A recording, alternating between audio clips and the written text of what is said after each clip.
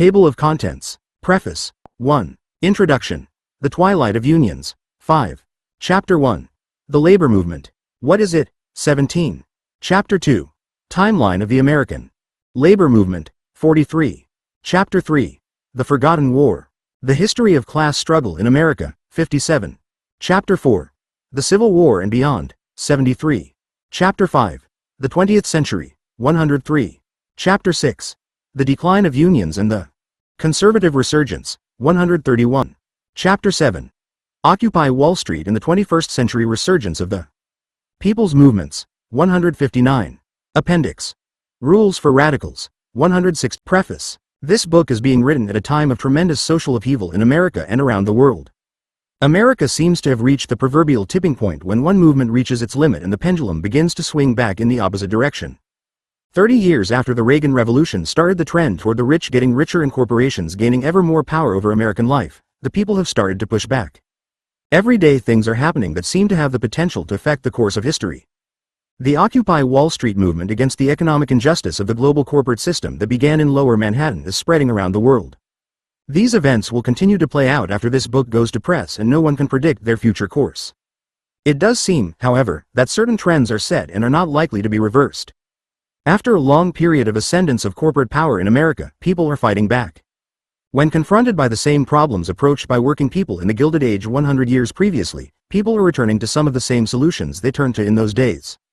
Primary among them is the formation of unions, the banding together of people in pursuit of a common goal of justice and fairness from those who own and control a disproportionate amount of the resources of the country and the world. When we read histories of unions, we read about people who worked in factories or agricultural fields with tough working conditions and people who lived close to the edge of survival. We believe we have come a long way from that now.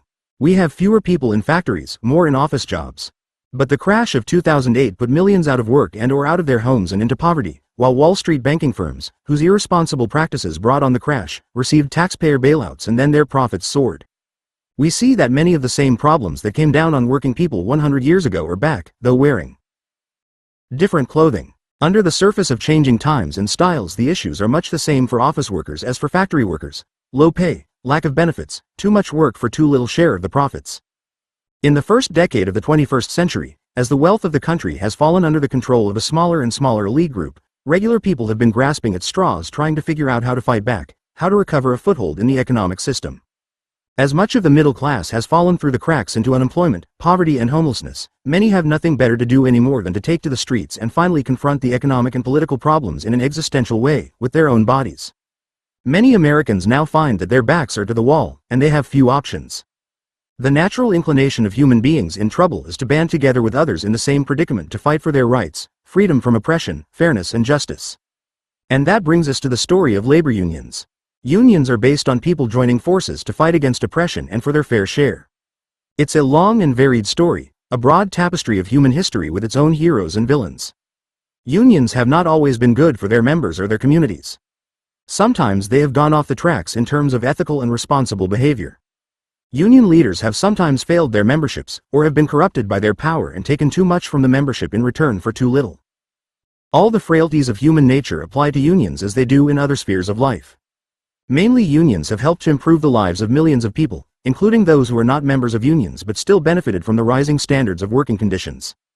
And though unions have faded from the scene in American life in the last half-century, there are signs that the time of union ascendance is back again.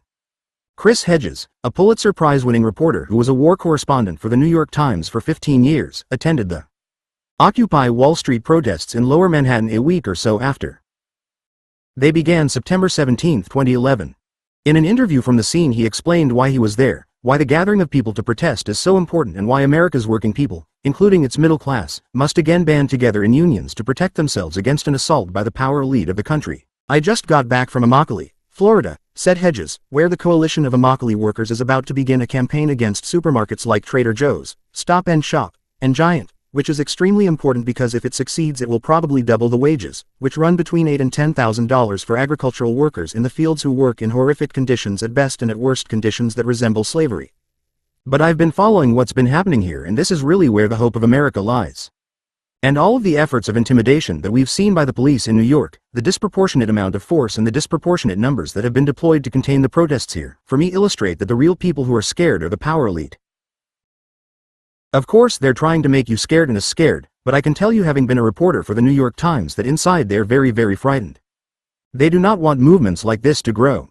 And they understand on some level, whether it's subconscious or overt, that the criminal class in this country has seized power, that those people in this plaza, the people carrying out these protests, in the true political spectrum, are conservatives in this sense. They call for the rule of law. They call for the restoration of the rule of law.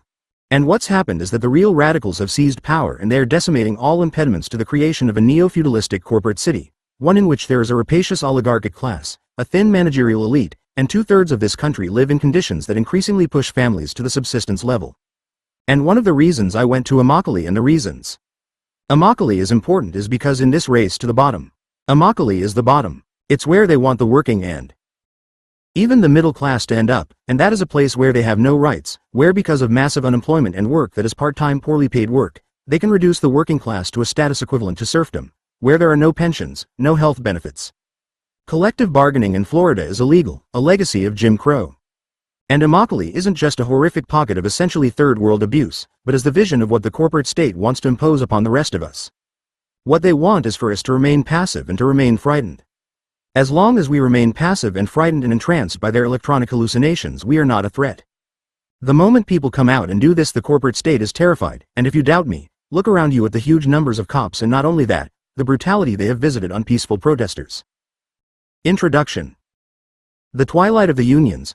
Those who do not remember the past are doomed to repeat it. George Santayana. According to the U.S.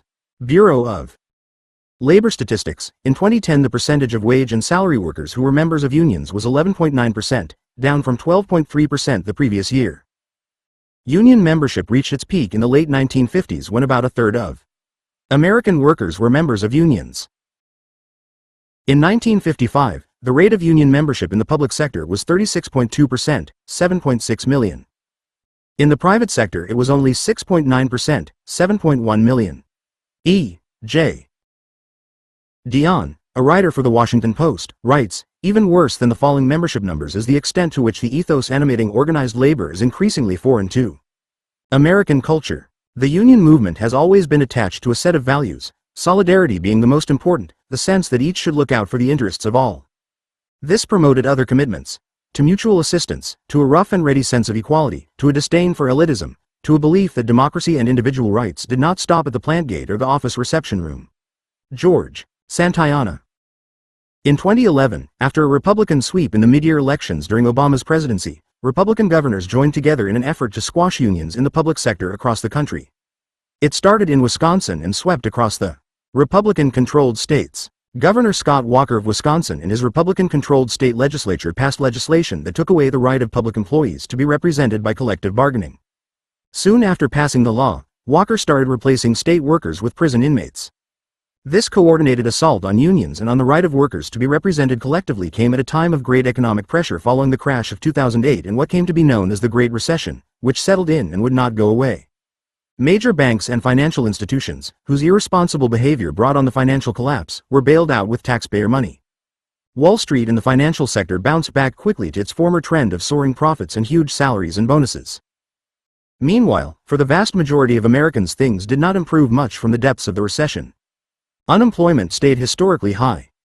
Naomi Klein, author of The Shock Doctrine, showed how the right wing has learned to exploit crises by using them as opportunities to ram through parts of the agenda they're always pushing for anyway.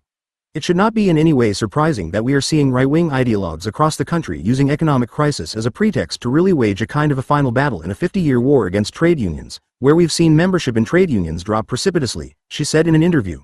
And public sector unions are the last labor stronghold, and they're going after Scott Walker. And these governors did not run elections promising to do these radical actions, but they are using the pretext of crisis to do things that they couldn't get elected promising to do. After an initial economic stimulus pushed through by President Obama to invest in creating jobs through infrastructural development, to spark consumer demand and get the money circulating again, the political and media elite turned away from the unemployed and started focusing on paying down the deficit. The deficit had grown to its highest levels in history during the administration of George W. Bush, when he initiated tax cuts for the wealthiest Americans and corporations and launched two expensive wars, which rang up a bill of $3 trillion. That's 3 million millions or 3,000 billions. The final blow was the global financial collapse that resulted from wildly corrupt practices in the financial sector and the nearly trillion-dollar taxpayer bailouts, which were initiated under Bush. The financial institutions were given additional trillions from the Federal Reserve, which has the power to create money. The first ever accounting of the Federal Reserve by the General Accounting Office revealed in 2011 that the Federal Reserve had issued $16 trillion in secret bank bailouts. According to Dennis Kucinich, a U.S. representative from Ohio, with 14 million people out of work, and the government saying, well, we can't create any programs because we can't afford it, we're missing something that is fundamental to our economy, and that is that while the Fed has been busy creating over $2 trillion for banks since the fall of 2008 through programs like quantitative easing, rounds 1 and 2, and Barack Obama. You've got banks that got $700 billion in bailouts and they, too, can create money out of nothing through fractional reserve banking. Meanwhile, we're being told that the government can't do that. Well, actually, it's a sovereign power that resides in the government, the ability to coin or create money. The Republicans under Bush had gleefully participated in running up the deficit to their highest levels ever. Then suddenly after Obama became president, they became supposedly very concerned about the deficit and federal spending. They wanted to start a new season of austerity, not for themselves of course, not for the big spenders on Wall Street that the taxpayers had to bail out, but for the taxpayers themselves, the working people of America, those whose tax dollars had bailed out the giant financial institutions who were deemed too big to fail, after the taxpayers of America had bailed out the largest banking firms. The Republicans who held a majority in Congress decided they were going to pay the bill for the bailout by ending Social Security and Medicare, which would leave many older Americans with no means of support, literally in many cases to leave them to die. After trillions of dollars of public money had been given to massive financial institutions deemed too big to fail, and in many cases guilty of fraud and stealing, the legislators proceeded to try to balance the budget, to pay for the crash in the bank bailouts by taking money out of Social Security, Medicare, Medicaid and virtually any other program that provides services or support for the people. Americans who have paid into the Social Security system all their lives were being told by politicians that the money they had paid into the system would not necessarily be there when they needed it. Meanwhile, the same legislators refused to raise any taxes on the highest earners in the company, who had received huge tax cuts at the beginning of Bush's term before he went on to squander $3 trillion on wars in Afghanistan and Iraq. Giant corporations were allowed to take advantage of tax loopholes that allowed them to make tens of billions of dollars without paying any tax at all.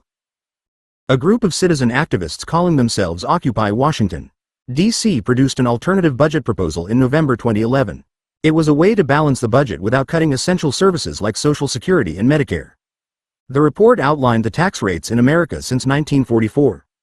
The United States does not have a lack of financial resources, said the report, it has an intentionally unfair distribution of resources. The federal income tax has become less progressive and the rate paid by the wealthiest has been cut dramatically in recent decades. From 1944 through 1951, the highest marginal tax rate for individuals was 91%. Increasing to 92% for 1952 and 1953, and reverting to 91% for tax years 1954 through 1963. In 1964, the top marginal tax rate for individuals was 77%. From 1965 through 1981 the top rate was 70%.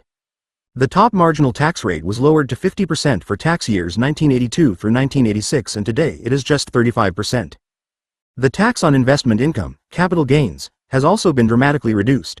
The maximum statutory rate on long-term capital gains was 28% in 1991, 20% in 1997 and has been merely 15% since 2003. The report went on to say, the wealth divide has become extreme over the past 3 decades and tax policies have exacerbated this trend. Much of the tax code exemplifies policies for the 1% at the expense of the 99%. The wealth divide is one of the foundational reasons why the economy no longer works and is in steady decline for most people in the United States. The tax code inadequately funds government, but that is the result of unfair tax cuts, not because America is broke, it isn't. As Andrew Fieldhouse of the Economic Policy Institute testified, income per capita has jumped 66% over the past 30 years, and is projected to grow another 60% over the next 30 years. The country needs to put in place policies that reduce the wealth divide and share wealth fairly so that when the economy grows it benefits all citizens, not just the 1%. The American middle class found itself the victim of a massive swindle. By a few broad strokes of legislative accounting, the elected officials of Washington moved the assets of the country from the middle class to the wealthiest sectors of corporate America. Then when the budget was broken, they wanted to balance it by taking more from the people who bailed out the bankers, the taxpayers, rank-and-file Americans. While the elected officials in Washington eagerly serve the interests of their corporate donors and ignore the wishes of the majority of their constituents, working conditions, salaries and benefits and a whole range of quality of life metrics across the country are in decline. While Wall Street profits continued to soar, the salaries and wages of the vast majority had stayed flat for decades. The working people of America have been abandoned. They have no representatives in Washington. What happened? Is there no longer any champion of the people? Unions and quality of life. As increasing numbers of suddenly struggling, impoverished, unemployed and homeless Americans ask themselves what happened, it is inevitable that the history of the unions would once again become a matter of great interest. In fact, the history of unions reads very much like a prescription for what ails the country today.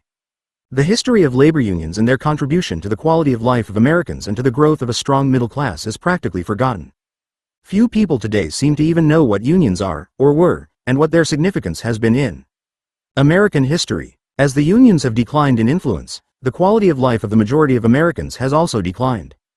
A study released in 2010 funded by the private philanthropy Foundation for Child Development and conducted by Duke University found that the economic well-being of families in America had declined sharply, returning to levels not seen since 1975.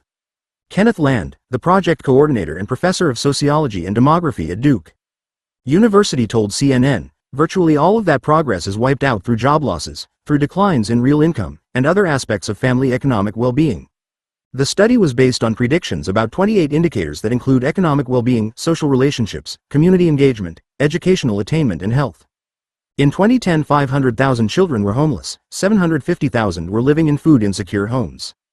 A lack of access to healthier foods by poor people means that health is also in decline in these populations. As the labor movement has reached a twilight in America, working conditions for the majority are declining rapidly. The majority of Americans, the working people, are seeing their salaries declining relative to the cost of living. Their benefits are disappearing, job security is diminishing. Millions of Americans have no access to affordable health care. And most find themselves alone in their struggle to get a fair deal from powerful corporations that employ them. Many of these Americans are beginning to wonder about the history of the unions. That history that is all but forgotten or never known by most Americans is suddenly becoming urgently relevant. As working conditions decline to a level reminiscent of a century ago, more people are getting curious about what the unions were and what they brought to American life. According to Steve Fraser, writing at TomDispatch.com, 1 in every 3 Americans is now considered either poor or near poor, according to recent census data. That is, 49.1 million. Americans are below the poverty line and another 51 million perilously close to it. This, of course, represents a significant increase in downward mobility, according to the New York Times. Over half of the near poor in the new tally actually fell into that group from higher income levels as their resources were sapped by medical expenses, taxes, work-related costs and other unavoidable outlays. As union membership has declined in America, the once healthy and growing middle class has lost ground. While the top 5% of the wealthy have seen their fortunes mushroom in value, the great majority has seen its actual spending power and quality of life go down. The fact that the rise and decline of unions mirrors the rise and decline of the American middle class does not necessarily mean that the middle class fell because the unions fell. But let's look a little closer at that relationship. A list of the things unions have fought for includes pay increases, health benefits, shorter hours, retirement benefits and of course the weekend. The labor movement has also fought for and helped to win legislation that arguably improves the lives of millions of people who are not affiliated with unions, and may have no idea how the unions have benefited them. These include maternity leave, occupational health and safety regulations, Medicare, paid annual leave and the right to collective bargaining. In many of these areas regarding the common welfare of the majority of the population, the U.S. lags behind most other countries in the developed world. But now the American people are losing ground even in comparison to what they had previously. American working people are losing the ground that many people fought and some even died for in the history of the labor movement. It was unions that fought for those benefits, for the weekend, for wages that could support families and give working people a chance to own their own homes and cars and improve their lives and partake of the prosperity of the country. Not to say that unions and union leaders have always been good. It's not a black and white history. Unions have existed in many forms in response to many different kinds of situations. Bringing balance to society. Unions bring value to all sectors of a society. As the champion of people power versus corporate power, unions help to spread the benefits of production throughout a society. When employees earn more money, they become consumers, and consumer spending is the driving engine of the economy. Economies are measured by their consumption. When you cut salaries, you hold the economy back, stifle its growth. Unions also push up salaries and benefits for the society at large, not just union members. Unions help to keep a society democratic and lawful. They help to stop corporate power from trampling on human rights. There is no separation between the union movement and the larger human rights movement. Martin Luther King Jr. recognized this affinity. In 1961, he wrote, "If the Negro wins, labor wins," in which he says, Negroes in the United States read the history of labor and find it mirrors their own experience. We are confronted by powerful forces telling us to rely on the goodwill and understanding of those who profit by exploiting us. They are shocked that action organizations, sit-ins, civil disobedience and protests are becoming our everyday tools, just as strikes, demonstrations and union organization became yours to ensure that bargaining power genuinely existed on both sides of the table. Our needs are identical to labor's needs: decent wages, fair working conditions, livable housing, old age security, health and welfare measures. That is why the labor hater and labor baiter is virtually always a twin-headed creature spewing anti-Negro epithets from one mouth and anti-labor propaganda from the other mouth. Strength in numbers. Unions are based on one of the most elemental principles in human life: strength in numbers. When primitive hunters wanted to bring down a huge beast, they found they could do it if enough of them worked together. It's fundamental that you are stronger when you are joined by other people who share your interests. Unions were the associations created by working people to represent their interests as a group in their relationships with wealthy industrialists. Unions historically have been founded on a set of principles. At the heart of them is solidarity, the idea of people looking out for each other's interests. Unions also embody fundamental democratic values, such as equal rights and a rejection of elitism. Unions created many benefits for the American people. The labor movement was largely responsible for creating the middle class, and for creating a consumer class, a wide segment of the population that could afford to buy the products of American manufacturers and help to keep their businesses thriving. In the early 21st century, a rising number of people have lost their retirement funds or their homes, seen their net worth crumble and their buying power diminished, and in general have seen the American dream of prosperity pulled away from them by mysterious, veiled forces said to be too big to fail, and apparently too big to oppose. For those who are seeking a solution to their loss of economic and political power, a study of the unions and the labor movement is a good place to begin. Chapter 1. The Labor Movement. What is it? In the beginning, there were no labor unions. The labor movement is the historical progression of working people joining forces to bargain with their employers for better working or living conditions, such as better hours and better pay. The labor movement may be seen as a part of the larger historical march of human beings toward human rights, self-determination and justice. It is part of the long struggle of individuals banding together to defend themselves against tyranny and illegitimate authority. The labor movement is not one single, coherent movement. It is a history of many diverse people struggling for their own interests, banding together to achieve their objectives in various ways. The history has had many twists and turns. Over and over again. Unions have made gains, then alternately suffered losses. Unions have had their problems struggling with management, and they have had their own problems from within. But overall, unions in America have contributed greatly to the general welfare of the people and have helped create advances in the quality of life for large numbers of people. Unions have helped create balance between the rich and poor, and an economy that functions well for rich and poor because they have helped working people have money to spend to buy products and keep their producers in business. The benefits unions have created for their workers have also helped other workers who are not members of unions by raising the standards for all. The work of unions has helped to create the middle class. And, conversely, the decline of unions has precipitated a fall of the middle class. What defines a union is people banding together, uniting, to combine forces to bring some power to bear on employers to force them to share more of their profits with workers. As such, they have become an important part of the functioning of democracy. Unions have been the vehicle for working Americans to fight for themselves against the forces of big money who own the businesses and largely control the political system. Collective bargaining. How unions achieve their goals. The essential principle behind unions is collective bargaining. People who share the same interests will naturally join together to fight for their shared interests. And their power as a group will be greater than their power as individuals. Collective bargaining is the tool by which working people without the power of capital or ownership fight for justice against those who hold the capital and power in society. Collective bargaining is one of the ways democratic societies are built. Collective bargaining may be a discussion over a negotiating table, but usually that occurs only when other kinds of action have forced the employers to the bargaining table. Usually direct action taken by unions uses as leverage the ultimate purpose of corporations: creating profit. From a strictly business point of view, businesses exist primarily to create profit. But it is arguable that business is about more than making money. As Fezziwig in Charles Dickens' A Christmas Carol said, money is not the only reason one has a business. One has a business to maintain a way of life that one knew and loved. A newspaper publisher may love publishing and providing news and information to his community. A clothing manufacturer may enjoy creating the best clothes in the market. But as businesses get larger and become corporations, they are increasingly motivated by profit only. In fact, corporations are mandated by law to maximize shareholder value and that alone, and that means make as much profit as possible. There is no other purpose for the existence of corporations under existing corporate law. Workers with a grievance cannot appeal to the sympathy of the corporation. Corporations, though legally defined as people, are not people. They do not have hearts or souls. And though they are owned and directed by people who may have human feelings, the directors of a public corporation are legally mandated to pursue only one goal, that of increasing profit. So the only way to appeal to a corporation is through its profits. Anything that threatens to reduce profits, whether it is a strike or work stoppage, losing too many employees, low employee morale or inciting public anger, can be an effective bargaining chip when dealing with the corporation. Companies that are not public corporations may have more interest in other humanitarian values.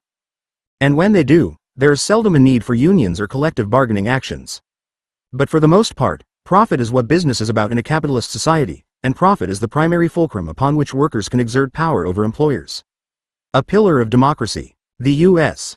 Constitution names the free press as an essential part of maintaining a democratic society. The free press is not an official part of government, it is free and independent by its very nature. But the Constitution calls it the fourth estate. The Constitution names three branches of government: the judicial, the legislative and the executive branch. And then it designates the free press as the fourth estate. The press is not part of the government, but essential nevertheless for the maintenance of a democratic society. Unions are also not named in the Constitution, but have come to be recognized as an essential force in maintaining the balance between the collective power of capital in a corporation and the general population.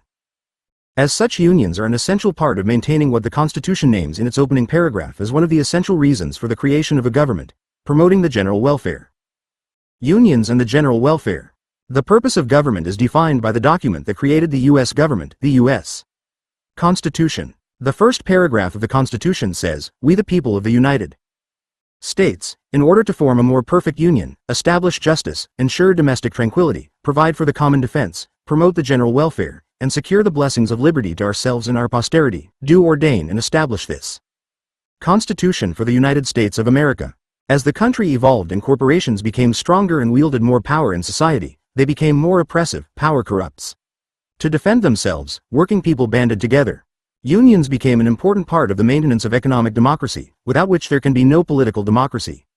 Nelson Lichtenstein, a professor and labor historian at the University of California, Santa Barbara, writes, "If you look at the last 150 years of history across all nations with a working class of some sort, the maintenance of democracy and the maintenance of a union movement are joined at the hip. If democracy has a future, then so, too, must trade unionism." Political columnist Stephen Harrington wrote that, "Labor unions are not optional. Unions exist for a natural tidal socio-economic reason in balance to and because of capitalism, and they are an integral part of the success of capitalism." The hardcore right-wing industrialists, like the ubiquitous Koch brothers, David and Charles, push for a world in which there are no unions and they can do whatever they want with no resistance from employees.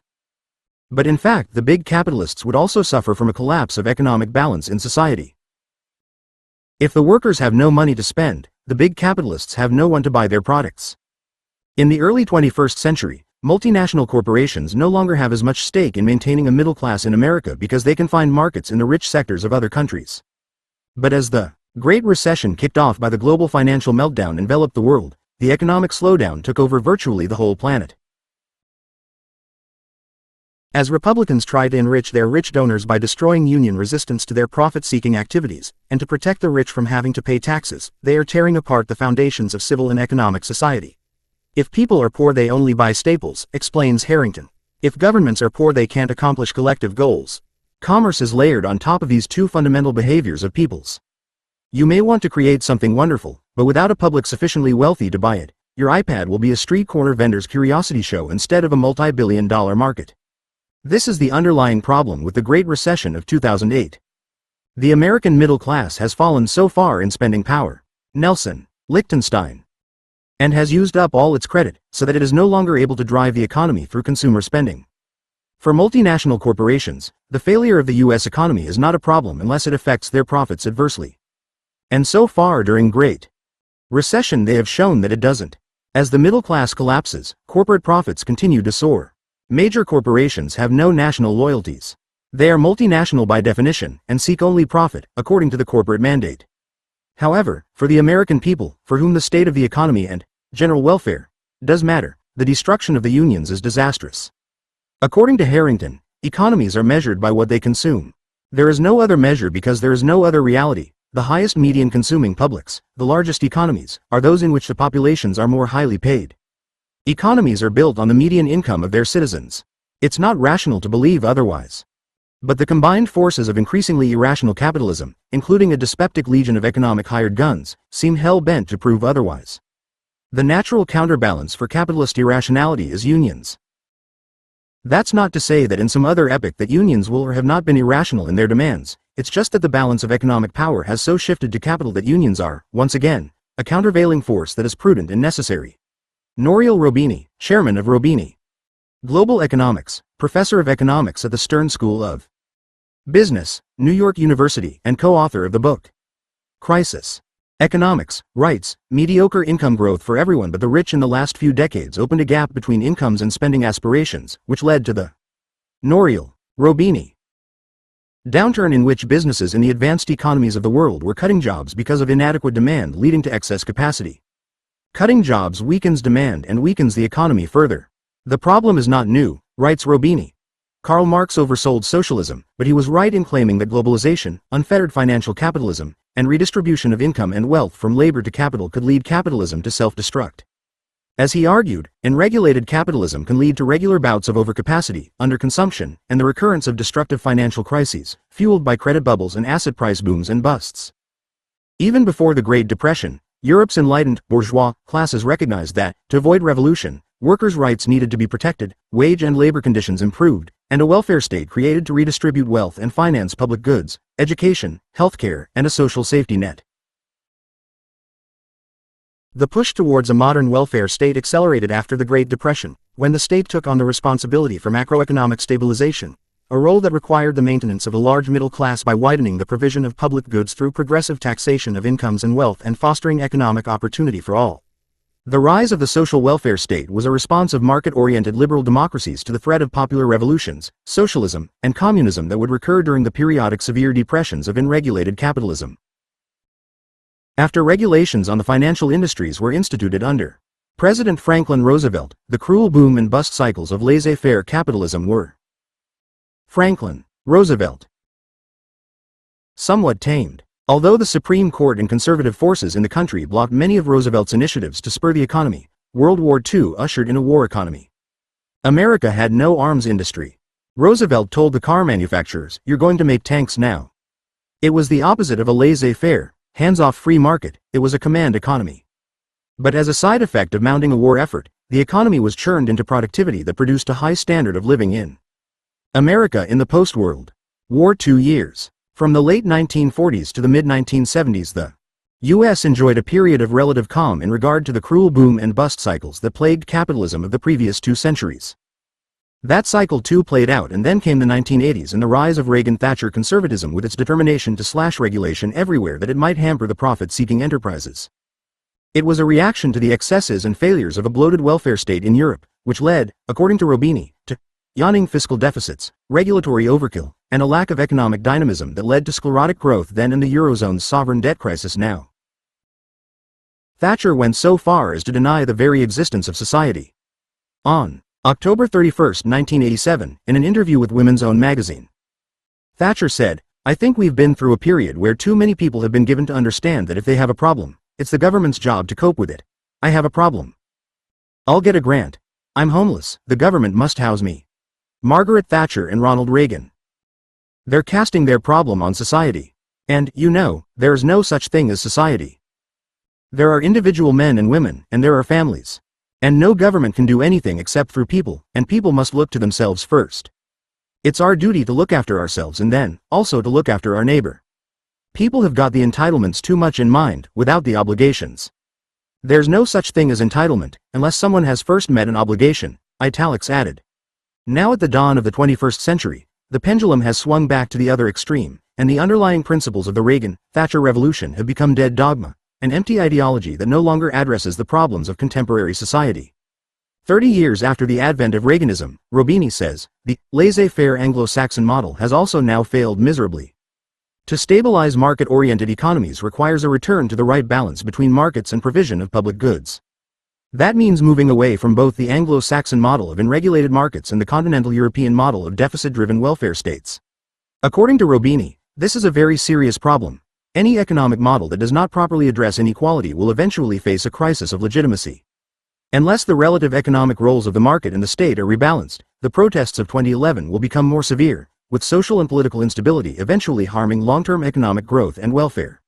Unions help protect the economic security of the middle class and protect the big capitalists against their own excesses. Natural enemies: unions and fascism. Unions are the natural enemy of fascism. Oppositions to unions is one of the primary defining characteristics of fascism. Dr. Lawrence Britt, who studied the fascist regimes of Hitler, Germany; Mussolini, Italy; Franco, Spain; Suharto, Indonesia, and several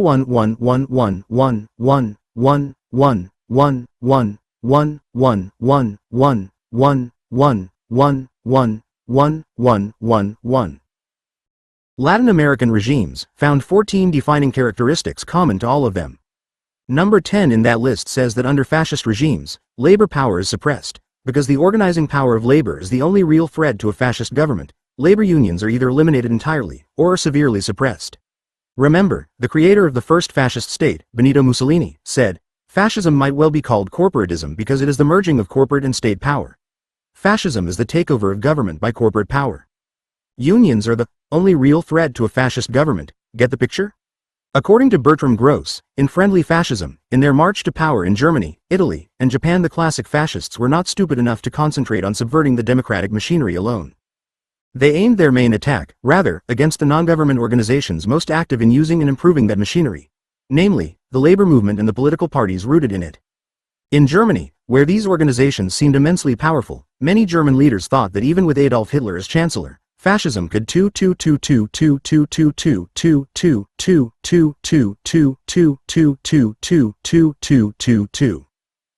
make little headway. They underestimated the Nazis and their big business backers. All at once, observed Karl Polanyi, the historian, the tremendous industrial and political organizations of labor and other devoted upholders of constitutional freedom would melt away, and minute fascist forces would brush aside what seemed until then the overwhelming strength of democratic governments, parties and trade unions. But even authoritarian states rely, in the end, on some measure of consent from the governed, or at least a belief in their legitimacy. According to Willis Harman in the book Global Mind Change, throughout history, the really fundamental changes in societies have come about not from dictates of governments and the results of battles, but through vast numbers of people changing their minds, sometimes only a little bit. Some of the changes have amounted to profound transformations, for instance the transition from the Roman Empire to medieval Europe, or from the Middle Ages to modern times. Others have been more specific, such as the constitution of democratic governments in England and America, or the termination of slavery as an accepted institution. In the latter cases, it is largely a matter of people recalling that no matter how powerful the economic or political or even military institution, it persists because it has legitimacy, and that legitimacy comes from the perceptions of people. People give legitimacy and they can take it away. A challenge to legitimacy is probably the most powerful force for change to be found in history. Unions as the mirror of corporate power. The rise of organized labor mirrors the growth of corporate capitalism. Labor unions grew up in response to the rise and consolidation of ever larger corporate entities. Unions are a natural counterbalance, a countervailing force to the growth of corporate power. Ironically, unions are necessary for the success of capitalism. They protect capitalism from its own tendency to excess. Unions help protect democracy from capitalism run amok. Unions are a force against the unhealthy concentration of capital and corporate power. Unions are one of the forces in society that help keep capitalism from evolving into fascism. As corporate power becomes more concentrated and corporations pursue their mandate to maximize shareholder value, it is natural that they overstep the bounds of what is in the best interests of their employees and the communities they do business in. Quite simply, those interests do not appear on the corporate balance sheet. In the system of thinking in which corporations exist only for maximizing profit, employees are seen as an expense, not a participant, and not entitled to a share in the fruits of the operation. Keeping expenses down is part of the mandate of a corporation. It must hold employee compensation down in order to push shareholder value up. That leaves the workers to fend for themselves. One worker versus a large corporation is not much of a match. But if all the workers join together, they can bring greater leverage to the negotiation. Whether it's the underlying threat of a work stoppage or just the fact that it is in a company's best interests to respect and cultivate its human resources, an organization that represents a large number of people is stronger than an individual. When corporations in pursuit of profits push their prerogatives to the point that their employees feel cheated or abused, their employees begin to join forces to find ways to address their grievances. The threat of corporations consolidating too much power was not lost on the early American leaders. Thomas Jefferson wrote, "I hope we shall crush, in its birth, the aristocracy of our moneyed corporations, which dare already to challenge our government to a trial of strength and bid defiance to the laws of our country." This of course did not happen. By the end of the Civil War, President Abraham Lincoln saw the rise of corporate power as a grave threat. On November 21, 1864, he wrote in a letter to Col. William F. Elkins, "We may congratulate ourselves that this cruel war is nearing its end. It has cost a vast amount of treasure and blood.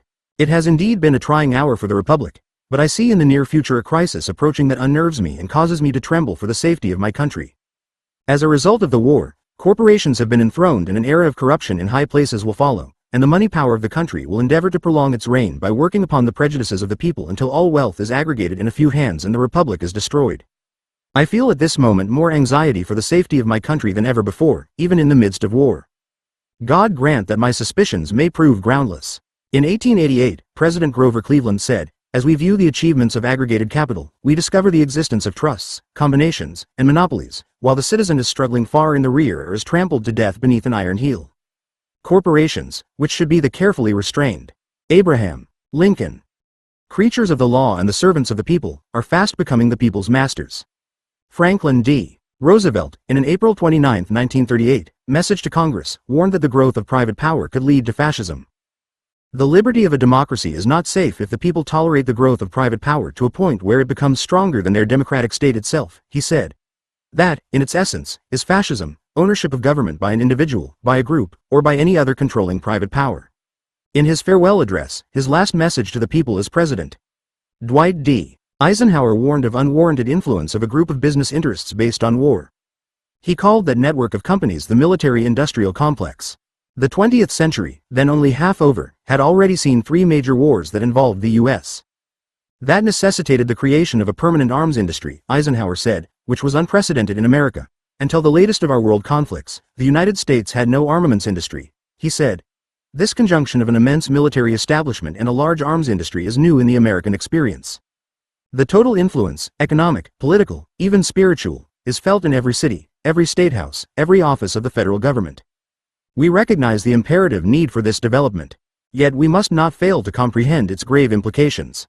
Our toil, resources and livelihood are all involved, so is the very structure of our society. In the councils of government, we must guard against the acquisition of unwarranted influence, whether sought or unsought, by the military-industrial complex. The potential for the disastrous rise of misplaced power exists and will persist. Corporate propaganda, the hidden manipulators. According to Alex Carey, an Australian social psychologist who studied corporate propaganda, the 20th century has been characterized by 3 developments of great political importance: the growth of democracy, the growth of corporate power, and the growth of corporate propaganda as a means of protecting corporate power against democracy. According to Noam Chomsky, that the growth of corporate power would undermine freedom and democracy had been understood by classical liberal opinion well before the contours of the future industrial capitalist society could be clearly discerned. In his later years, Thomas Jefferson warned that the newly rising banking institutions and moneyed corporations would destroy the freedoms won in the American Revolution, becoming the foundation of a single and splendid government of aristocracy.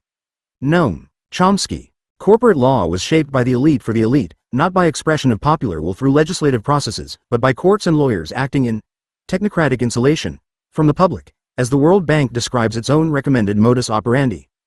This kind of behavior from self-appointed rulers of society has a long history, rooted in aristocratic traditions dating back to feudal times and farther.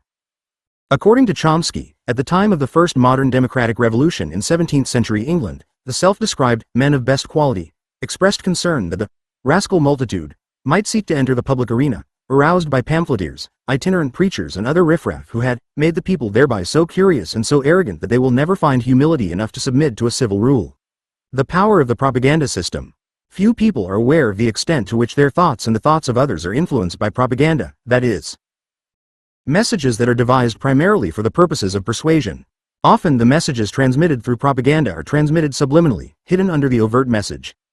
The corporate elite is an aristocracy made up of the wealthiest corporations, which established themselves consciously and deliberately as a modern aristocracy. In a democratic society, where physical coercion was limited by law and custom, propaganda became the best way to control masses of people. The class of people groomed to believe that they are born to be the rulers take whatever action they see as necessary to ensure that they remain in control. In Jack London's The Iron Heel, he describes the ruling oligarchy. They, as a class, believed that they alone maintained civilization. It was their belief that if ever they weakened, the great beast would engulf them and everything of beauty and wonder and joy and good in its cavernous and slime-dripping maw. Without them, anarchy would reign and humanity would drop backward into the primitive night out of which it had so painfully emerged.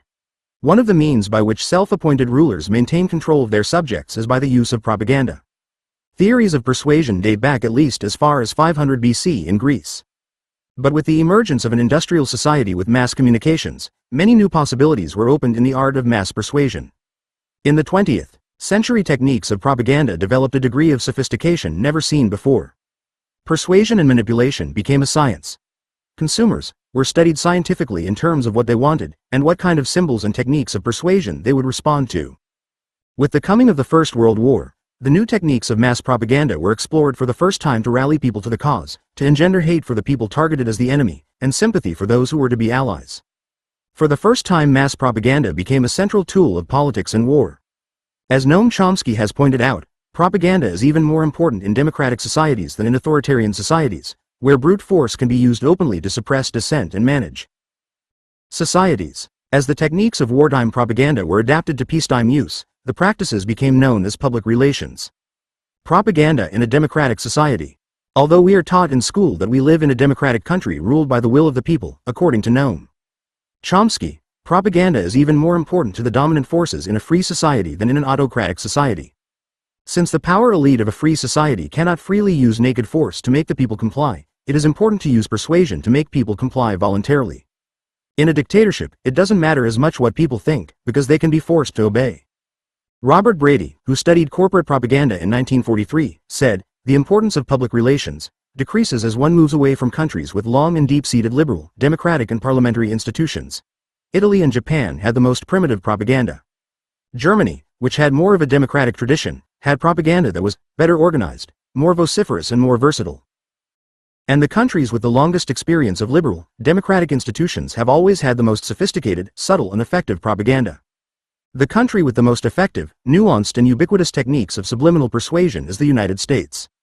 Turning on TV in America, one is immediately sucked into a world of enchantment, a fantasy more vivid and dazzling than reality. Millions of dollars are invested in a one-minute commercial, and the advertisers keep paying it because they get their money's worth. Advertising and public relations sell products and services and political candidates, but underlying those specific objects, they also sell a worldview, an ideology that supports the corporate consumer society. The development of modern propaganda. The father of modern propaganda and of the public relations industry was Edward Bernays, the nephew of Sigmund Freud. Bernays worked for the U.S. government's propaganda operation in World War I. There were many German Americans and there were few clear reasons why America should choose to go to side with the British and French instead of the Germans. A propaganda campaign was launched to stir up hatred and fear of the Germans, calling them the Huns. They went so far as to show false stories of Hessian soldiers bayoneting babies. It's hard for historians today to state a justification for World War I. Jack London's portrayal of the push toward war in his fictional The Iron Heel shows the side of war that doesn't usually appear in the newspapers. The oligarchy wanted the war with Germany. And it wanted the war for a dozen reasons. In the juggling of events such a war would cause, in the reshuffling of international cards and the making of new treaties and alliances, the oligarchy had much to gain. And furthermore, the war would consume many national surpluses, reduce the armies of unemployed that menaced all countries, and give the oligarchy a breathing space in which to perfect its plans and carry them out. Such a war would virtually put the oligarchy in possession of the world market. Also, such a war would create a large standing army that need never be disbanded, while in the minds of the people would be substituted the issue, America versus Germany, in place of socialism versus oligarchy. The propaganda effort succeeded to the extent that the US did go to war against Germany. Even today few people can come up with a coherent reason for why that war had to be fought, or what was accomplished by the millions of deaths, the massive destruction and misery that resulted from the war. But some of the family fortunes built on the war are probably still intact. Bernays and the creation of the PR industry. After World War I ended, Bernays, who had perfected the US war propaganda machine, turned his efforts to peacetime Bernays saw the power of information and persuasion during the war. It was, he said, the first time the US used ideas as weapons of war. And, he reasoned that, if this could be used for war, it can be used for peace. Edward Bernays. He founded the first PR firm in 1919. His efforts helped to bring about the building of Route 66, a transcontinental highway that was the forerunner of the interstate highway system. His client, Mack Trucks, wanted the taxpayer to fund roads to help its business. He also helped to win over women for the tobacco industry, helping to make smoking an acceptable practice for women. Bernays created fashion magazine spreads showing stylish models holding cigarettes. The New York Times and papers across the country ran front-page photos of women smokers marching in the 1934 New York Easter Parade. The new practice of public relations found favor and rapidly spread throughout corporate America. It was, after all, tax-deductible. Money spent on PR, as a business expense, is not taxed, which in fact creates an indirect public subsidy on the practice. The PR war on unions. In the battle between corporate power and union resistance, propaganda has played and continues to play a key role. At the onset of the 21st century, the worldview of Americans is largely shaped by corporate propaganda, including the public's view of unions, what they are and what they mean to American history and the quality of life of Americans. Alex Carey, an Australian scholar to whom Noam Chomsky gives credit for the pioneering research that led to Chomsky's manufacturing consent, said, "The 20th century has been characterized by three developments of great political importance. The growth of democracy, the growth of corporate power, and the growth of corporate propaganda as a means of protecting corporate power against democracy." To Carey, the role of unions in this dynamic is central. There have been two principal aspects to the growth of democracy in this century, Carey says: the extension of the franchise, i.e. the right to vote, and the growth of the union movement.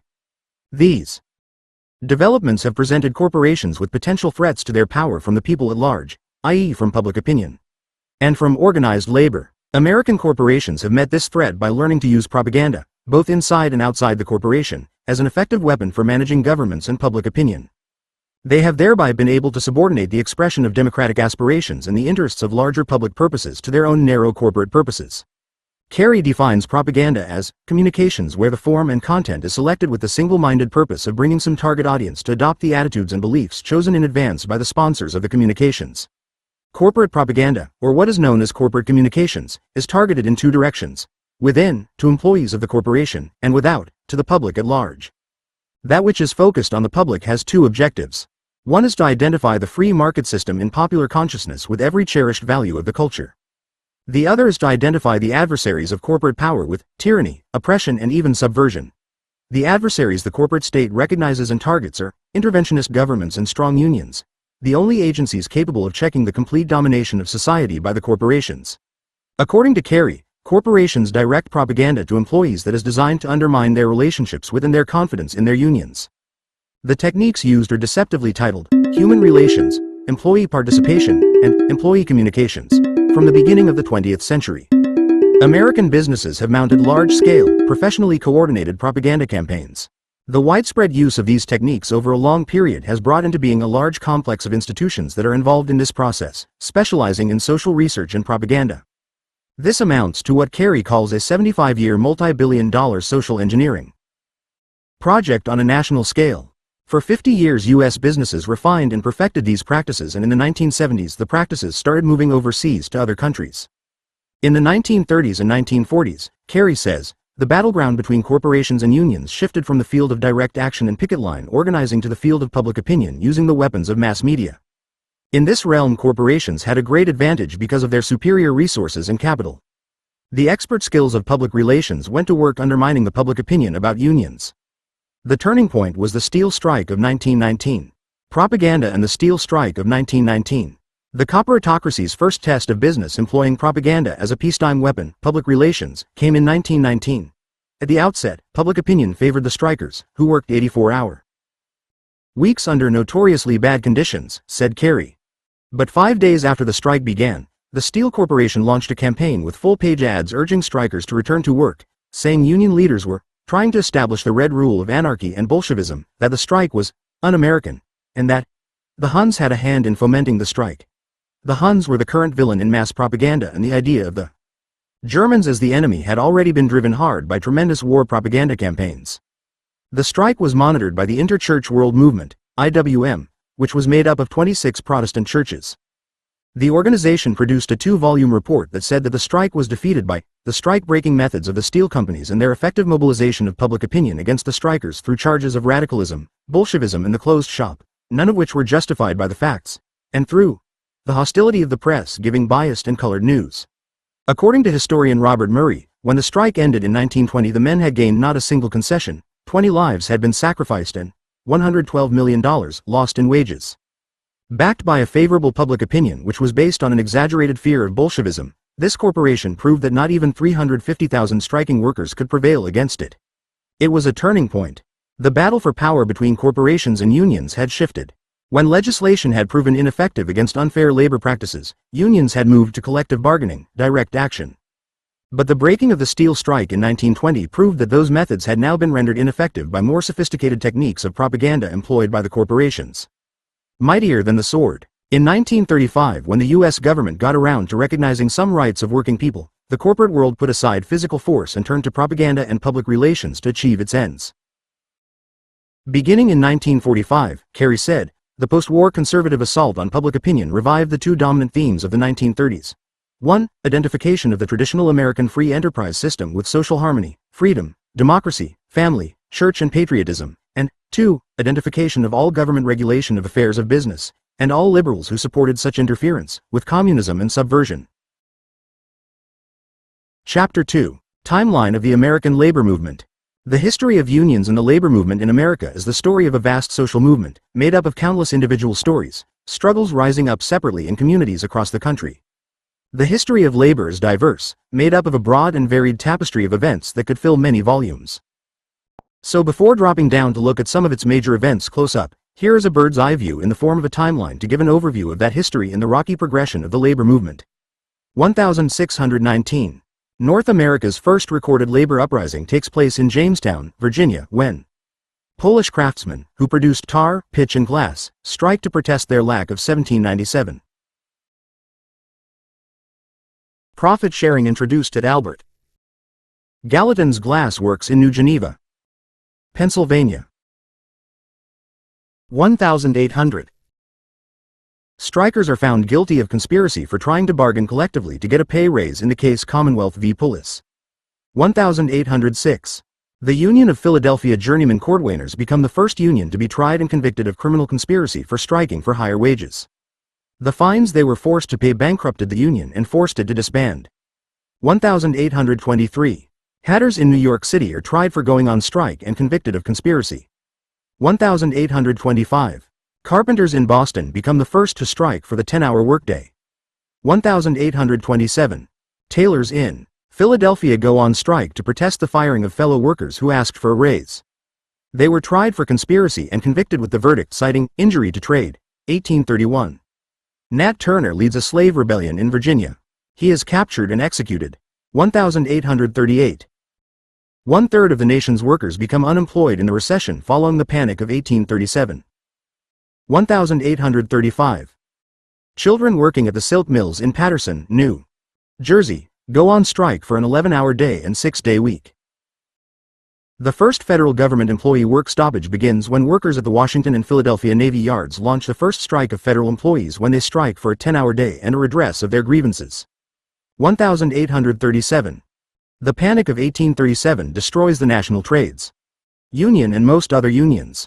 President Andrew Jackson declares the 10-hour day in the Philadelphia Navy Yard to quell discontent caused by Panic of 1837.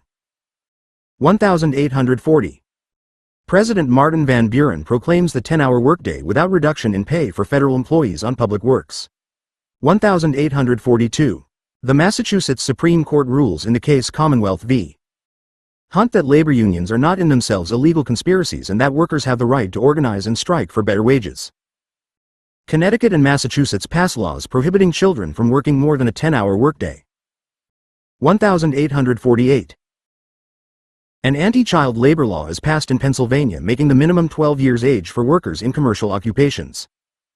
Pennsylvania passes a 10-hour day law. When employers violate the new law, women mill workers riot and attack the factory gates with axes. 1850. The Compromise of 1850 perpetuates slavery. 1851. 2 railroad strikers are shot and killed and many others are injured by the state militia in Portage, New York, 1860. Shoemakers in Lynn, Massachusetts go on strike with 800 women operatives and 4,000 workmen marching. Abraham Lincoln supports the shoemakers, saying, "Thank God that we have a system of labor where there can be a strike." 1863.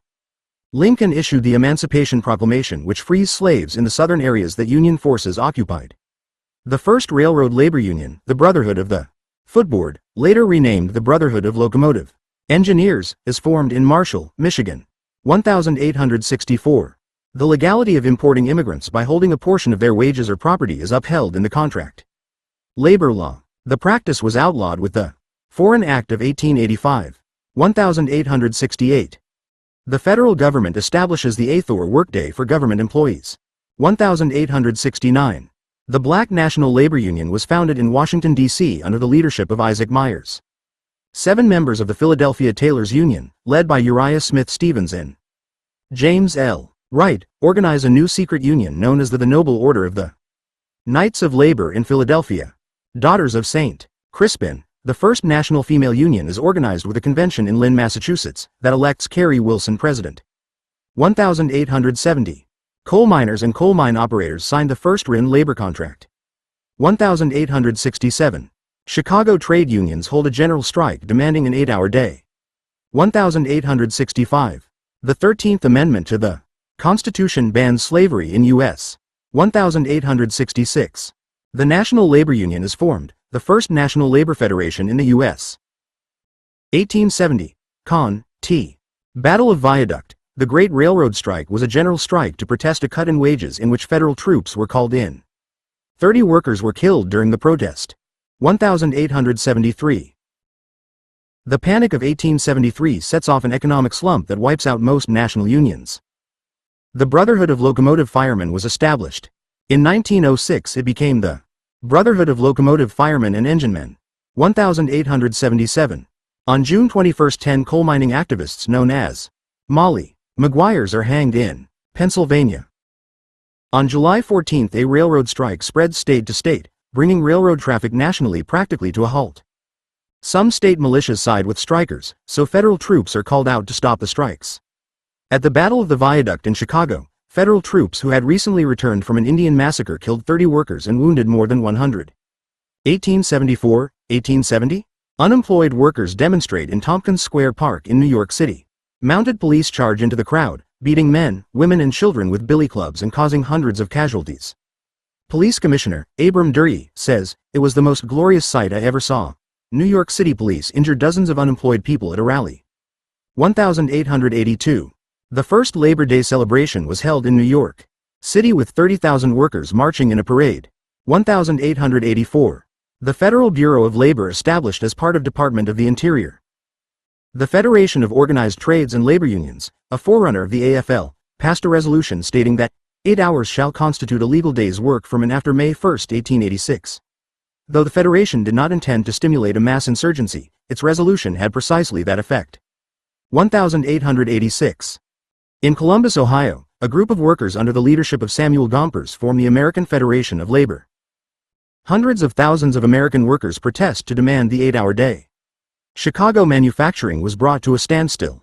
At the McCormick Reaper factory, a battle broke out between locked-out union workers and the non-unionist workers.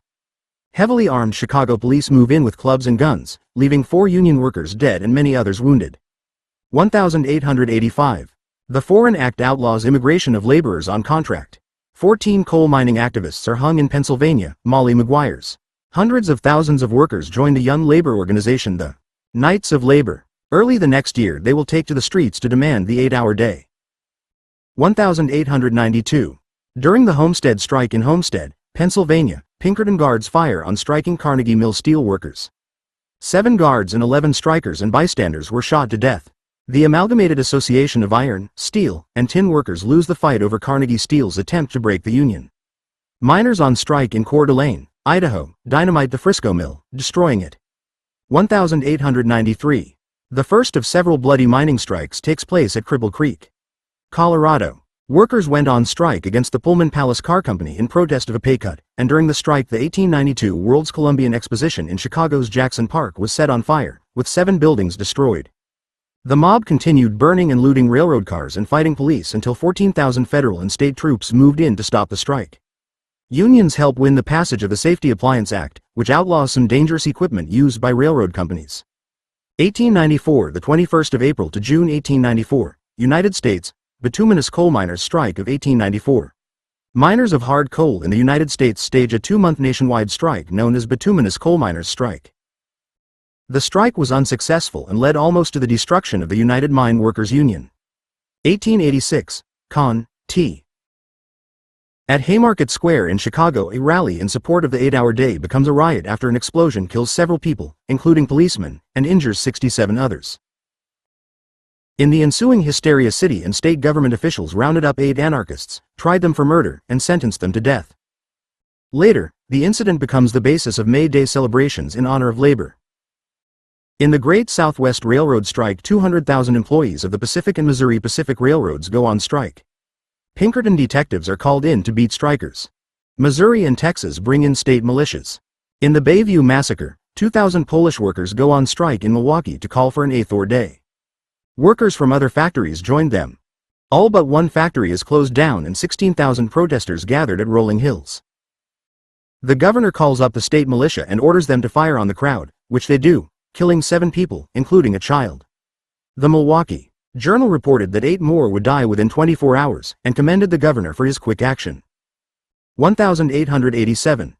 On November 11, 4 of the 8 anarchists accused in the Haymarket Square explosion are executed, including anarchist leaders August Spies and Albert Parsons. Though they had been on the record advocating armed struggle, there was no evidence any of them had been involved in the throwing of the bomb. 250,000 people lined Chicago street during a funeral procession for one of the executed strikers to express outrage. Haymarket became a symbol of inequality and injustice. In Thibodaux, Louisiana, the Louisiana State Militia, joined by bands of civilians, shot 35 unarmed black sugar workers who were striking for $1 a day wage. The authorities also lynched 2 of the strike's leaders. 1890. Eugene V. Debs founds the American Railway Union, ARU, as an all-craft organization. After a 7-month strike, New York garment workers win the right to unionize, a closed shop, and the dismissal of scabs. 1894. Con. T. A strike by American Railway Union workers led by Eugene Debs against the Pullman Palace Car Company near Chicago was defeated by injunctions and 14,000 federal troops, who killed 34 American Railway Union members. Debs and several others were imprisoned for violating injunctions and the union fell apart. 1896. On September 21, the state militia was sent into Leadville, Colorado, to crack down on a miners' strike. 1898. Part of the Erdman Act, which made it a criminal offense for railroads to dismiss employees or discriminate against prospective employees based on union activities, was declared invalid by the U.S. Supreme Court. On October 12, 14 were killed and 25 wounded in violence resulting when Verdun, Illinois mine owners attempted to break a strike by importing 200 non-union black workers. 1902. 14 strikers at an anthracite coal mine in Pana, Illinois, are killed and 22 wounded by scab herders. President Theodore Roosevelt, concerned about a coal shortage for the winter, becomes the first president to step in to help negotiate a strike settlement, appointing a commission to arbitrate negotiations between miners and owners. Miners ended up with a 10% raise and a shortened workday. 1904. William Randolph Hearst's San Francisco Chronicle begins publishing articles railing against Japanese immigrant laborers. The California legislature passes a resolution declaring that action should be taken against Japanese immigration. A battle breaks out between the Colorado militia and striking miners at Dunville. 6 union members are killed, 15 taken prisoner and 79 strikers deported to Kansas. 1897. On September 10 near Latimer, Pennsylvania, 9 unarmed striking coal miners and mine workers were killed and 36 wounded by a posse organized by the Luzerne County Sheriff. The strikers had been brought in as strikebreakers, but later organized themselves in protest. Most of those who died were shot in the back. 1899. Members of the Western Federation of Miners dynamited the mill of the Bunker Hill Company at Wardner, Idaho, destroying it.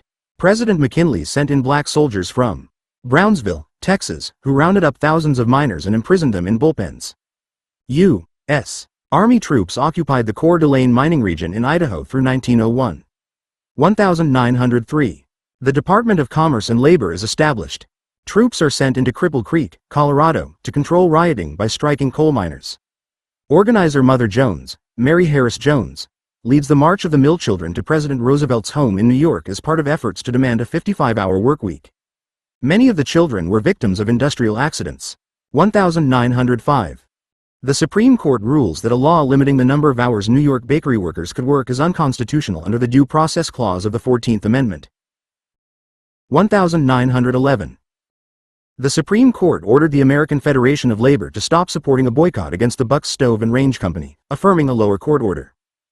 A contempt charge is filed against union leaders, including AFL President Samuel Gompers. In a second contempt trial a year later, 3 AFL leaders are sentenced to prison, but the Supreme Court overturned it based on a 3-year statute of limitations. A fire broke out at the Triangle Shirtwaist Company that was housed in the top 3 floors of a 10-story building in New York, killing 147 people, most of them women and girls who worked in sweatshop conditions. 50 of them died from leaping from the windows to escape the fire. Some were trampled, others burned to death, and many were prevented from escaping because of locked stairway exits used to control and confine workers. The company's owners were indicted for manslaughter, and the incident led to the establishment of the New York Factory Investigating Commission to monitor factory conditions. Labor unions paid a Chicago slugger $50 for every scab he discouraged by slugging them. The Boiler Act is passed, later evolving into the Locomotive Inspection Act. It required railroad companies to keep their equipment in safe working order and to be able to pass inspections. 1906. Upton Sinclair publishes his novel The Jungle, vividly portraying the unsafe and unclean practices of the Chicago meatpacking industry. The novel raises awareness of working conditions. 1908. Section 10 of the Erdman Act, which prohibited railroad corporations from firing employees for being members of unions, was declared unconstitutional. The Federal Employers' Liability Act was passed, helping to hold railroads responsible for injuries caused by unsafe equipment. 1910. During a strike at the Llewellyn Iron Works in Los Angeles, a dynamite bomb destroyed part of the factory. The 1910 Accident Reports Act is passed, furthering on the gains made with the Federal Employers' Liability Act 2 years before. The railway brotherhoods win a 10-hour workday and standardization of rates of pay and working conditions from the railroad companies. On October 1st, the Los Angeles Times building is bombed, destroying the building and killing 20 people. The paper's owner blames the fire on the unions. The unions deny the charge. 1912.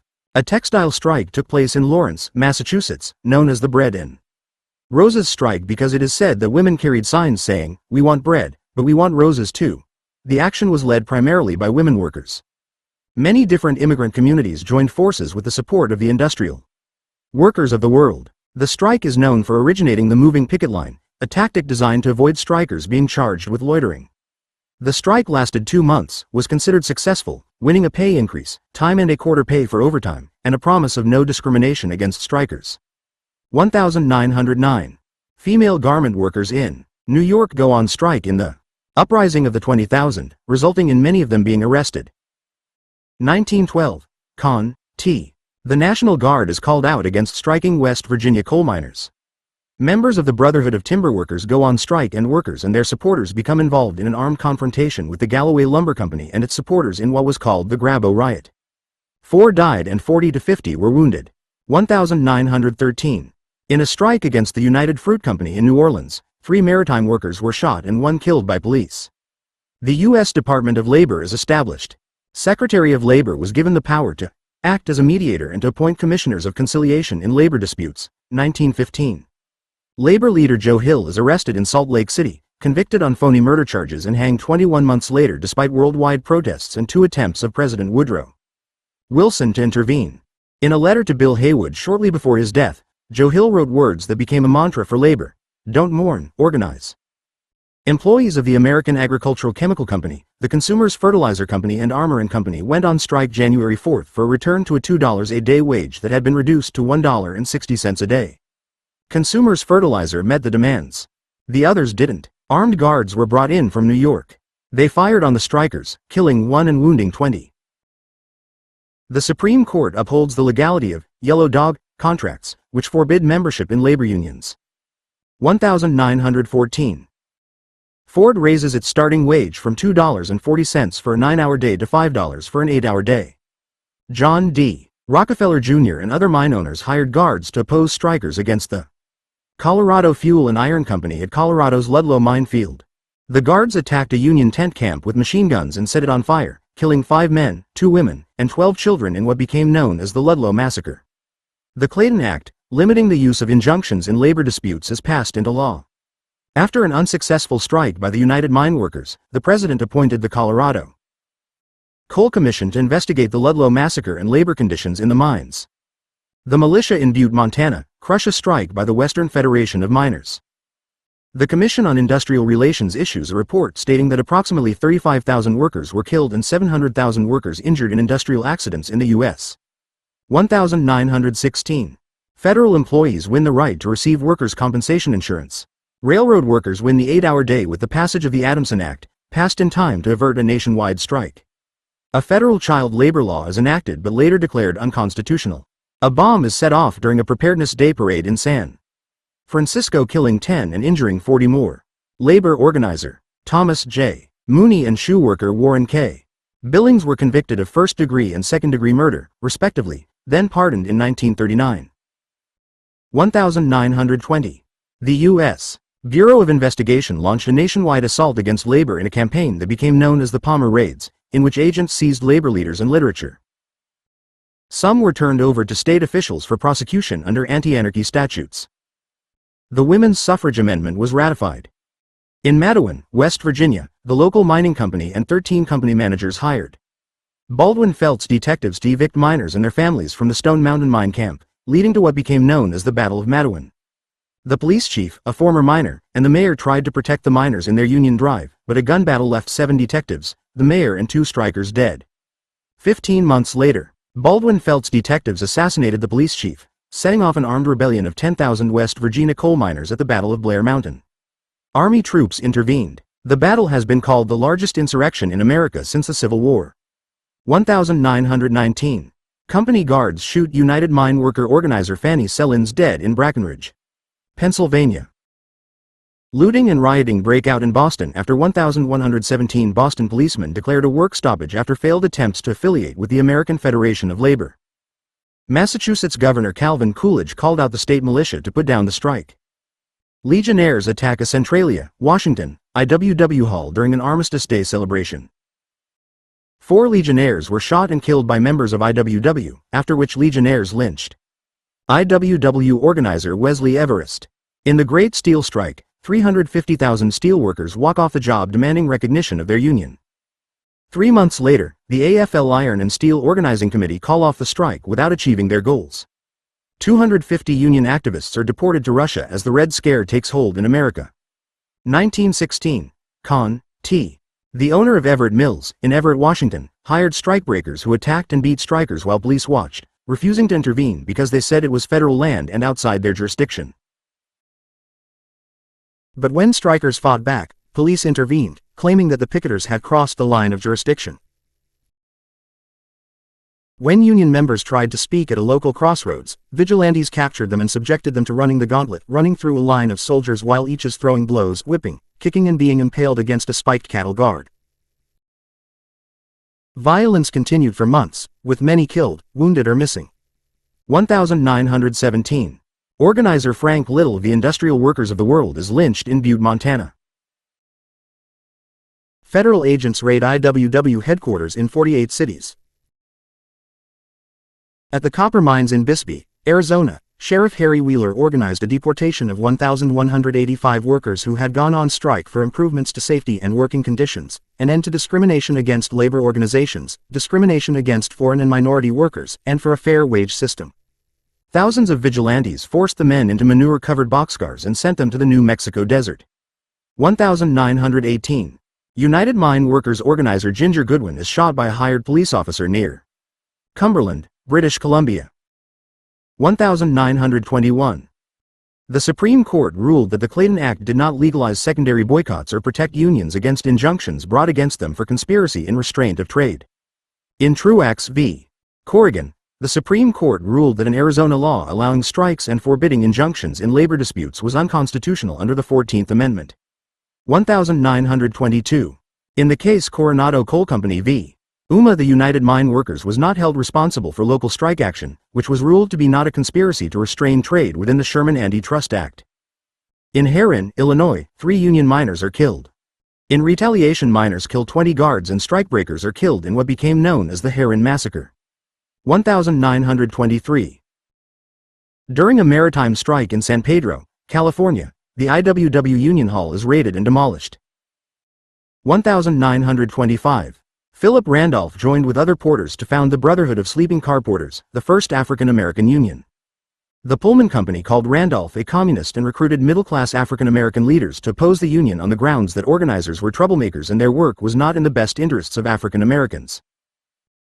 The AFL supported Randolph's efforts, but still denied membership to African-Americans, as did most other unions at the time. 1924. AFL President Samuel Gompers dies. He is succeeded by William Greene. An amendment to the Constitution was proposed to restrict child labor, but only 28 states ratified it and 36 were required to make it law. In Wheeling, West Virginia, labor racketeers blow up 2 Glendale Gas and Coal Company houses occupied by non-union miners. 1926. The Railway Labor Act required employers to enjoin in collective bargaining and not discriminate against union members. It also set up mediation and voluntary arbitration in labor disputes. Textile workers fight with police in Passaic, New Jersey, in a strike that lasted a year. Striking miners were massacred in Columbine, Colorado. 1927. IWW coal miners are massacred while marching for better work conditions in Columbine Mine Massacre in the company town of Serene, Colorado. 1930. Labor racketeers known as the Chicagorillas shot and killed contractor William Healy, who had been engaged in struggles with the Chicago Marble Setters Union. 1929. The Hayes-Cooper Act regulating the shipment of prison labor goods in interstate commerce is signed into law. The stock market crash in October sets off the Great Depression, the worst economic collapse in American history. During the Luray Mill strike in North Carolina, the National Guard are called out to put down the strike. 1933. 18,000 cotton pickers in Pixley, California, strike for a raise in pay and 4 are killed before the raise is granted. 1934. More than 500,000 mill workers walk off jobs in the Great Uprising of 34. The Secretary of Labor convenes the first National Labor Legislation Conference to seek closer cooperation between federal and state governments in creating workable national labor legislation. The U.S. joined the International Labor Organization. National Guardsmen killed 2 and wound more than 200 strikers in Toledo, Ohio, during the electric auto light strike. In May, police fire on striking Teamster truck drivers in Minneapolis who were demanding recognition of their union, wage increases, and shorter working hours. As violence escalates, the governor declares martial law in Minneapolis, deploying 4,000 National Guardsmen. The strike finally ends August 21 when company owners accept union demands. In Woonsocket, Rhode Island, more than 420,000 textile workers strike as part of a national movement to win a minimum wage for textile workers. 3 workers are killed. San Francisco police shoot and kill 2 longshoremen during the International Longshoremen's and Warehouse Union strike. 3 workers are killed in Woonsocket, Rhode Island, in a strike that was part of a national movement to win a fair minimum wage for textile workers. More than 420,000 workers joined the strike. Philip Randolph begins speaking at AFL conventions calling for the integration of African Americans in the labor movement. 1930. Con. T. More than 100 farm workers were arrested for union organizing in Imperial Valley, California. 8 were convicted of criminal syndicalism. 1931. Armed vigilantes attack striking miners in Harlan County, Kentucky. Congress passes the Davis-Bacon Act, which mandates the payment of the prevailing wages to employees of contractors and subcontractors on public construction. 1932. The Anti-Injunction Act prohibits federal injunctions in most labor disputes. Wisconsin passes the first Unemployment Insurance Act in the United States. Police kill strikers at Ford's Dearborn, Michigan, plant. 1935. The Wagner Act, or National Labor Relations Act, sets the first national labor policy of protecting the right of workers to organize and elect representatives for collective bargaining. The law gave the Brotherhood of Sleeping Car Porters legal support in their dealings with the Pullman Company and helped to revive the African American union's sagging prospects. 1935. Con. T. The Social Security Act is approved. The Committee for Industrial Organization, CIO, is formed within the AFL to foster industrial unionism. 1936. The United Rubber Workers, CIO, staged the first large-scale sit-down strike and won recognition at Goodyear Tire and Rubber Company. In Flint, Michigan, United Auto Workers made effective use of the sit-down strike at a General Motors plant, winning union recognition. 2 months later, company guards beat up UAW leaders at the River Rouge, Michigan plant. The Anti-Strikebreaker Act, Burns Act, made it illegal to transport or aid strikebreakers in interstate or foreign trade. The Public Contracts Act, Walsh-Heald Act, established labor standards, including minimum wages, overtime pay, child and convict labor provisions, and safety standards on all federal contracts. 1938. The passage of the Merchant Marine Act creates a federal maritime labor board. The Wages and Hours Act establishes a 25-cent minimum wage, a 40-hour workweek, and time-and-a-half pay for hours worked beyond 40 a week. The act went into effect in October 1940 and was upheld in the Supreme Court on February 3, 1941. The CIO became the Congress of Industrial Organizations with John L. Lewis as its president. 1940. In the Apex Hosiery Company v. Leader case, the Supreme Court ruled that a sit-down strike was not an illegal restraint of trade under the Sherman Antitrust Act when there was no intent to control trade. Henry Ford decides to recognize the United Auto Workers Union. 1937. After a sit-down strike, General Motors recognizes the United Auto Workers Union. But after succeeding in organizing GM and Chrysler, Walter Reuther and a group from the UAW tried to pass out leaflets at Ford Motor Company's River Rouge plant and were beaten by Ford guards. Police killed 10 people and wounded 80 in Southside Chicago during the Little Steel strikes by the Steel Workers Organizing Committee against Republic Steel in what became known as the Memorial Day Massacre. Police attacked an unarmed crowd of men and women who were supporting the strike. The strike continued for 5 weeks. It was finally broken when Inland Steel employees went back to work without achieving union recognition or other objectives. The CIO was expelled from the AFL over charges of dual unionism or competition. The Brotherhood of Sleeping Car Porters won its first contract from the Pullman Company, with a pay raise, a reduction in work hours, some job security, and the right to have union representation. 1939. The Supreme Court rules that sit-down strikes are illegal. 1941. The United States entered World War II on December 8.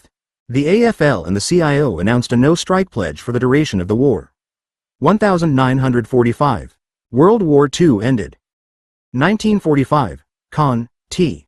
The CIO affiliated with the newly created World Federation of Trade Unions. The AFL did not join because of the belief that the labor organizations of the Soviet Union were not free and democratic.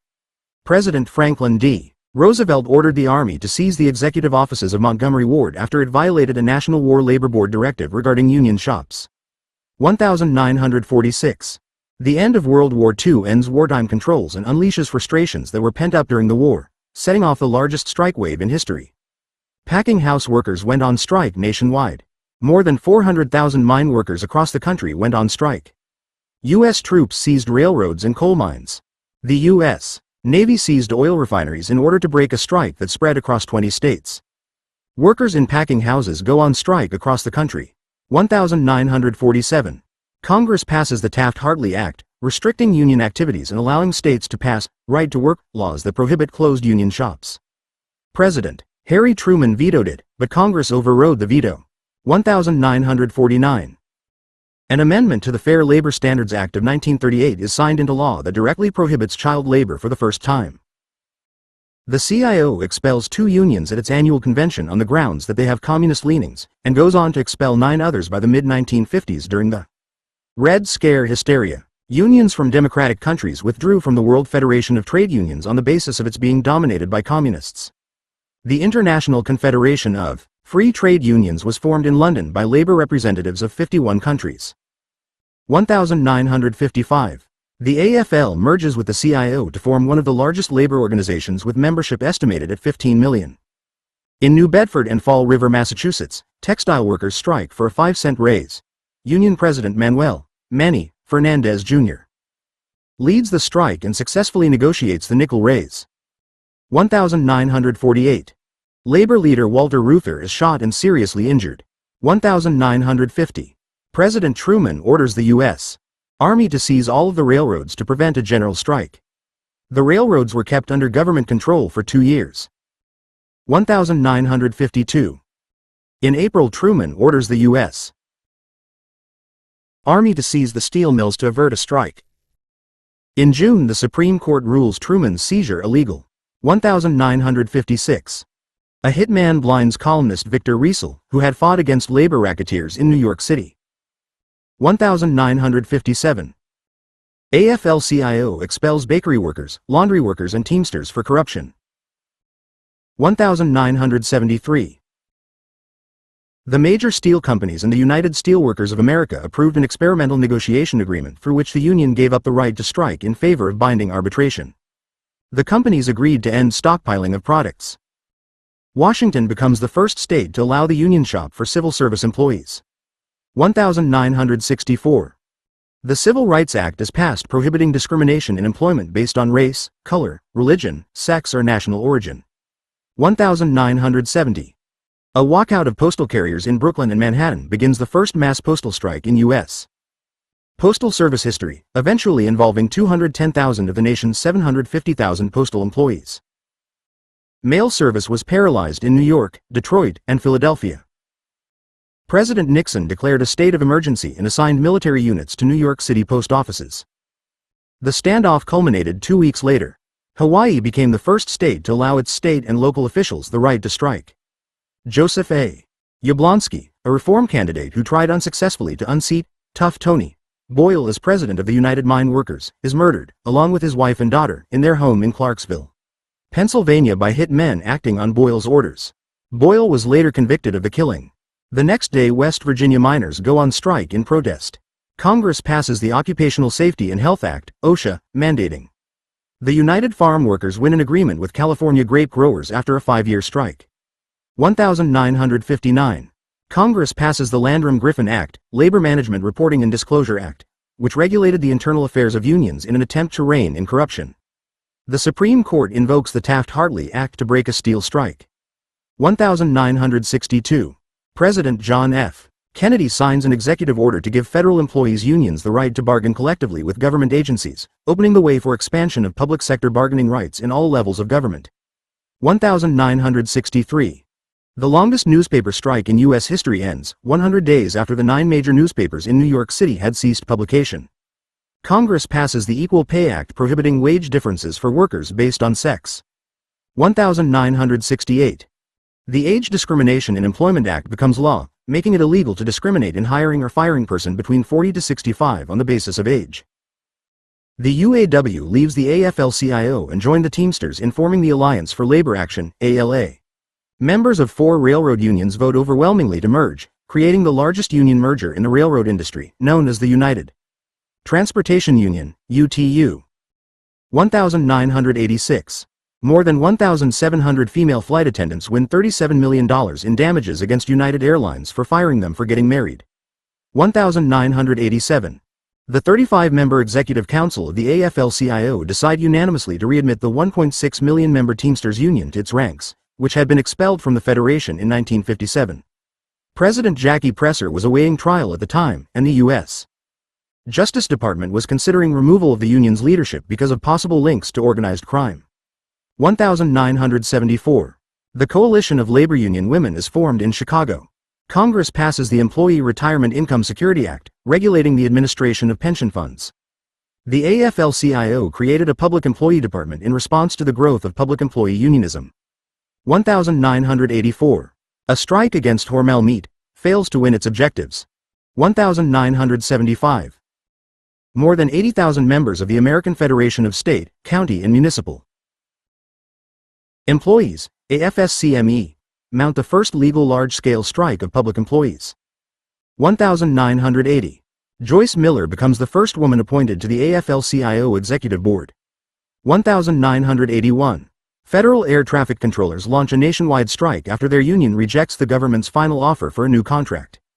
President Ronald Reagan fired most of the 13,000 striking controllers after they defied a back-to-work order and decertified their union on the basis of an illegal strike. 1977. Congress raises the minimum wage to $2.65. 1982. The Industrial Association of Machinists initiate a boycott against Brown & Sharp, a tool manufacturer headquartered in Rhode Island, after the firm refused to bargain in good faith. The firm withdrew previously negotiated clauses in the contract and the union retaliated by initiating a strike during which the police sprayed pepper gas on 800 strikers at the company's North Kingston plant. A machinist narrowly escaped serious injury when a shot fired into the picket line hit his belt buckle. The National Labor Relations Board charged Brown and Sharp with regressive bargaining and entering into negotiations with the express purpose of not reaching an agreement with the union. 1989. 98 miners and a minister occupy the Pittston Coal Company's Moss 3 preparation plant in Carbo, Virginia, setting off a year-long strike against Pittston Coal. 2011. Newly elected Wisconsin Republican Governor Scott Walker and the Republican-controlled state legislature pass a law banning collective bargaining in relation to state jobs. Union demonstrations erupt in the state, recall campaigns are mounted, resulting in 2 Republican state senators being replaced by Democrats. A recall campaign was also launched against the governor, results unknown at press time. Ohio's newly elected Republican Governor John Kasich also pushed through a bill outlawing unions for government employees. The Ohio law went further than the Wisconsin law by including police and firefighters in its ban on collective bargaining. The law was defeated in a public referendum 61 to 39%. Chapter 3. The Forgotten War. The History of Class Struggle in America. History books that talk about America's wars list the Revolutionary War, the War of 1812, the Civil War, the Spanish American War, World Wars I and II, the Korean War, the Vietnam War, Iraq Wars I and II, and maybe a few more. But there is one major war that they don't list, the war between working people and big industrialist barons for human rights and fair treatment. Though it is not normally seen as a war, it was a war, and a long protracted one. It was an epic battle between large opposing forces that straddled the canvas of history. Many people were killed in the struggle for a 5-day week, for an 8-hour day, for survivable working conditions, for wages a family could live on. Initially it was every man for himself against the giant corporations that owned the big industries, the railroads, coal, steel, oil, automobiles. It was one tiny person against a massive corporation representing accumulated capital and power of a group of people. Unions were the individual workers' way of combining their power to defend themselves against the combined power of capital amassed by large corporations bent on profit and unconcerned with the well-being or the rights of workers they needed to create their wealth. Only the shareholders were treated as people whose concerns mattered. Though workers were indispensable to the creation of profit, their wages were seen as expenses, which the corporation sought to hold to a minimum at all times in order to maximize profit and shareholder value. The history of unions and the labor movement in America is the story of a vast social movement, made up of countless individual stories, struggles rising up independently in communities across the country. It is the story of the people who actually built America with their labors, as well as those who laid the foundations for equal rights and justice, extending the democratic franchise, building a strong middle class and making the American dream a reality for a growing portion of the population. The history of labor is diverse, made up of a broad and varied tapestry of events that could fill many volumes. In fact, Philip Foner wrote a 10-volume history of the labor movement in the United States, and even that does not tell the whole story. The power struggle between labor and management has proceeded in a constant seesaw motion throughout the history of America. The history of that movement is characterized by one side gaining an advantage followed by the other side reasserting its advantage. Labor would make gains, then another of the many recurrent financial collapses would bring on an economic depression and labor would lose its gains. The cycle replayed itself over and over in many theaters of activity throughout American history.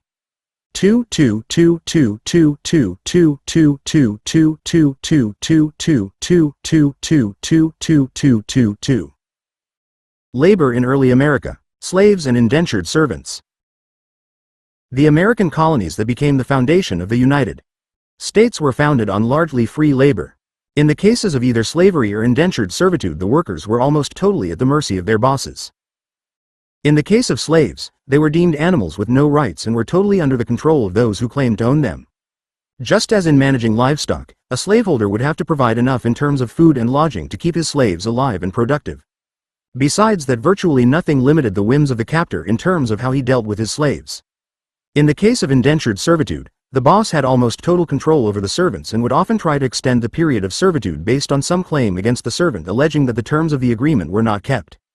Many of the early Americans were self-employed, either on family farms or through their own trades and crafts. But it was never really a classless society. The class system of Europe was imported to the New World. Some colonists were given land grants by the British Crown, which supposedly owned the land in America and could partition it off to those who were in favor. A class of wealthy Americans was quickly established in the colonies, and they became the rulers of the new society. Those who orchestrated the American Revolution and became known as the Founding fathers, were from the aristocratic, landholding elite. Most of the unnamed soldiers who fought in the war were not. Because of slavery and indentured servitude, the country developed a tradition of free labor, of servitude, of one class of controllers with power over another class of humans who had few if any rights. Slave labor drove the agricultural system that developed in the South and was so lucrative that it created an aristocratic class of cotton growers, a planter elite. 3 3 3 3 3 3 3 3 3 3 3 3 3 3 3 3 3 3 3 3 3 3. When evolving social forces challenged slavery, the Southern planter elite held on fiercely to its free, captive labor and the aristocratic way of life that it financed. Since the planters had the capital and wielded the power, the whole South was dragged into the struggle to protect the slave system. It was only after President Lincoln proclaimed that the slaves were free that the war started to go in favor of the Union. When the energy of the slaves that had powered the Southern economy was turned toward the hope of achieving freedom, the South collapsed. In America, slavery and forced labor are not relics from a deeply remote time in history. Slavery was a part of American life only a century and a half ago, until 1863 officially when Lincoln issued the Emancipation Proclamation. In the early 21st century there are many living whose great or great-great-grandparents lived in a world where slavery was part of the culture. The South did not just one day change its ways and abolish slavery, as many other countries did. The South only gave up slavery under gunpoint and after not only losing hundreds of thousands of its young men, but also suffering the devastation of total war on their lands as inflicted by Northern armies rampaging through the South, waging war on civilian life as well as in the military battlefield. The South, under the rule of the planter elite, held tenaciously to slavery in the belief in the entitlement of the aristocratic class to free labor to support their ease of life. The tradition of slavery has been vanquished from America for 150 years, but that is only several generations, not long enough for it to be eradicated from the social conditioning of those who experienced it, passed down from generation to generation. The sense of aristocratic privilege still exists, and some Americans retain the feeling that they should be entitled to free labor from others, whether at gunpoint or through some other form of coercion. Abraham Lincoln. Rebellions in early America. Even though America really was a new world and a land of opportunity for those who emigrated from Europe, the class structure was imported to America. Some arrived with land grants, others as indentured servants, others as slaves. Those who had land grants from the Crown, or were financially well off and well connected, had much different possibilities open to them than those who arrived carrying a 7-year indentured servant contract. Black Africans who arrived in shackles were not even given the rights or the recognition of being human. But it really was a new world. At first all of its citizens except American Indians were immigrants, and they were a select group of people who had picked themselves up and managed to move their lives to a land far away, untamed and undeveloped.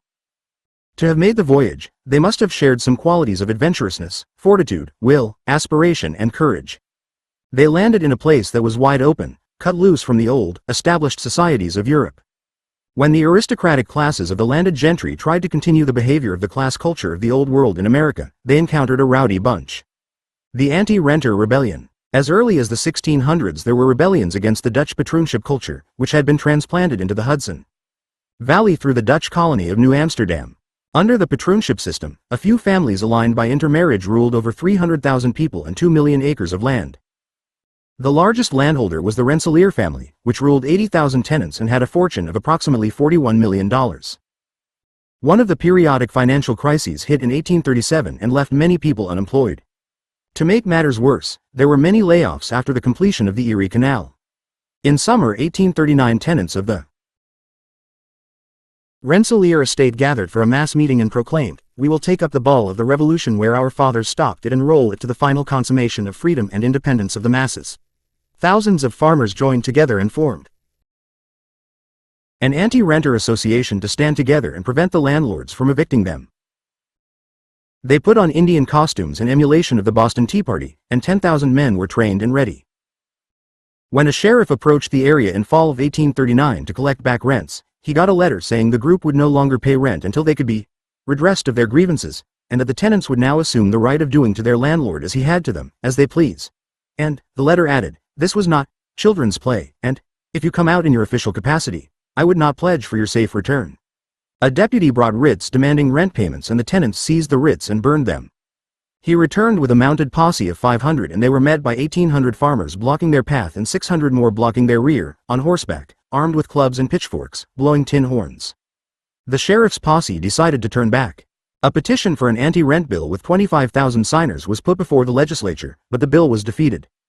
The tensions continued for years in a simmering guerrilla war with thousands of farmers in revolt, and violence breaking out sporadically between sheriff's posses and bands of anti-renters in Indian clothing. Under the leasing arrangement, landlords were legally allowed to help themselves to the timber on any of the farms under them.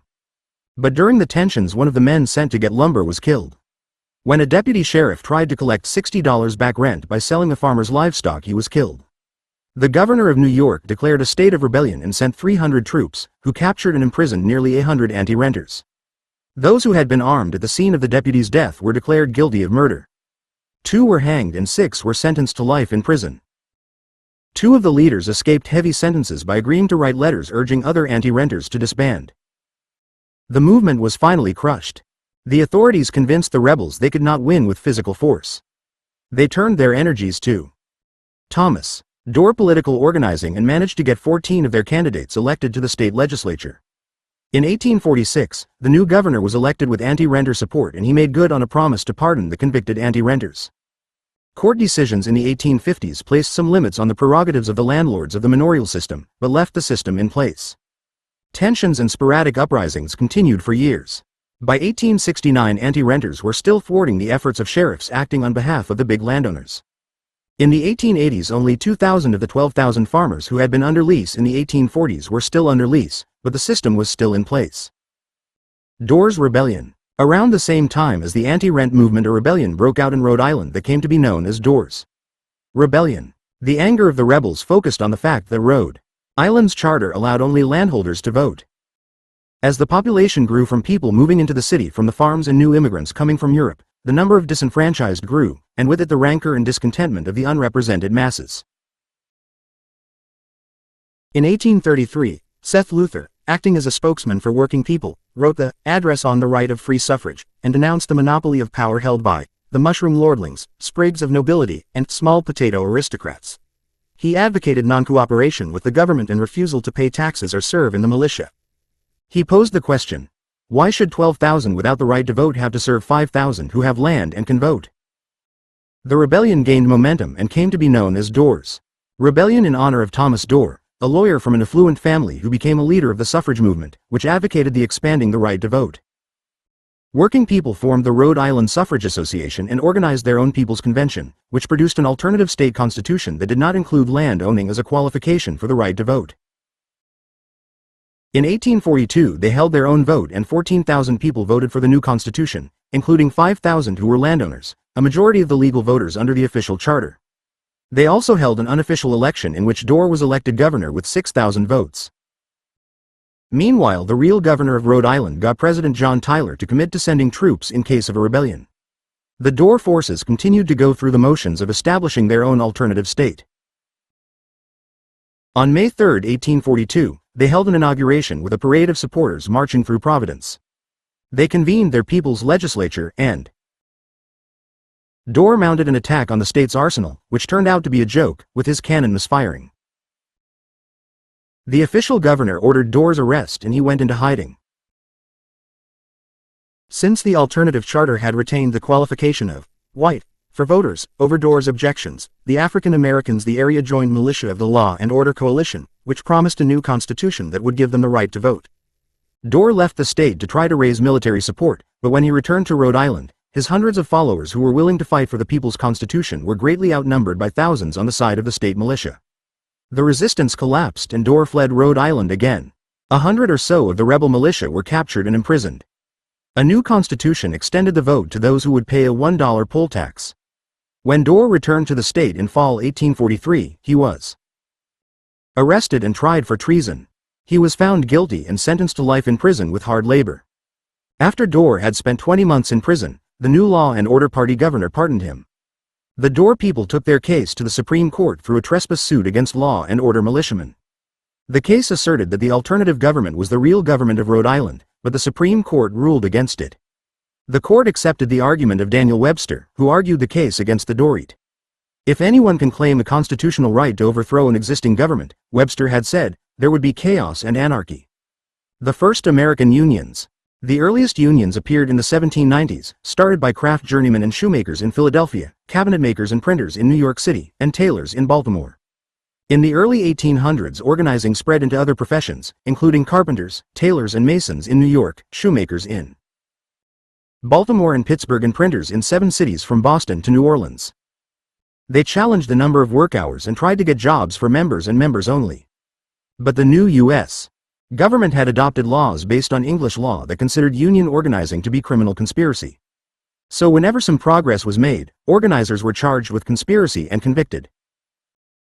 The new government took power in 1789 and was controlled by the landholding gentry, which split into 2 rival factions, the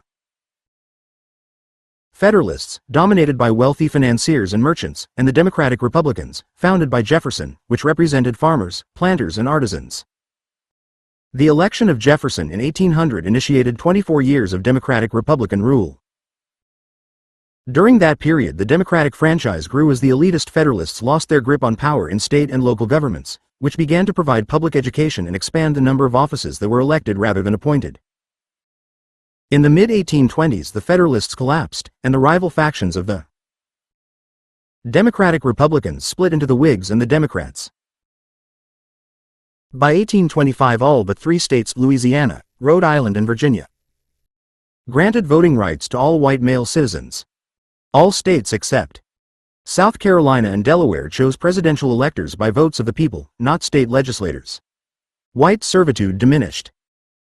In the South, the planter elite ruled with an iron hand. In 1830, only a third of Southern families owned slaves. By 1860, it was only a quarter. Though a minority, they used their power to run their states for the elite. There was a tremendous amount of money being made in the cotton industry, and the institution of slavery served the interests of the planters, and in the ancillary industries that served it, such as cotton brokers, shippers and slave traders. Northern capitalists also had a stake in the industries, especially the bankers who provided capital, the cotton traders and the textile factories. The planter elite maintained its control through force. Armed posses policed country roads at night looking for signs of disturbance in the slave communities.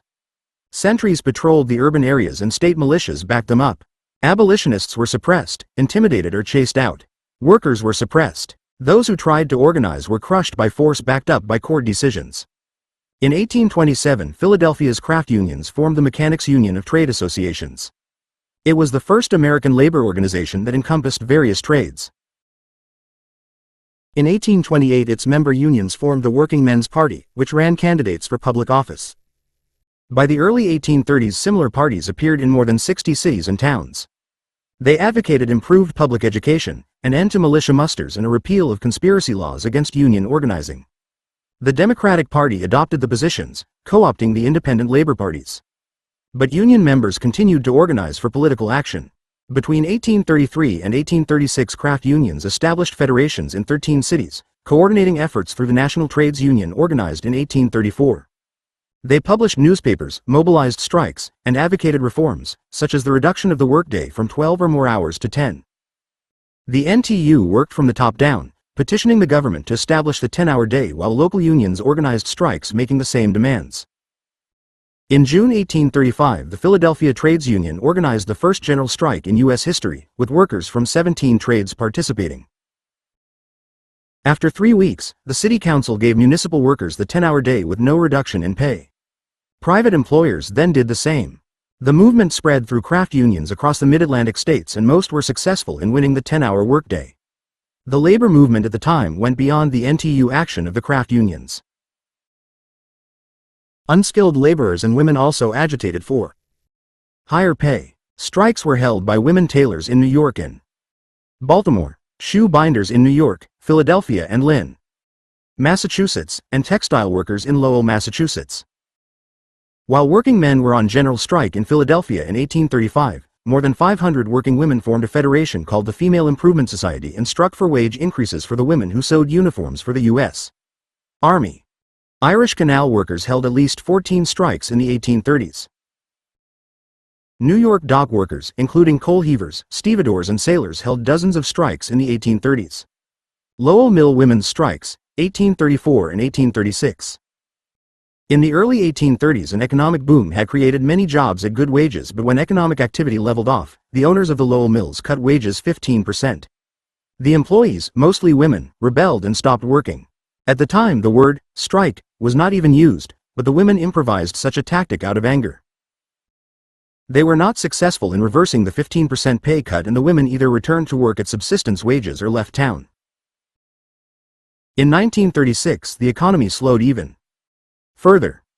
This time it was an increase in rent at the company boarding houses that set off the spark of anger that led to mass action. The women formed a factory girls association and instigated a strike that lasted several weeks, finally culminating with a return to previous rent levels. It was an early victory, creating an example of how labor could exert power over employers. Employers fought back by firing and blackballing union activists and taking unions to court.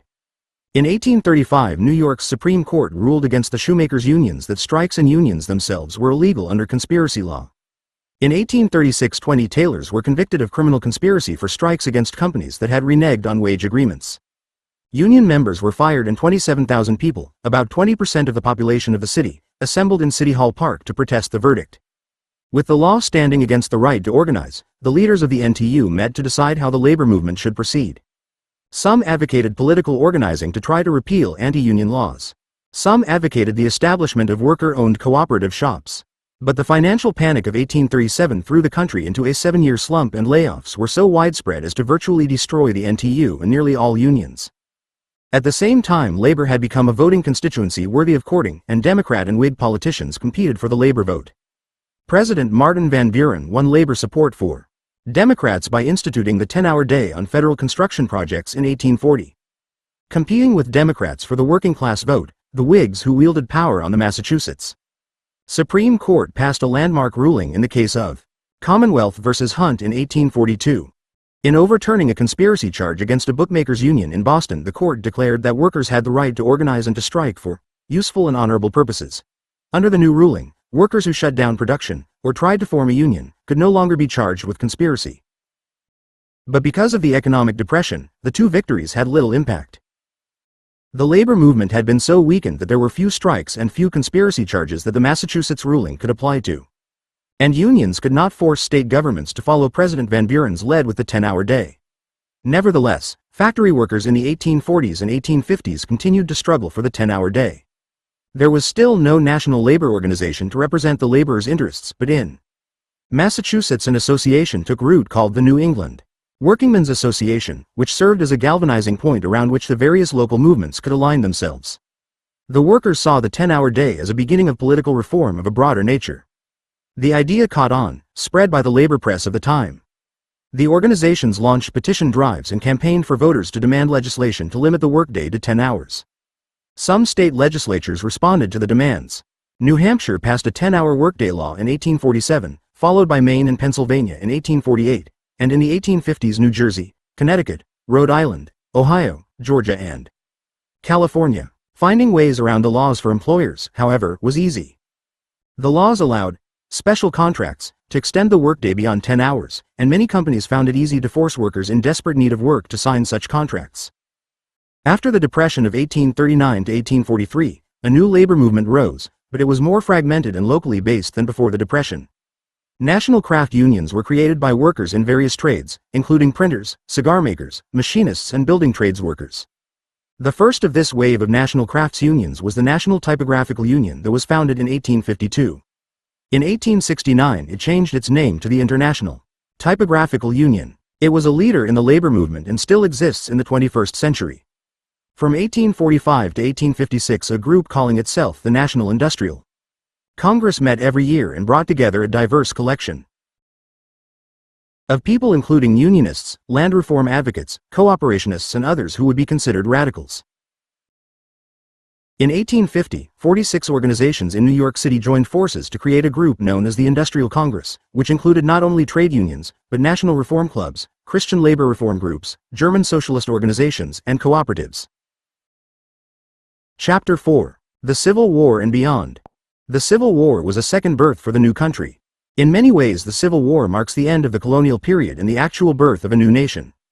It was, however, a birth that was ridden with strife and bloodshed stemming from deep divisions within the society, some of which remain embedded in American society in the 21st century. The Civil War was the battleground upon which the high-flown aspirations for a free society expressed in the Declaration of Independence were put to the test. The old-world colonial aristocracy was finally officially dethroned. It would never again be legal for one man to own another in America.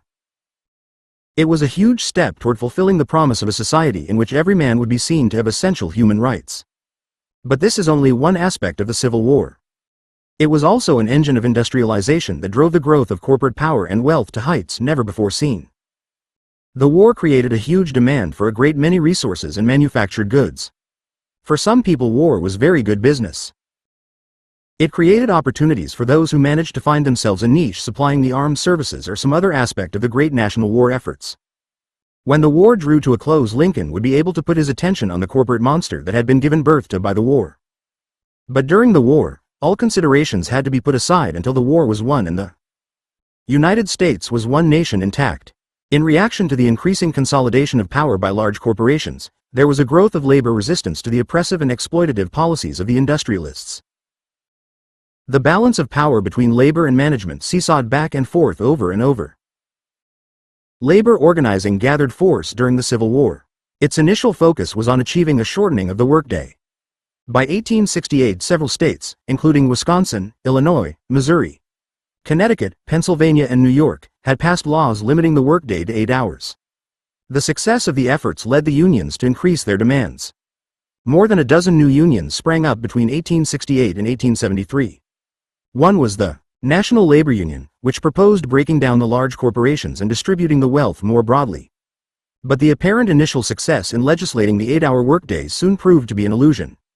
The laws for the most part had no provisions for enforcement, and ultimately little effect. Many also included free contract provisions, which gave employers the right to come up with different arrangements if agreed to by workers. So in spite of the law, workers continued to work much more than 8 hours a day. Samuel Gompers, an early union activist who was highly influential in the history of labor, came to the conclusion that legislation was a pointless exercise and collective bargaining was the only way to bring any leverage to the issues with employers. Working class heroes. Samuel Gompers, 1850 to 1924. In 1881, 9 men met in Terre Haute, Indiana, to discuss the formation of a national order of workingmen.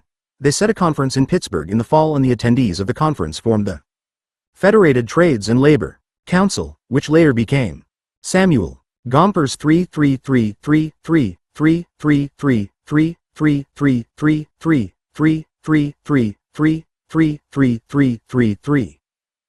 The American Federation of Labor. It was led by Samuel Gompers, a 31-year-old New York cigar maker. He was a Jewish immigrant from the Jewish ghetto of London. He was short, not an impressive-looking man, but he had an iron will and great passion for the cause of working people. Gompers had learned from the bitter experience of broken strikes and had formulated a plan for a successful union. It was to organize all workers, control working conditions, and build the financial power of the union. Substantial dues were collected to finance unemployment and death benefits. The union found jobs for members. The union would not pay strike benefits unless it had called the strike. The policy acted as a deterrent against spontaneous strikes, or wildcat strikes, which were usually failures. The union lobbied for laws limiting the workday to 8 hours, outlawing child labor, and established bureaus of labor statistics in all states. Gompers was born in London, January 27, 1850, to a poor Jewish family from Amsterdam. He attended London's Jewish Free School from ages 6 to 10 and then was pulled out of school by his parents and sent to work as an apprentice cigar maker. He continued his studies at night school, studying Hebrew and the Talmud. He later said those studies had some of the same benefits for the development of his mind as the study of law. The Gompers family's economic situation was so desperate it left England to seek new opportunities in the New World, moving to New York in 1863. Gompers joined the Cigar Makers Union at age 14. He helped his father manufacture cigars at home, but also participated in a debate club where he gained experience in constructing arguments, public speaking, and parliamentary procedure. He also met other ambitious young men, including Peter J. McGuire, who would be an important ally and would play a role later with the AFL. In 1873, at the age of 23, Gompers got a job with David Hirsch and Company, one of the top cigar-making shops. The factory was operated by a German immigrant who was a socialist. In that work environment, Gomers came into contact with other German émigrés, who were, he wrote, men of keener intellect and wider thought than any I had met before. He learned German and absorbed many ideas from his co-workers, including the ideas of socialism. He became particularly interested in the ideas of Karl Laurel, the former secretary of the International Workingmen's Association. Laurel became a mentor to him and persuaded him to get behind the trade union movement. Although he enjoyed the exchange of ideas at socialist meetings, he never joined the Socialist Party. Instead, he followed Laurel's advice and put his faith in unions. Gompers was elected president of the Cigar Makers International Union Local 144 in 1875, but the union almost collapsed with the financial crisis of 1877, when jobs were few and labor was plentiful. Reductions in pay were happening almost on a daily basis, and Gompers told workers they needed to organize to defend themselves. The time has come when we must assert our rights as workingmen, he said. Everyone present has the sad experience that we are powerless in an isolated condition, while the capitalists are united. Therefore, it is the duty of every cigar maker to join the organization. One of the main objects of the organization is the elevation of the lowest paid worker to the standard of the highest, and in time we may secure for every person in the trade an existence worthy of human beings. In 1886 he was elected second vice president of the Cigar Makers International Union, and in 1896 he was elected to first vice president, a position he held until his death in 1924. He helped to found the Federation of Organized Trades and Labor Unions in 1881. The organization was reorganized in 1886 as the American Federation of Labor. With the exception of the year 1895, he remained president until his death. Under his leadership, the AFL grew in influence, supplanting the Knights of Labor. Gompers was a galvanizing leader who was able to help promote harmony among the various craft unions of the AFL. He believed the purpose of labor unions was to achieve the economic aspirations of their members, including higher wages, better working conditions, shorter hours so that they could enjoy what he called an American standard of living, in which they would be able to own their own homes, have ample food and decent clothing, and the opportunity to provide their children an education. Union organizing and collective bargaining were the primary means to achieving those ends, he believed, but he also urged participation in the political system. Gompers said the riot at Tompkins Square in 1873 convinced him of the futility of radicalism. Disgruntled people confronting authority in public places would not better the lot of the working man, he concluded. Labor's rights could best be won through negotiation and the careful use of the workers' leverage over profits and production. What does labor want? He said, we want more schoolhouses and less jails. More books and less guns. More learning and less vice. More leisure and less greed. More justice and less revenge. We want more opportunities to cultivate our better natures. Gompers' ideas formed the foundation of many union practices that continued throughout the 20th century, including tactics of collective bargaining and the principles of contract negotiation. Business fights back. In the cyclical fashion that characterizes labor history, after labor gains during the Civil War period, a backlash developed and business owners unleashed a new wave of repression against union organizers using security agencies, local police forces and state militias. Meanwhile, in Paris in 1871, thousands of workers and soldiers took control of the city, elected their own government, reopened closed factories as cooperatives, burned the guillotine and declared separation of church and state. After 2 months, the French army regained control of Paris and 30,000 workers were killed. American workers identified with the movement in France. Many held meetings and raised money to send in support of the revolutionaries. The Paris Commune, as it came to be called, was the first event to be communicated across the new transatlantic cable, and the news instilled fear in American elites. They took steps to prepare themselves to counter any similar uprisings from American workers. After the Paris Commune incident, anti-labor repression greatly intensified. Organizers became identified as communists, the dreaded enemy of society. The Panic of 1873. After the Civil War, soldiers returned home and flooded labor markets. Former slaves also entered the job market. A financial collapse in Europe in the 1870s bled over into the US, and brought down the top investment banking firm in the country, J. Cook. The Cook firm was the main financial backer of the Northern Pacific Railroad and was a major investor in other railroads. It also acted as a conduit for the government's war loans. When it collapsed, it sent a huge ripple through the economic system. The New York Stock Exchange was closed for 10 days. Foreclosures and factory closings became common occurrences. 89 of the country's 364 railroads went bankrupt and 18,000 businesses failed in the period between 1873 and 1875. By 1876, unemployment rose to 14%. Those who still had railroad jobs only had work for half of the year, and their salaries were cut 45% to $1 a day. The crash became known as the Panic of 1873. The Panic of 1873 set off several years of economic depression. It was known as the Great Depression until the 1930s, when the name was borrowed to refer to that depression, and historians renamed the Depression of the 1870s, the Long Depression. After the collapse of 1873, the rapid economic expansion of the U.S. that had been fueled primarily by the growth of the railroads stopped dead. The Baltimore and Ohio cut wages, then cut them a second time within the year. The second cut set off a firestorm of reaction. A strike erupted in several states, focused primarily in the major cities of Pennsylvania, Maryland, Illinois, and Missouri. Rail traffic in major cities like Pittsburgh came to a halt. The U.S. Supreme Court declared strikes illegal. Unemployed people took to wandering the country, gathering in camps, demonstrating for relief. In New York, St. Louis, and Chicago camps were attacked by mounted police. Some legislators advocated feeding poisoned food to tramps. The destruction of the Molly Maguires. By 1877, a fifth of the nation's workforce was unemployed. In the anthracite coal mines in eastern Pennsylvania in the late 1870s, the wars between industrialists and labor became particularly brutal. Incidents of violence became common, many people were killed. Tensions developed to the point of open warfare. A group of Irish-American miners who had been members of a secret society in Ireland known as the Molly Maguires were known to be violent and were targeted by the major industrialists for extermination. In part because the Molly Maguires was a secret society, the facts of its story are blurry and still controversial. In the 1870s, there were 22,000 miners working in coal mines in Schuylkill County, Pennsylvania, in extremely difficult conditions.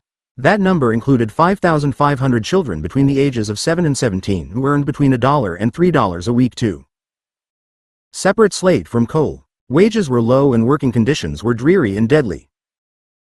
Miners crawled in narrow crevices over mud and through dripping water, lighting the way with lamps and constantly breathing coal dust, which eventually led to lung disease. Deaths from accidents, fires or collapses were frequent. Hundreds of miners were killed in accidents every year. In 1869, a fire broke out at the Avondale mine in Luzerne County, and since the coal company had repeatedly refused requests to provide emergency exits, as many as 179 miners were burned to death. As the bodies were brought out of the mine, John Siney, the head of the Workingmen's Benevolent Association, spoke to thousands of miners gathered there. If you must die with your boots on, die for your families, your homes, your country, but do not longer consent to die like rats in a trap for those who have no more interest in you than in the pick you dig with. 1,000 miners signed up for the union that day. Frank B. Gowan, who was president of both the Philadelphia and Reading Railroad and of the Philadelphia and Reading Coal and Iron. Frank B. Gowan, John Siney Company, hired the Pinkerton Detective Agency to infiltrate the Mollies. Allen Pinkerton assigned agent James McParland to collect evidence against the Mollies of their involvement in any of the unsolved murders or plots of rebellion. Gowan organized mine owners into an organization called the Anthracite Board of Trade.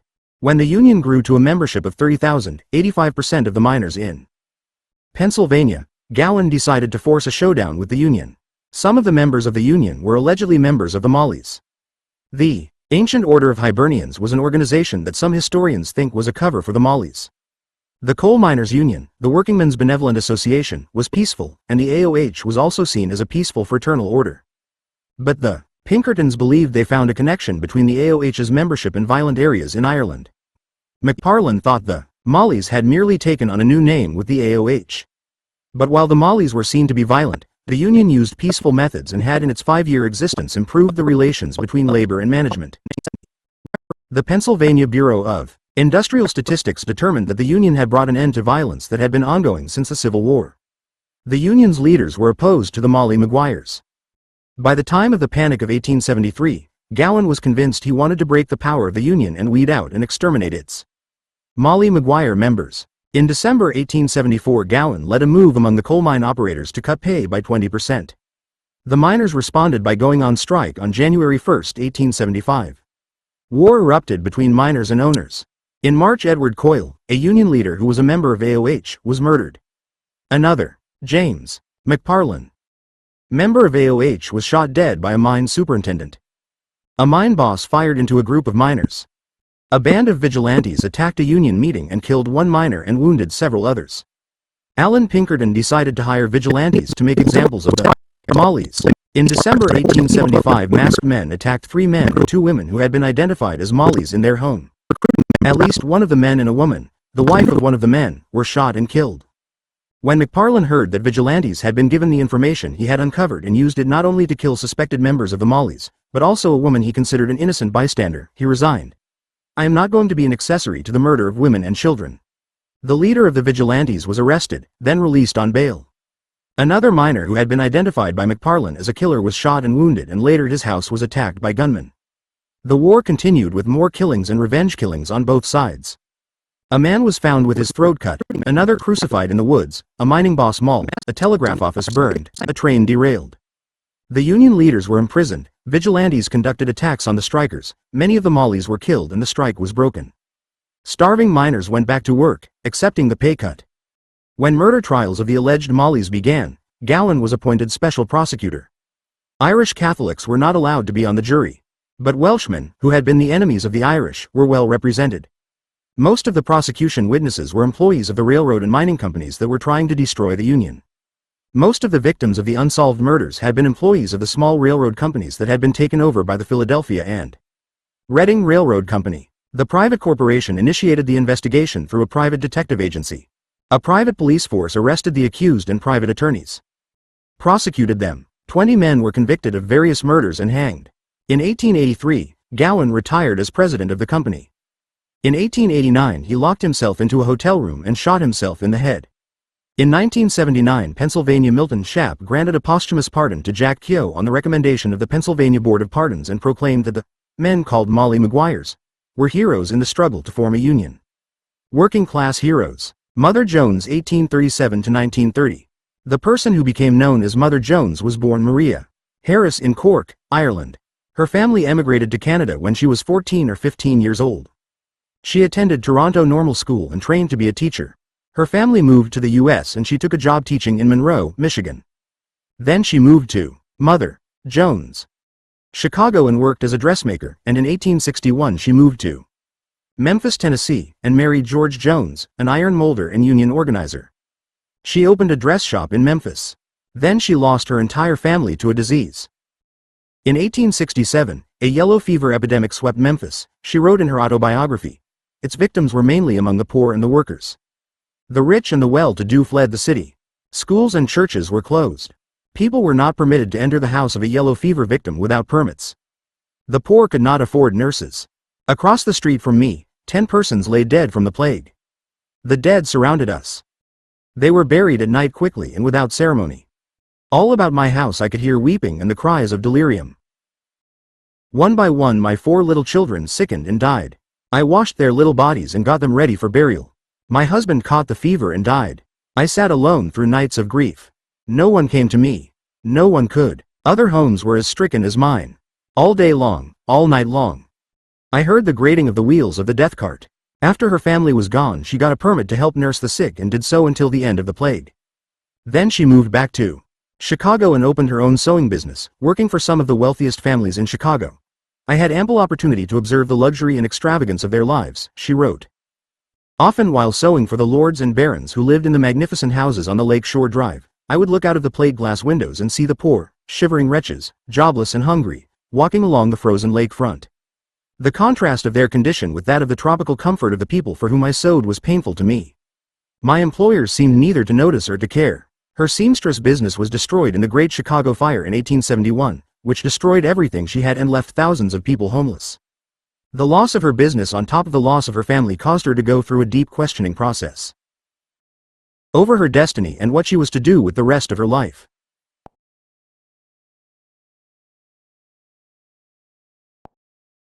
Over her destiny and what she was over her destiny and she began attending meetings of the Knights of Labor, listening to the speakers with great interest.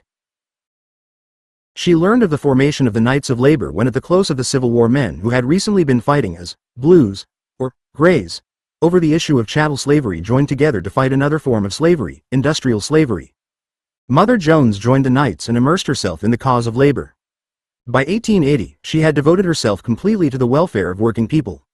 After the Knights of Labor faded in influence in the 1890s, Mother Jones worked primarily with the United Mine Workers. Those were the days of sacrifice for the cause of labor, she wrote. Those were the days when we had no halls, when there were no high-salaried officers, no feasting with the enemies of labor. Those were the days of the martyrs and the saints. Jones participated in many of the actions at the time.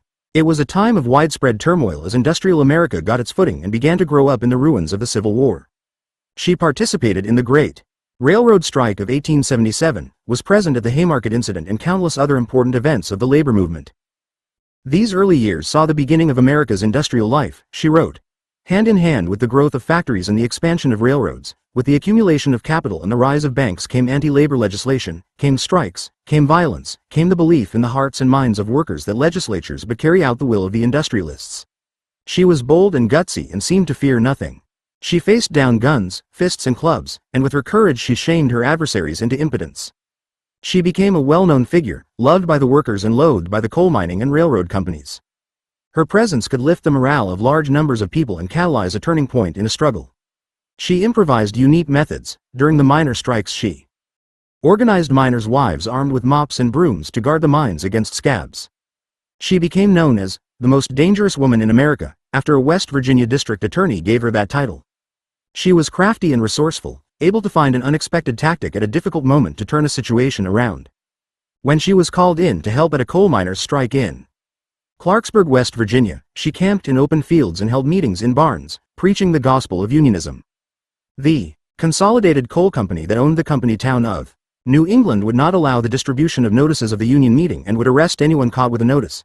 But we got the news around, wrote Jones. Several of our men went into the camp. They went in twos. One pretended he was deaf and the other kept hollering in his ear as they walked around. Mother Jones is going to have a meeting Sunday afternoon outside of town on the sawdust pile. The meeting attracted a large turnout, and when it was over, Mother Jones proceeded to Fairmont City. When she and a young miner's lad approached the company store, it was guarded by gunmen. One of them asked, "Who are you?" "Mother Jones and a miner's lad," she answered. "So that's you," said the gunman. Mother Jones, rattling his gun. "Yes, it's me," said Jones, "and be sure you take care of the store tonight. Tomorrow I'll have to be hunting a new job for you." She sent the young boy home, and got out of her buggy to wait for the 3 miners who were supposed to meet her there. Then she heard cries of, "Murder! Murder!" And one of the miners came running up, crying, "They're killing Joe, on the bridge." The gunman. At that moment the interurban car drove up, Jones wrote. It would stop at the bridge. I thought of a scheme. I ran onto the bridge, shouting, "Joe! Joe! The boys are coming! They're coming! The whole bunch is coming! The car is almost here." Those bloodhounds for the coal company thought an army of miners was in the interurban car. They ran for cover, barricading themselves in the company store. They left Joe on the bridge, his head broken and the blood pouring from him, she wrote. I tore my petticoat into strips, bandaged his head, helped the boys to get him onto the interurban car, and hurried the car into Fairmont City. We took him to the hotel and sent for a doctor who sewed up the great, open cuts in his head. I sat up all night and nursed the poor fellow. He was out of his head and thought I was his mother. In 1903, Mother Jones organized a children's march from Philadelphia to President Theodore Roosevelt's home in Oyster Bay, New York, to protest the lax enforcement of child labor laws.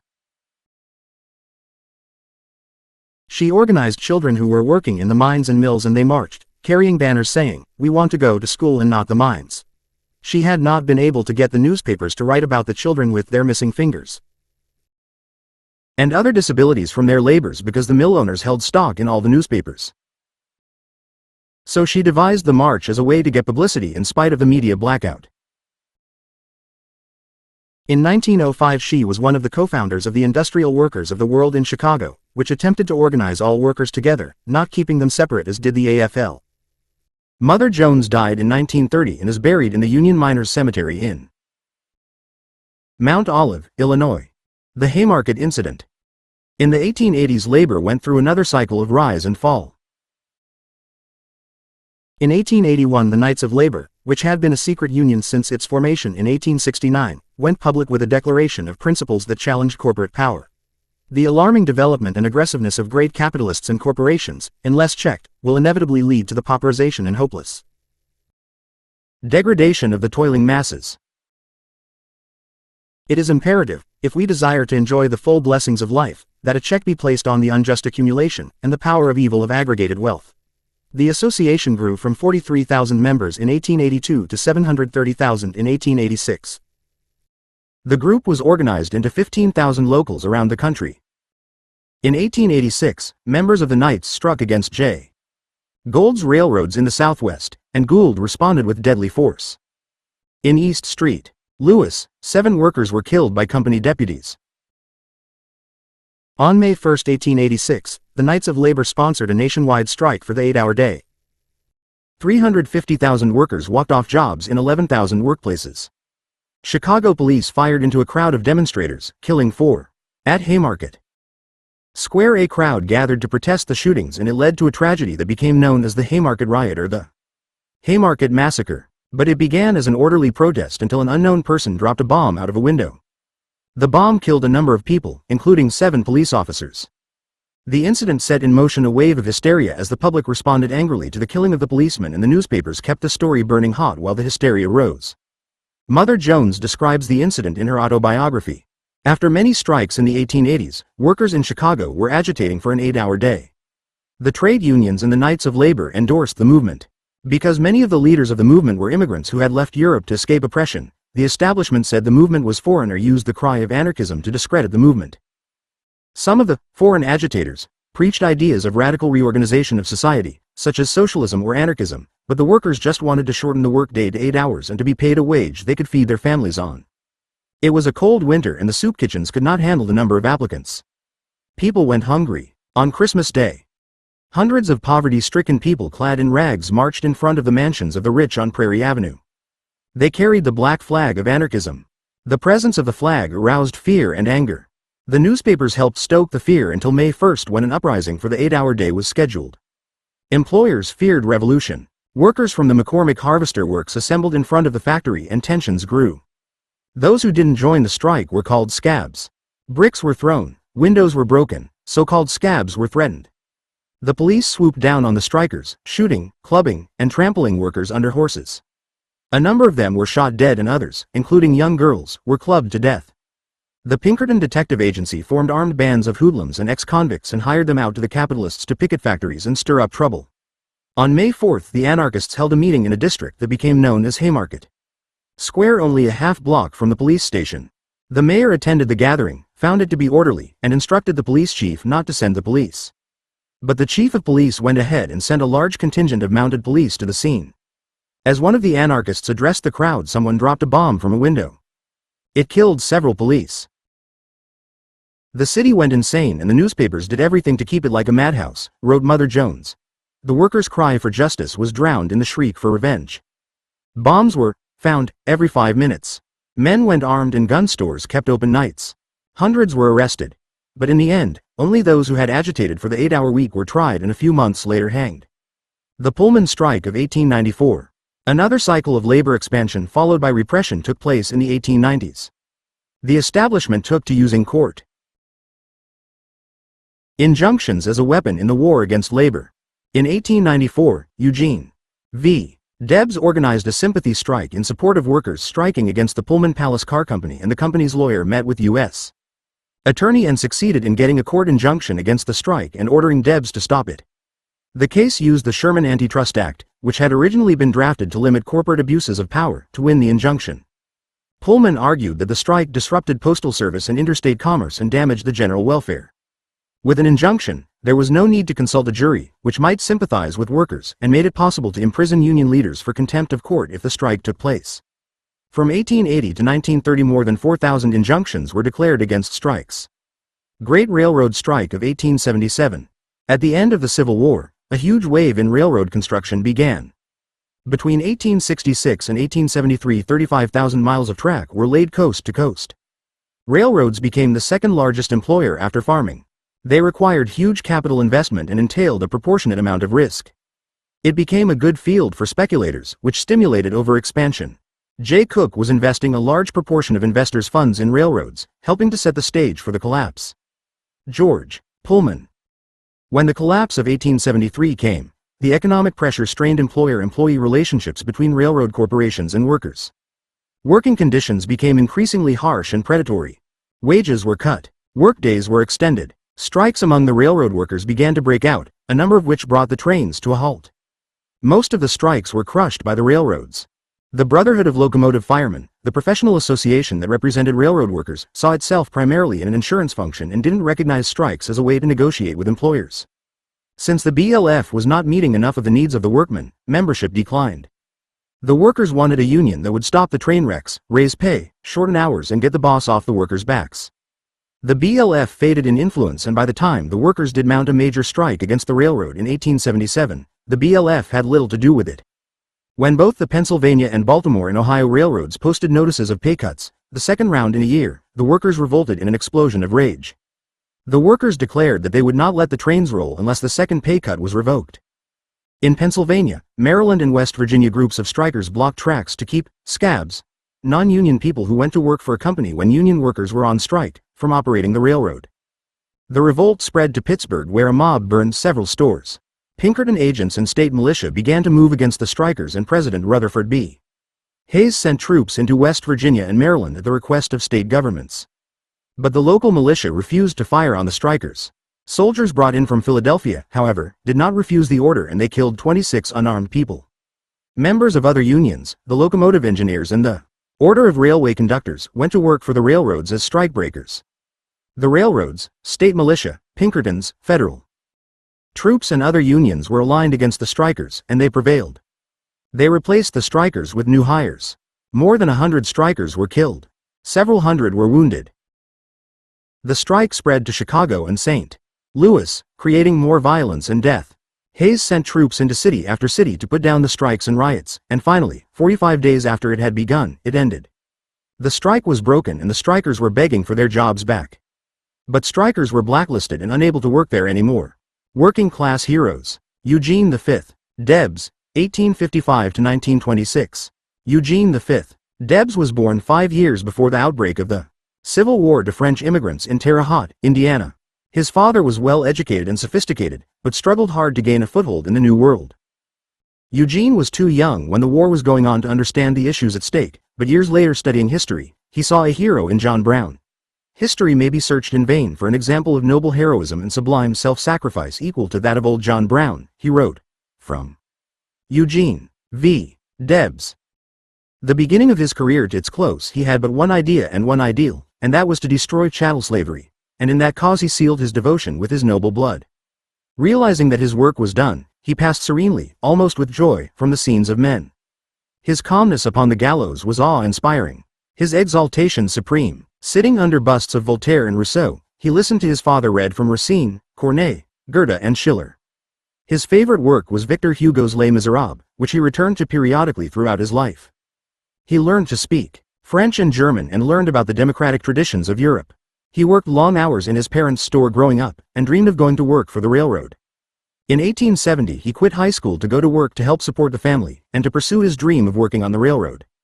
He found a job cleaning grease from railroad engines. But once on the job, his romanticism of the railroads collided with the grim reality of working long hours daily in a cold, damp shop, with the potash he used to clean the grease eating into his skin until his hands were raw and his knuckles bloody. He worked for 50 cents a day and was low man on the totem pole. He had to take abuse from everyone over him, who were taking out their frustrations over being abused by those over them. One night when a fireman didn't show up for work, Debs was put on the job. He became a fireman, keeping the coal burning in the engines, with hot flames on one side and snow blowing through the open cab. It was hazardous work, and at times he regretted his decision to quit school. He tried to further his studies, but work took most of his time and energy. Then the Northern Pacific Railroad collapsed in a scandal of fraud and bribery in which congressmen participated. There were no more railroad jobs in Terre Haute. Debs rode the freights to Evansville, Indiana, to find work, and unable to find work there, moved on to St. Louis, Missouri. It was the largest city he had ever seen. In the wake of the current depression, many had lost their jobs. Families were pushed from their homes and many homeless people wandered the streets aimlessly. Makeshift shanties sprung up along the Mississippi River. Children rolled around in the mud and even ate it. It was the worst conditions for human beings he had seen in his life, as bad as what he had read about in his favorite book Les Miserables. The experience solidified his identification with and compassion for working people, which would guide him throughout his life. He found work in St. Louis as a railroad fireman, and continued trying to educate himself, reading everything he could get hold of on a wide range of subjects. He became an authority on railroading.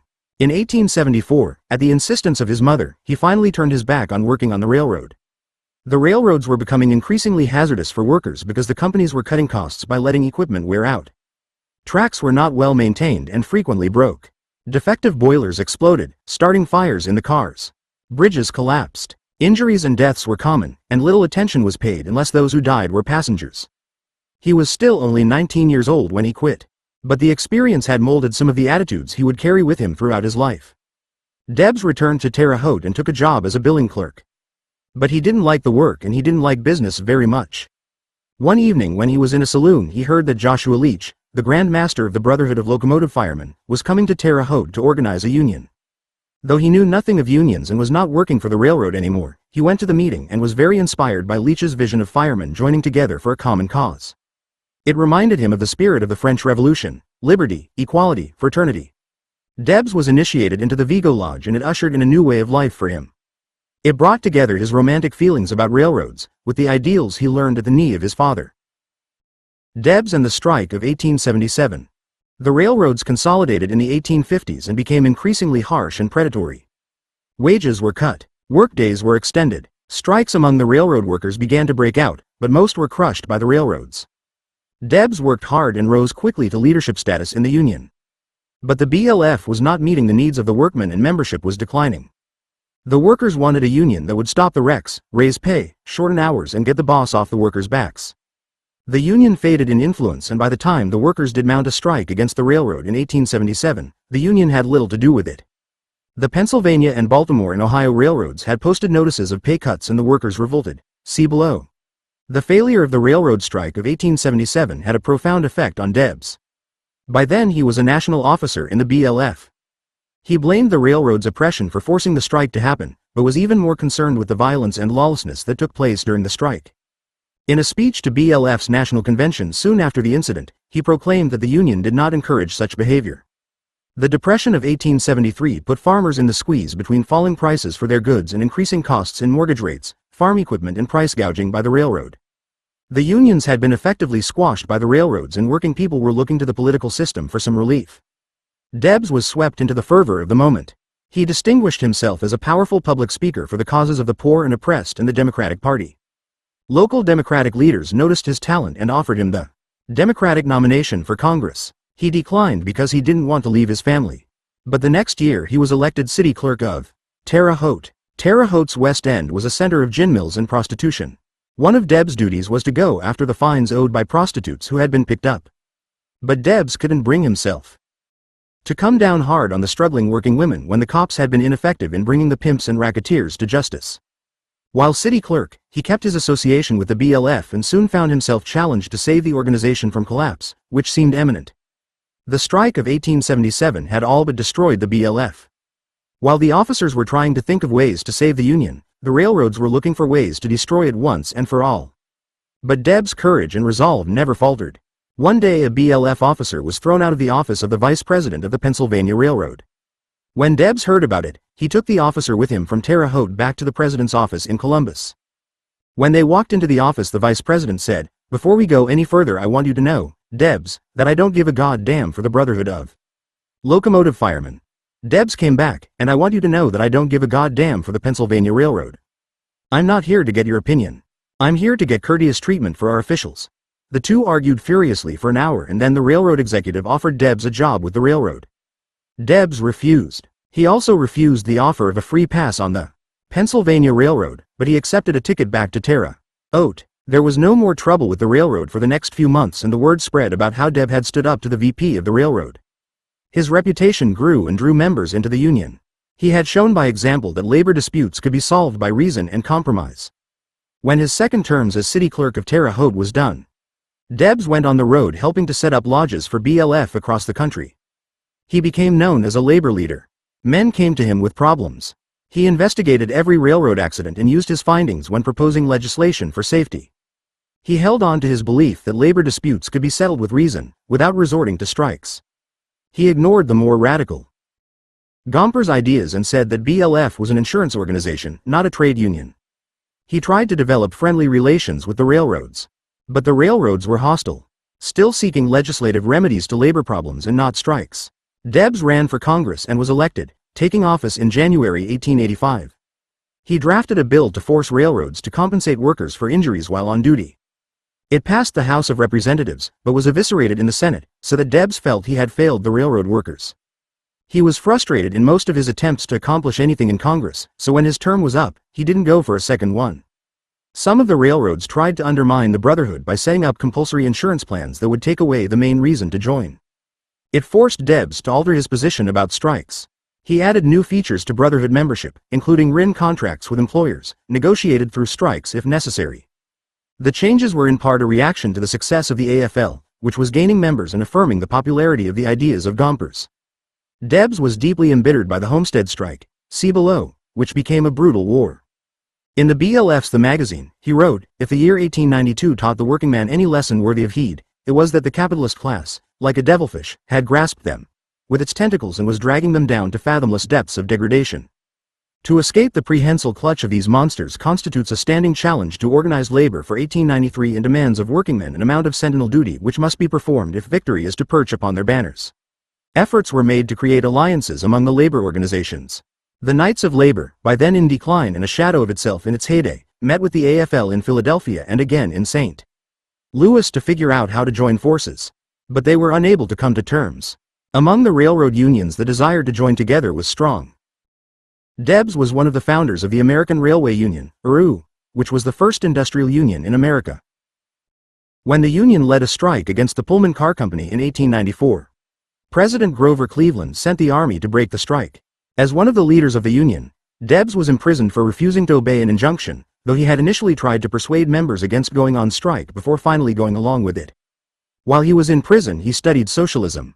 When he got out of prison, he launched a political career, running for president as a socialist in 1900, 1904, 1908, 1912 and 1920. The last time he ran for president was from a prison cell. In 1905 he was one of the founders of the Industrial Workers of the World, IWW, in Chicago, a group of socialists, anarchists and radical trade unionists from across the country. Other founders included William D. Big Bill Haywood, Daniel De Leon, Thomas J. Hagerty, Lucy Parsons, Mother, Mary Harris Jones, Frank Bone, William Troutman, Vincent St. John and Ralph Chaplin. The goal was to promote worker solidarity and to overthrow the rule of the employer class. It was organized in part as a reaction to the AFL, which the IWW's founders, known as Wobblies, saw as having failed to effectively organize workers by keeping different categories separate. The Wobblies wanted to unite all workers as a class. It was conceived as an industrial union as opposed to a craft union, as was the AFL. IWW was the first organization to welcome all workers, including women, immigrants, African Americans and Asians. In 1918 Debs gave a speech opposing U.S. involvement in World War I and was arrested, charged and convicted under the Espionage Act of 1917. He was sentenced to 10 years in prison. In 1921 President Warren G. Harding commuted his sentence. He died in 1926. The Homestead Strike. By 1892, a small group of corporations that had grown extremely powerful since the Civil War was wielding tremendous political clout in Washington and virtually controlling many state governments. All major appointments were given to members of the business elite. Legislation was a commodity for sale to the highest bidder. Industrialism had produced a handful of enormous fortunes made through silver, oil, transportation, timber and manufacturing. The capacity of industry to create mass profits created a new class of aristocracy in the U.S., which came to be known as the robber barons. They were almost incomprehensibly wealthy and used their wealth to wield political power. It had created an insurmountable advantage in the case of the strike of 1877 when workers found themselves pitted against a coalition that included railroads, state militia, Pinkertons, federal troops and other hostile unions. The biggest threat to the financial elites was unions, and they were ready to take stern measures in dealing with workers who weren't happy with their pay or working conditions. In the early 1890s the country was in another depression and conflicts between labor and management kicked up all over the country. In 1890 the price for rolled steel products started to decline, from $35 a gross ton to $22 in 1892. Henry C. Frick, the general manager of the Carnegie Steel Plant in Homestead, Pennsylvania, wanted to cut wages, and while he was at it, he wanted to break the workers' union, the Amalgamated Association of Iron and Steel Workers, which was one of the strongest unions in the country. The company had persuaded Congress to raise the tariff on steel billets so it could afford to pay higher wages, but then instead demanded a pay cut. As the deadline for contract negotiations approached, Frick ordered as much steel armor produced as possible in preparation for the showdown. If the union wouldn't approve the pay cuts, he would shut the factory down and starve them out until they gave in. Frick locked down the factory, keeping out 1,100 workers. He announced he would not deal with the unions, but only individual workers. Workers tried to contact Carnegie, who had in the past gone on record defending the rights of labor. But Carnegie had gone on vacation and authorized Frick to do whatever he wanted to break down the union. Carnegie and Frick believed the workers would give up their union to hold on to their jobs. But it was not to be so easy. While only 750 of the plant's 3,800 workers were members of the union, 3,000 of the workers met and decided by an overwhelming majority to strike. Frick responded by building a 12-foot fence around the factory. It was 3 miles in length with barbed wire on top and peepholes for putting rifles through. Workers called it Fort Frick. Deputy sheriffs were sworn in to protect the property. The workers chased them away and took over the factory. They believed they had invested themselves in the property through their labor and had some rights in regard to it. Frick was not about to honor any such right. Frick hired the Pinkerton Detective Agency, which he had hired before, as his private army.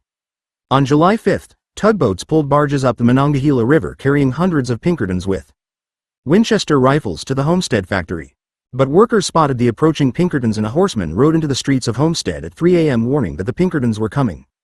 Thousands of strikers and sympathizers got out of bed and went down to the river to meet the private army. The workers warned the Pinkertons not to disembark, but the warning was ignored. Shots were exchanged and the Pinkertons retreated to the barges. For the next 14 hours it was war. Strikers rolled a flaming freight car into the barges. They threw dynamite out to sink the barges and poured oil on the water and tried to light it. When the Pinkertons surrendered in the afternoon, 3 robber barons, Pinkertons and as many as 9 workers had been killed, or were dying. The workers declared victory, but the war was not over. The governor of Pennsylvania ordered the state militia to take action. Using the latest rifles and Gatling guns, they took over the plant. 4 months after going on strike, the workers were out of resources, depleted and defeated. They returned to work. The strike's leaders were charged with murder and 160 other workers were charged with other crimes. The strike committee was charged with treason. But juries were sympathetic to the strikers and would not convict any of them on any charge. Strikers were blacklisted, unable to work again, and the Carnegie Company succeeded in breaking the union. Frick had proven that a corporation could break the strongest craft union in the country. The incident damaged Carnegie's reputation as a benign employer, and also his peace of mind. Though he had given Frick carte blanche before he slipped away from the scene, Carnegie was shaken by the incident. He wrote in a letter to British statesman William Gladstone, "This is the trial of my life, death's hand accepted. Such a foolish step, contrary to my ideals, repugnant to every feeling of my nature. Our firm offered all it could offer, even generous terms. Our other men had gratefully accepted them. They went as far as I could have wished, but the false step was made in trying to run the Homestead Works with new men.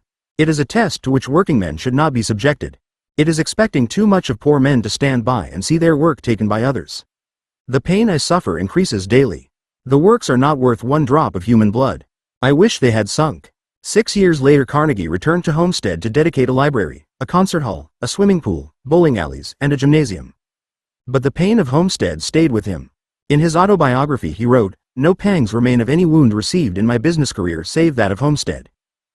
Joe Hill. Chapter 5. The 20th Century. Working Class Heroes. Joe Hill 1879–1915. Joe Hill was one of the few people who was ever killed for writing a song. Such is the power of music, and of an idea, that it is so dangerous it must be suppressed by any means possible. Joe Hill was born in 1879 in Sweden as Joel Emanuel Haglund. When he came to America he shortened his name to Joseph Hillstrom to make it easier for Americans to pronounce. His colleagues and co-workers shortened it further to simply Joe Hill. Hill's father Olaf had been a railroad conductor. He died at age 41, leaving the family in desperate straits. His mother kept the family together until she died in 1902. At that point Joe and his brother, Paul, moved to the U.S. Hill worked as a migrant laborer in New York City, Cleveland, and on the West Coast.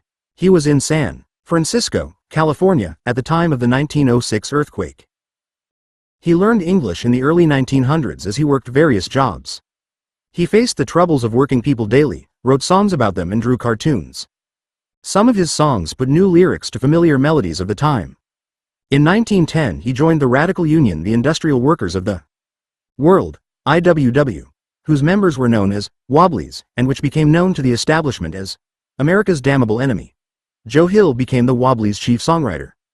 His best-known songs are The Preacher and the Slave, The Tramp, There Is Power in a Union, The Rebel Girl, and Casey Jones, The Union Scab. Hill's songs served as engines for the IWW movement. The songs were scathing critiques of the brutal industrial capitalism of the day, but they were driven with the additional power of humor. The music not only communicated a powerful message, but also could lift morale and bring large groups of people into synchronization. Joe Hill was enormously valuable to the labor movement, and conversely a bitter irritant to the plutocrats and capitalist bosses. When Hill's wanderings took him to Park City, Utah, in 1914, he wandered into a mess he would never escape from. A man named John G. Morrison and his son Arling were murdered in their butcher shop by two armed intruders with their faces covered by red bandanas. Nothing was stolen, and since the elder Morrison had been a police officer, the investigating police at first assumed it was a crime of revenge over something that happened during Morrison's police career. Starting with people who had been arrested by Morrison, police arrested 12 suspects. Then suddenly, Joe Hill became the prime suspect. The evening of the murder, Hill had gone to a doctor with a bullet wound. He said he had been shot by a rival in a competition for the affections of a woman. The doctor said that Hill had a pistol, though it was never found. A red bandana, however, was found in Hill's room. Hill denied the charge. He said his hands had been over his head when he was shot, and the hole in his coat 4 inches below the bullet wound in his back supported his claim. 4 other people were treated for gunshot wounds in Park City that night. Hill didn't know Morrison. There was no robbery, so there was no motive. The prosecution brought in a dozen witnesses who said Hill resembled the killer, including Morrison's 13-year-old son Merlin. When the boy first saw Hill, he said, "That's not him at all," but later he identified him as the murderer. Hill was convicted. An appeal to the Utah Supreme Court was unsuccessful. Hill's lawyer, Orrin Hilton, wrote, "The main thing the state had on Hill was that he was an IWW and therefore sure to be guilty." Hill tried to keep the IWW out of the trial, but the press fastened it upon him. According to Hill's lawyer, the murder victim had been a prominent citizen and someone would have to be a scapegoat for the murder. The case became a major event. Even President Woodrow Wilson and Helen Keller called for clemency. William Adler, who published a biography of Joe Hill called The Man Who Never Died in 2011, claims that the evidence points to one of the police's early suspects, Frank Z. Wilson, as the real killer. Frank Z. Wilson was an alias of Magnus Olson, an ex-convict who had done time in the Utah State Penitentiary. Olson had been on a criminal rampage in the days and weeks before the killings. He had a huge criminal record, including time working as a henchman for Al Capone. Wilson was in the vicinity of the crime scene at the time of the killings, and he fit the profile of a murderer. The case against him was much stronger than the very thin circumstantial case used to convict Hill. Hill had no criminal history, but he did resemble Frank Z. Wilson. Other than that, the most damning evidence the police found on Hill was his red membership card for IWW. Adler concludes that Hill was almost certainly railroaded to his death by the powers that be in Utah, which saw him as a prized prisoner of the class war. Adler found a letter from Hilda Erickson, the woman Hill was involved with, corroborating his story of how he got shot in the back. Hill did not testify at his own trial, which was considered suspicious by his accusers. He would not name the man who shot him or the woman who was at the center of the argument. Adler believes that Hill had come to see himself as more valuable to the labor movement as a dead martyr than a living songwriter. He was killed by firing squad. His last words were, "Fire." Just before his death, he wrote to IWW leader Bill Haywood saying, "Goodbye, Bill. I die like a true blue rebel. Don't waste any time in mourning. Organize. Could you arrange to have my body hauled to the state line to be buried? I don't want to be found dead in Utah." His last will and testament was characteristically in verse. It was later set to music by Ethel Rain, founder of the group The Penny Whistlers. "My will is easy to decide, for there is nothing to divide. My kin don't need to fuss and moan, moss does not cling to a rolling stone. My body? Oh, if I could choose, I would to ashes it reduce, and let the merry breezes blow my dust to where some flowers grow. Perhaps some fading flower then would come to life and bloom again. This is my last and final will.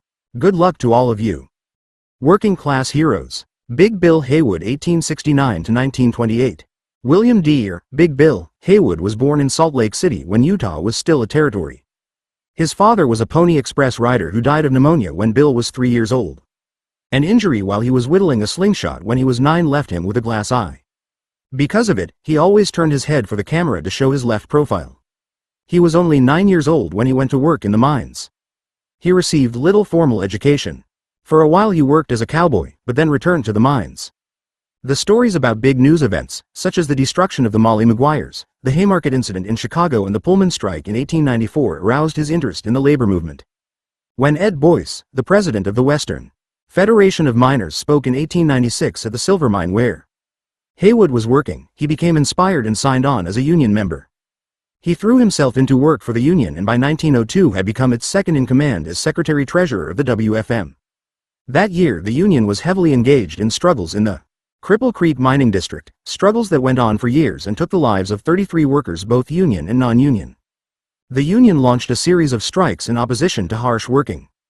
Big Bill Haywood conditions and poverty wages. The strikes were failures in achieving their objectives, and it convinced Haywood that larger unions that cut across different categories of labor within an industry were necessary to be able to hope to effectively oppose corporate power. In 1904 Haywood joined with other radical labor leaders in Chicago to write a manifesto and declare a new union that could potentially unite more workers than anything before. It was named the Industrial Workers of the World. In June of 1905, a group met in Chicago to kick off the new organization. Haywood addressed the crowd, saying, "Fellow workers, this is the Continental Congress of the Working Class.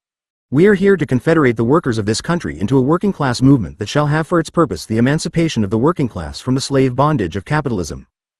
The aims and objects of this organization shall be to put the working class in possession of the economic power, the means of life, in control of the machinery of production and distribution, without regard to capitalist masters." Also speaking at the convention were Eugene Debs and Mother Mary Jones. But events later that year would cause Haywood's career to take a sharp detour. On December 30, 1905, Frank Stuenberg was killed by an explosion in front of his home. Stuenberg had been an enemy of the WFM, so suspicion fell upon the union. Authorities arrested Harry Orchard, the bodyguard of WFM President Charles Moyer. James McParland, the Pinkerton detective who had infiltrated and helped to destroy the Molly Maguires, was put in charge of the case. McParland ordered Orchard be put on death row, kept under surveillance and given limited rations. Then he brought Orchard into a meeting over a big lunch finished off with cigars and told Orchard the only way for him to escape hanging was to implicate the leaders of the WFM in the crime.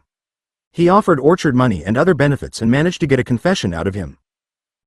For a number of murders, McParland used fake extradition papers to gain legal authority to cross state lines to capture 3 WFM leaders. The papers falsely stated that WFM leaders had been at the scene of the Stuenberg murder. In the operation Haywood, Moyer and George Pettibone were abducted, forced into a special train and literally railroaded out of the state before there was time for Colorado courts to respond to the extradition request. Haywood was represented by the famous lawyer Clarence Darrow. The prosecution had no other evidence than that obtained from Orchard, a confessed bomber and murderer who admitted working for and taking money from both sides in the labor struggles. Haywood was acquitted. The trial made him famous and he was seen as a champion of labor. Eugene Debs called him the Lincoln of labor. He was known for blunt, memorable phrases. "The capitalist has no heart," he once said. "But harpoon him in his pocketbook and you will draw blood." In January 1912, 20,000 textile workers in Lawrence, Massachusetts, walked off their jobs to protest pay cuts. The IWW took the responsibility for leading of the strike. The police were called to crack down on the strike and violence erupted. Local IWW leaders were imprisoned for the murder of Anelo Pizzo, one of the strikers, though 19 witnesses said the striker had been killed by police gunfire. Martial law was declared. Haywood went to the scene with other organizers to supervise the strike closely. Haywood introduced a number of innovative techniques as the strike continued week after week. One of the tactics was to send the hungry children of strikers to live with sympathizers in neighboring states. Haywood had heard of the tactic being used during prolonged strikes in Europe. The IWW advertised in socialist newspapers to find sympathetic families who would be willing to help. As the first group of strikers' children bid farewell to their parents to board a train for New York, it attracted attention, popular sympathy and confusion from establishment politicians in Massachusetts, who were suddenly embarrassed by the plight of the children.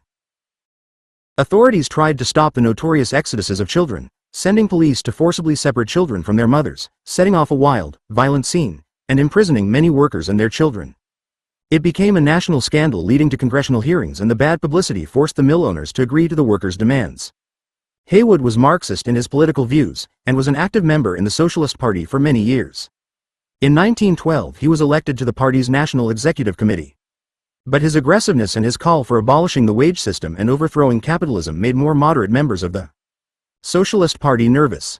Haywood and the IWW had little interest in electoral politics and preferred direct action, which often led to violence. When Haywood stated his preference for direct action during a speech in New York, the State Executive Committee of the Socialist Party of New York launched an initiative to remove Haywood from the National Committee. His recall was approved 2-1. He left the Socialist Party and thousands of IWW members and sympathizers went with him. During the Patterson Silk Strike of 1913, Haywood and the IWW staged a Patterson Strike pageant at Madison Square Garden. Actual strikers appeared and acted out the strike. The move was so novel it made Haywood a celebrity among progressives and intellectuals. But his heyday was to be short-lived. The onset of World War I led to the passing of the Espionage Act of 1917. It was originally meant to stop anyone from interfering in a military operation, but its use was widened. Eugene V. Debs was sentenced to 10 years in prison for an anti-war speech that was claimed to have obstructed recruiting by speaking against the war. The Department of Justice, with the approval of President Woodrow Wilson, arrested 165 IWW members for conspiring to hinder the draft, encourage desertion, and intimidate others in connection with labor disputes. In April 1918, Haywood went on trial with 100 other IWW members and all were convicted. Haywood and 14 others were given 20-year sentences.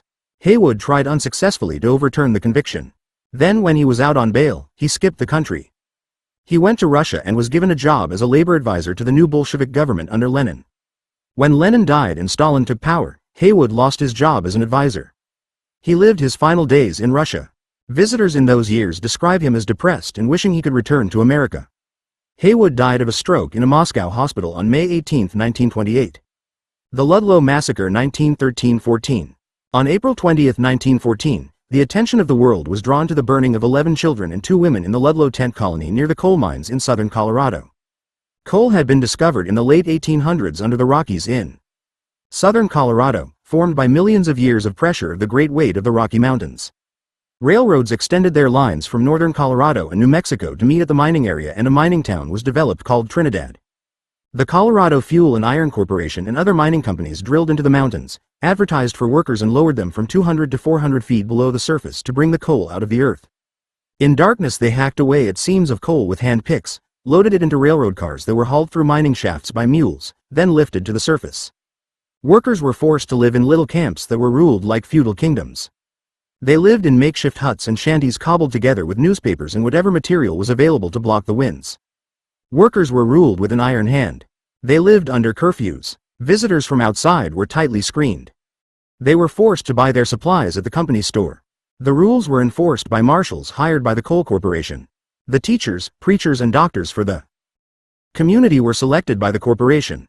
In 1902, John D. Rockefeller bought the Colorado Fuel and Iron Corporation. In 1911, he turned over the operation to his son, John D. Rockefeller, Jr., who instituted policy changes. Liquor became big business. By 1914, the company ran 27 mining camps, as well as the land, houses, saloons, schools, churches, and stores. A superintendent for the company wrote to John Jr. that the company became notorious in many sections for their support of the liquor interests.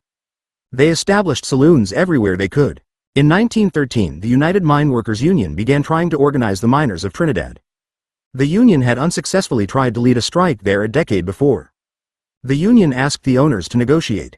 They refused and hired the Baldwin-Felts Detective Agency to enforce order. Hundreds of deputies were sworn in by the sheriffs in Los Animas and Huerfano counties. On Saturday night, August 16, 1913, a union organizer named Gerald Lippiatt arrived in Trinidad. He walked through the crowds on Trinidad's Main Street and encountered 2 Baldwin-Felts detectives. Angry words were spoken and Lippiatt was shot and killed. The detectives were arrested, but released on $10,000 bond. A coroner's jury was formed, consisting of the head of Wells Fargo, the cashier at the Trinidad National Bank, the president of the Sherman Cosmer Mercantile Company, the manager of the Columbia Hotel, and the owner of a chain of stores. John C. Baldwin, a gambler and saloon keeper, was the jury's foreman. There was conflicting testimony on what happened and the jury decided it was justifiable homicide.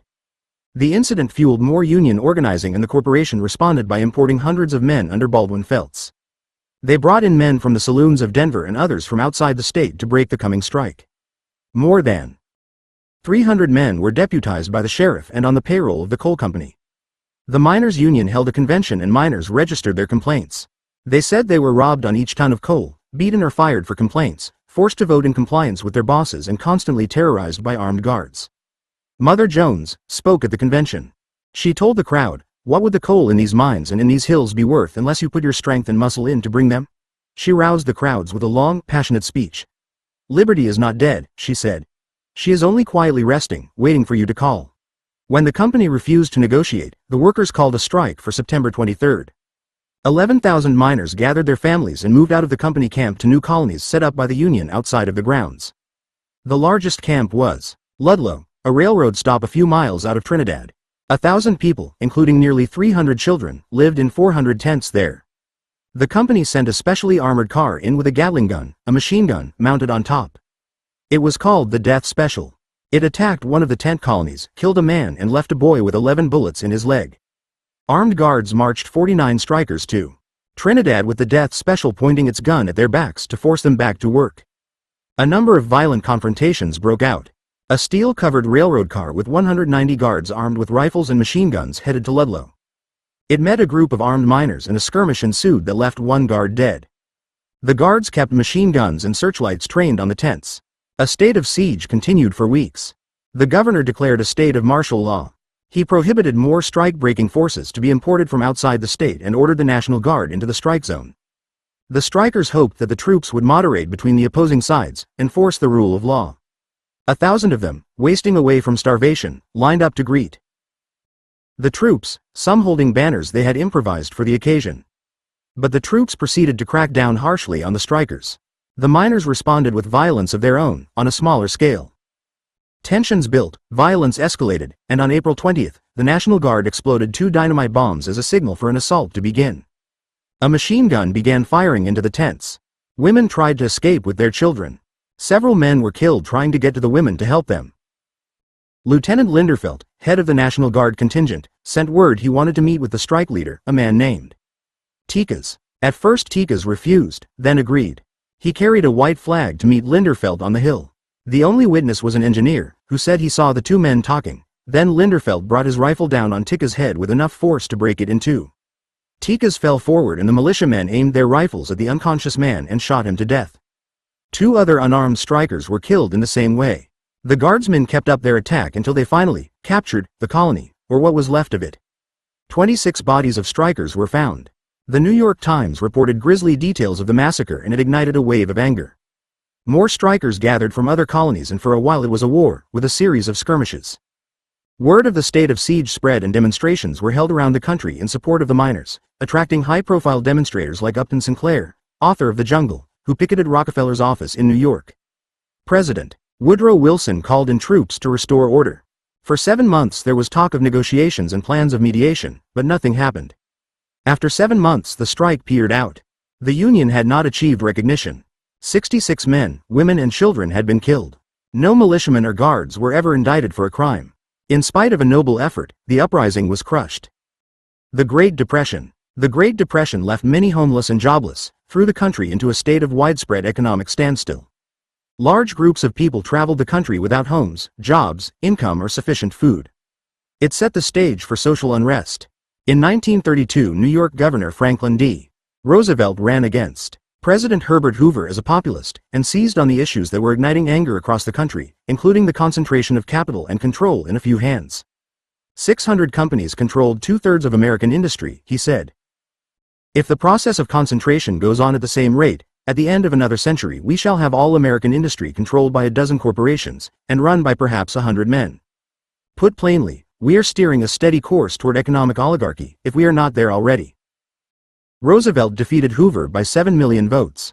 In his first 100 days in office he pushed through a flurry of legislation to stimulate the economy, and the Supreme Court struck down one measure after another, even as the new programs were succeeding in getting the country's economy moving again, and put people back to work.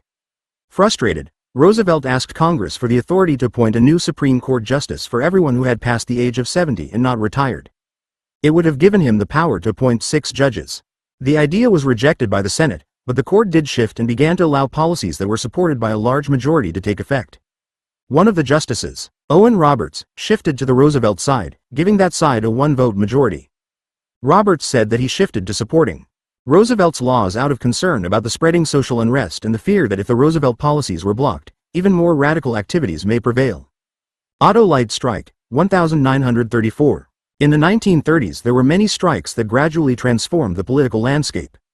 One of the first was a strike against Electric Auto Light in Toledo, Ohio. Union members demanded recognition of their union and a 10% wage increase. The owners countered with an offer of a 5% increase and a commitment to negotiate later in the year. When no contract emerged, the workers went on strike. By the time the strike had been going on a month, more than 10,000 demonstrated. Sheriff's deputies arrested and beat workers. Street fighting broke out between police and strikers. Workers pulled a fire hose from police and turned it back on them. When police started using tear gas, strikers threw bricks and stones at the Auto Light factory, set police cars on fire and used inner tubes as slingshots. 53 out of 103 unions voted for a general strike. The strike succeeded in securing the full 10% wage increase and recognition of the union. It also led to a movement toward increased unionization in Toledo. The National Labor Relations Act of 1935. On July 5, 1935, President Roosevelt signed the National Labor Relations Act, which put into law protections for unions and working people and formally recognized the right to collective bargaining. It protected their right to join together for mutual assistance, to form or join labor unions and bargain collectively for wages or working conditions. It prohibited employers with interfering with these rights or discriminating against workers who engaged in union organizing or activities. After a century and a half of bitter struggle, unions had achieved legal status in the U.S. The court shifts. In the late 1930s, the court began to change its tack and started upholding the same kinds of social legislation it had so often overturned. The turning point was the 1937 West Coast Hotel Company v. Parrish case, in which the court upheld a Washington state law that set a minimum wage for women and children. The shift in the ideological stance of the Supreme Court reflected the changing times. In the 1930s, after the stock market crash of 1929, the country was deeply enmired in the Great Depression. By 1933, industrial production was down 50%. Unemployment was 25%. 2 million people wandered the country looking for any kind of work they could find to keep body and soul intact. More than 25,000 veterans and their families went to Washington to demand that the government pay early on bonuses that were promised them for serving in World War I. They set up camps made up of makeshift shacks and shanties and became known as the Bonus Army. Hoover sent the army in to clear out the veterans. Under the leadership of Douglas MacArthur, tanks and mounted soldiers marched on the veterans, attacked them with tear gas, drove them away and burned down their shacks. Social unrest was spreading across the country, with wildcat strikes, not authorized by union leadership, riots and takeover of factories occurring frequently. The establishment began to see the organization of unions as preferable to the anarchy of explosions of blind rage of hungry, frustrated unemployed people. In 1932, Congress passed the Norris-LaGuardia Act, which barred federal courts from issuing injunctions against nonviolent labor disputes and recognized the rights of workers to join unions. The Roosevelt legacy. In his last term, Roosevelt proposed a second Bill of Rights guaranteeing a measure of financial security to Americans.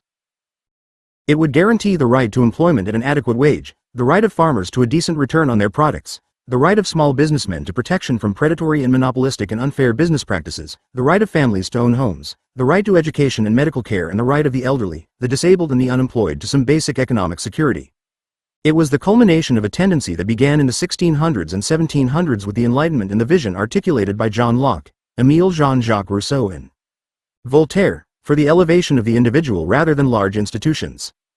Thomas Jefferson borrowed much of the language in the Declaration of Independence from John Locke's, concerning civil government. From Roosevelt's term through the 1960s, union rights were recognized as a legitimate part of American society. A relative balance of power remained in place, and during that time the middle class strengthened beyond anything that had been seen before. A large part of the American population enjoyed a level of affluence and high standard of living beyond anything seen before. American prosperity at the time was due to a variety of factors. But the relatively equitable distribution, Franklin D. Roosevelt, of wealth could be attributed at least in some significant measure to the efforts over generations of the labor movement. Liberal economist John Kenneth Galbraith, author of The Affluent Society and the New Industrial State, a Harvard professor and economic advisor to Roosevelt, Harry S. Truman, John F. Kennedy and Lyndon B. Johnson, thought the economic system had reached a self-regulating balance, that the expansion of corporate power automatically triggers an equal and opposite reaction in an assertion of power by labor. Private economic power is held in check by the countervailing power of those who are subject to it, he said. But as in all things in history, it seems, in the words of William Butler Yeats, things fall apart, the center cannot hold. Working Class Heroes. John L. Lewis 1880 to 1969. John L. Lewis was a major force in the labor struggles with the mining industry throughout the first half of the 20th century. Born in 1880, he served as president of the United Mine Workers for 40 years, from 1920 to 1960. He was one of the founders and the first president of the Congress of Industrial Organizations, which also created the United Steel Workers and organized millions of industrial workers in industries across America. He was the embodiment of an indomitable will, a cunning negotiator and tough fighter who won wage increases for his membership with aggressive tactics. He is credited with building the CIO into an organization that rivaled the AFL to the extent that they finally merged into the AFL-CIO. John L. Lewis. The son of Welsh immigrants, Lewis was born in Lucas, Iowa. His father was a coal miner. Lewis joined his father in the mines when he was 16. He became the recording secretary of UMWA, United Mine Workers of America, Local 1933, and then in 1901 went west, rode the rails and experienced the life of the laborer. In 1905 he returned to Iowa and married Myrta Bell, and they moved to Panama, Ill. He was elected president of UMWA Local 1475. He lobbied the state legislature for workers' compensation and mine safety legislation and came to the attention of Samuel Gompers, then president of the AFL, who invited him to join as a national organizer and field representative. He worked for the AFL from 1910 to 1916, while also working closely with the president of the UMWA, John White, who offered him a job as international statistician of the UMWA. His abilities as an analyst were soon overshadowed by his abilities as a negotiator, and he became the principal driving force of the union's leadership. As the country went into World War I and wartime regulations on labor management relations came into effect, Lewis skillfully navigated through the new regulations to gain wage increases for miners. He became vice president in 1919 and then took over as president in 1920. At the age of 40, he now led the most powerful union in the country. In the 1920s, when the country was very dependent on coal energy for rail transportation and heat, he lobbied for federal regulation to stabilize the industry, so the entire industry would not be crippled by the boom and bust production cycle of an unregulated industry. Though raised in a Republican family, he found the Democratic Party more receptive to the needs of working people after Franklin Roosevelt was elected in 1932. He made the Union a powerful force in Roosevelt's landslide re-election victory in 1936. Later he broke with Roosevelt over the presidents involving the U.S. in World War II. Lewis became disillusioned with the ability of the AFL leadership to really organize workers and led an assault on the leadership at the 1935 AFL convention, demanding they fulfill their promises to organize industrial unions. His initiatives were defeated, but he provoked a confrontation in which he leapt over a row of chairs to floor the president of the Carpenters Union with a punch in the face and earned himself notoriety as a champion of working people. Capitalizing on his new fame, he committed the funds of the UMWA to organizing drives in the auto, rubber and steel industries, becoming instrumental in the success of the campaigns. He worked closely with the campaigns and personally negotiated deals with General Motors and U.S. Steel. The Congress of Industrial Organizations, CIO, held its founding convention in 1938 and Lewis was elected its first president. Lewis' inspiring oratory and his bold demands on corporate power earned him a broad following. He became known as the conscience of American industry in the face of the labor movement. But in 1940 he broke with Roosevelt over the president's war policies and pledged his support to the Republican challenger. The rank-and-file membership stayed with Roosevelt and Lewis resigned as president of the CIO. In 1940, he broke with the CIO formally and pulled the UMWA out of it. He then focused again on the coal industry and led the UMWA through strikes in 1943 and 1946. As coal was gradually replaced by oil as the nation's #1 energy source, he fought to maintain employment security for miners. He helped to engineer a historic deal that provided medical and pension benefits to miners in 1948. In the 1950s, he continued to win wage increases for members and led the campaign for the Federal Mine Safety Act of 1952. He retired from the UMWA in 1960 and died in 1969. World War II. Post-World War II servicemen's strike wave, 1945. Franklin D. Roosevelt's efforts to generate enough economic activity to pull the country out of depression and put people back to work were stalled by obstacles put in his way by reactionary forces on the Supreme Court and elsewhere. But with the U.S. entry into World War II, all obstacles were pulled out of the way of the war effort, and it generated enough economic activity to finally pull the country into economic health. At the end of the war, the New Deal was well established and had become accepted as a successful way to manage the economic system of a country and to produce the most prosperity and well-being for the most people. The liberalism of the New Deal became the dominant philosophy of government. The Democrats held majorities in both houses of Congress. General Eisenhower, the supreme Allied commander who had led the invasion of Normandy and the liberation of Europe from the Nazis, was elected president as a Republican, but he was elected because of his extreme popularity as a war leader, not because of the popularity of the Republican philosophy. The political climate in Washington continued to be dominated by New Deal politics through the 60s and early 70s, so much so that Nixon, who had first been elected to political office by fraudulently smearing opponents as communists, ended up passing some of the most liberal and anti-corporate programs in American history, such as environmental protection and workplace health and safety laws. But nothing in history is static, and even as pro-democracy reforms in the New Deal style were reaching their apex under Nixon, the ground was already being prepared for a new conservative reign. Many of the purveyors of the neoconservative movement were nurtured in the Nixon White House, including George Bush, Dick Cheney, Karl Rove, Pat Buchanan, and others. Working class heroes. George Meany, 1894 to 1980. George Meany was the most nationally recognized labor leader in America for 2 decades in mid-20th century, from 1955 to 1979. He was president of the American Federation of Labor, AFL, from 1952 to 1955, then pushed for the merger of the AFL and Congress of Industrial Organizations, CIO, and took charge in managing that merger. He was born in Harlem, New York City, in 1894 to Irish Catholic parents. His Irish ancestors had immigrated to the U.S. in the 1850s. His father was a plumber and a dedicated union member. George grew up in the Bronx, dropped out of high school at age 16 and became an apprentice plumber for a 5-year stint. His father died suddenly of a heart attack in 1916, and when his brother joined the army in 1917, George was the sole support for his mother and her 6 younger children. For a while he played semi-professional baseball on top of his work as a plumber. George Meany. In 1920 he was elected to the executive board of Local 463 of his union, the United Association of Plumbers and Steamfitters of the United States and Canada. He became the union's full-time business agent. He was elected secretary of the New York City Building Trades Council in 1923 and won an injunction against a lockout in 1927, which was an innovative tactic for unions at the time. In 1934 he became president of the New York State Federation of Labor. He became a spokesman for the labor movement because of his ability to speak clearly to the press or in legislative hearings. He was a co-founder of the American Labor Party in 1936, which campaigned for Franklin Roosevelt's re-election. In 1939 he became secretary-treasurer of the AFL based in Washington, D.C. During World War II he was one of AFL's representatives on the National War Labor Board.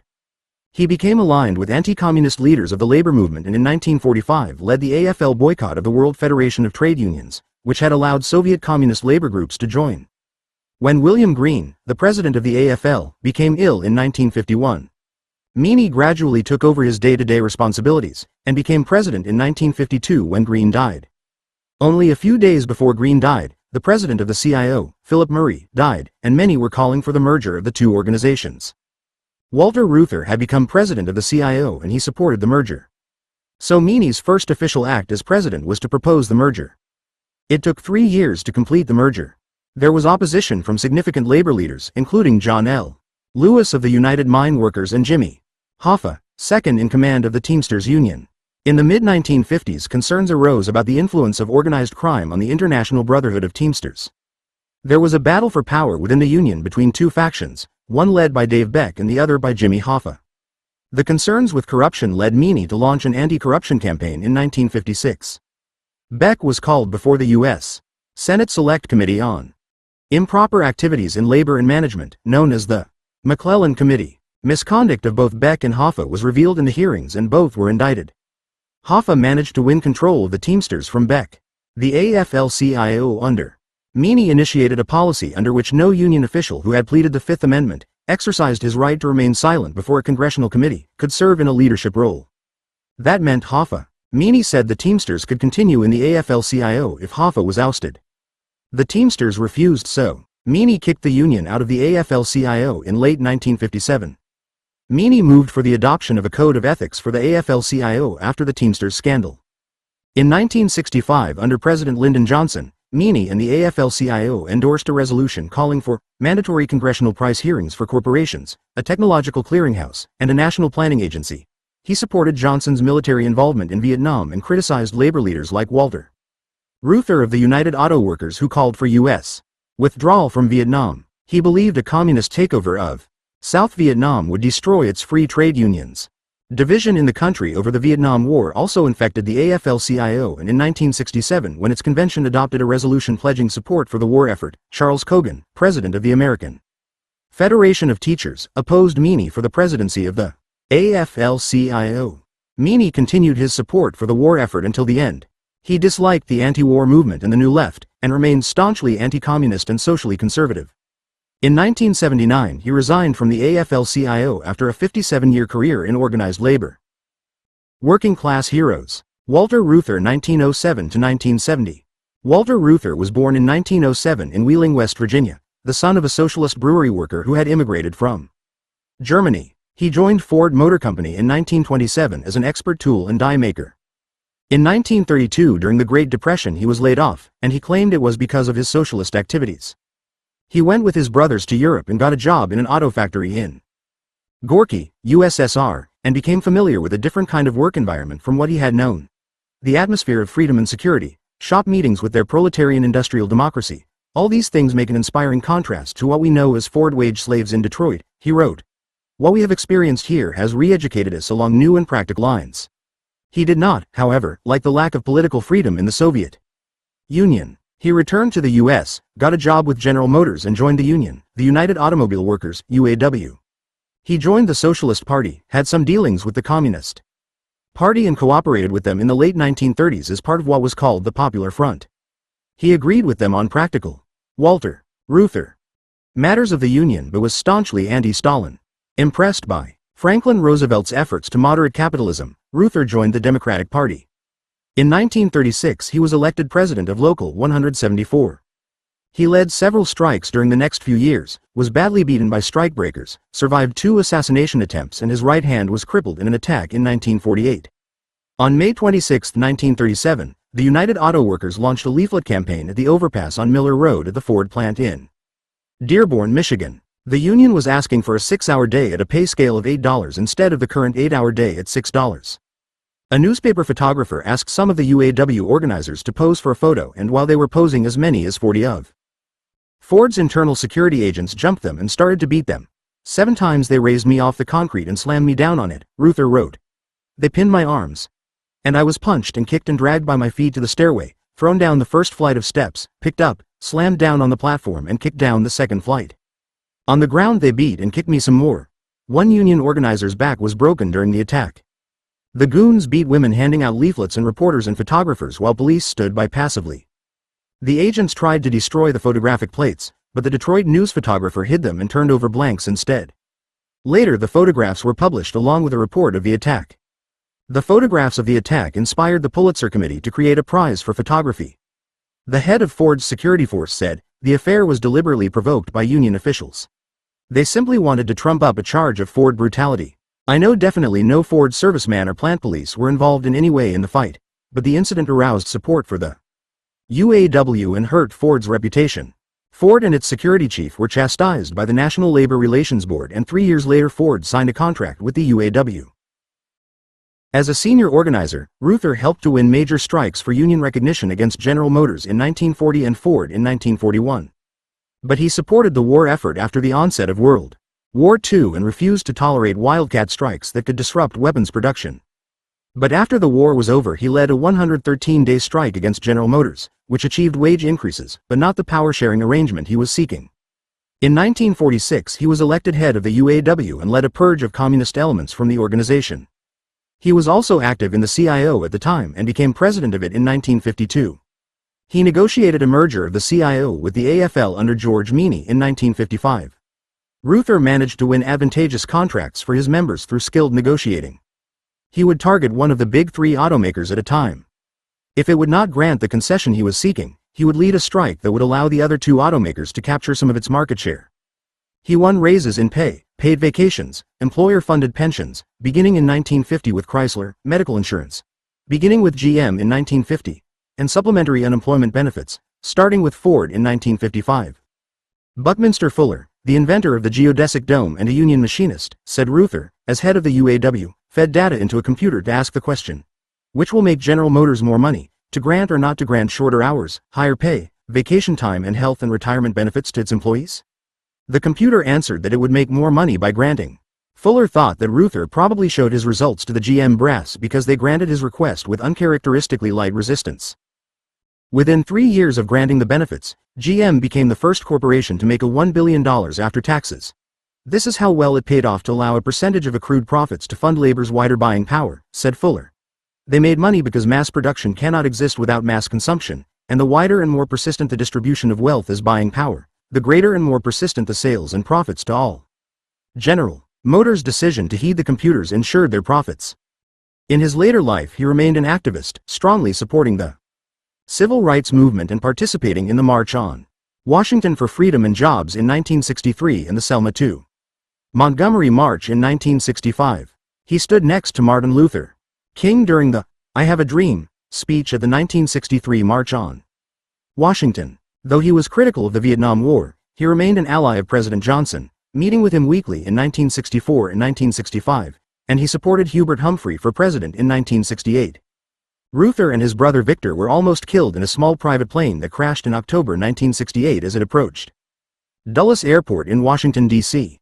In May 1970 Ruther was again in a plane crash and that time he was killed. Years after the crash his brother said in an interview, "I and other family members are convinced that both the fatal crash and the near-fatal one in 1968 were not accidental." The FBI still refuses to turn over nearly 200 pages of documents pertaining to Ruther's death and the correspondence between field offices and J. Edgar Hoover. Ruther was chosen by Time magazine for its list of the 100 most influential people of the 20th century. In 1995, he was posthumously awarded the Presidential Medal of Freedom by President Bill Clinton.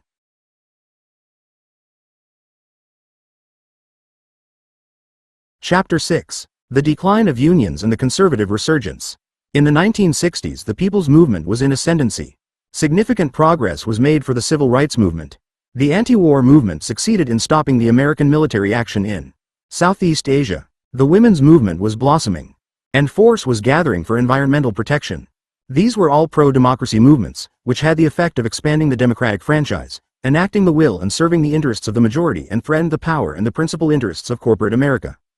In just 2 years, 1969 and 1970, 7 major consumer and environmental organizations were formed: Friends of the Earth, Common Cause, Environmental Action, the Center for Law and Social Policy, the Consumer Federation of America, Public Citizen and the Natural Resources Defense Council. The momentum gathered quickly and caught corporate America unprepared, and unable to ward off a flurry of regulatory legislation, including the National Environmental Protection Act in 1969, the Clean Air Act.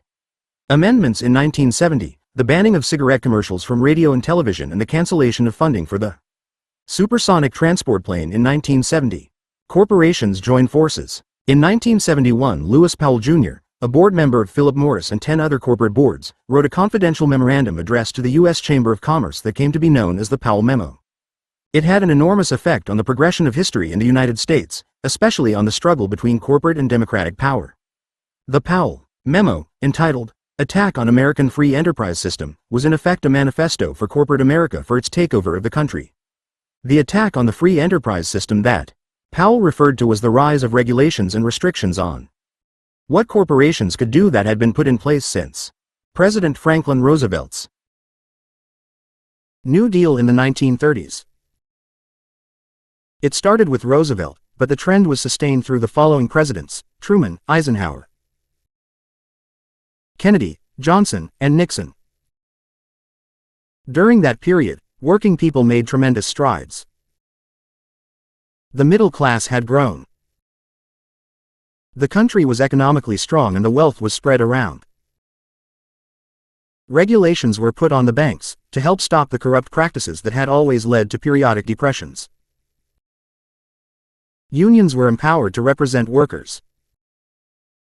Companies were required to provide benefits and better working conditions. Minimum wage requirements were put in place. Social Security was established under Roosevelt.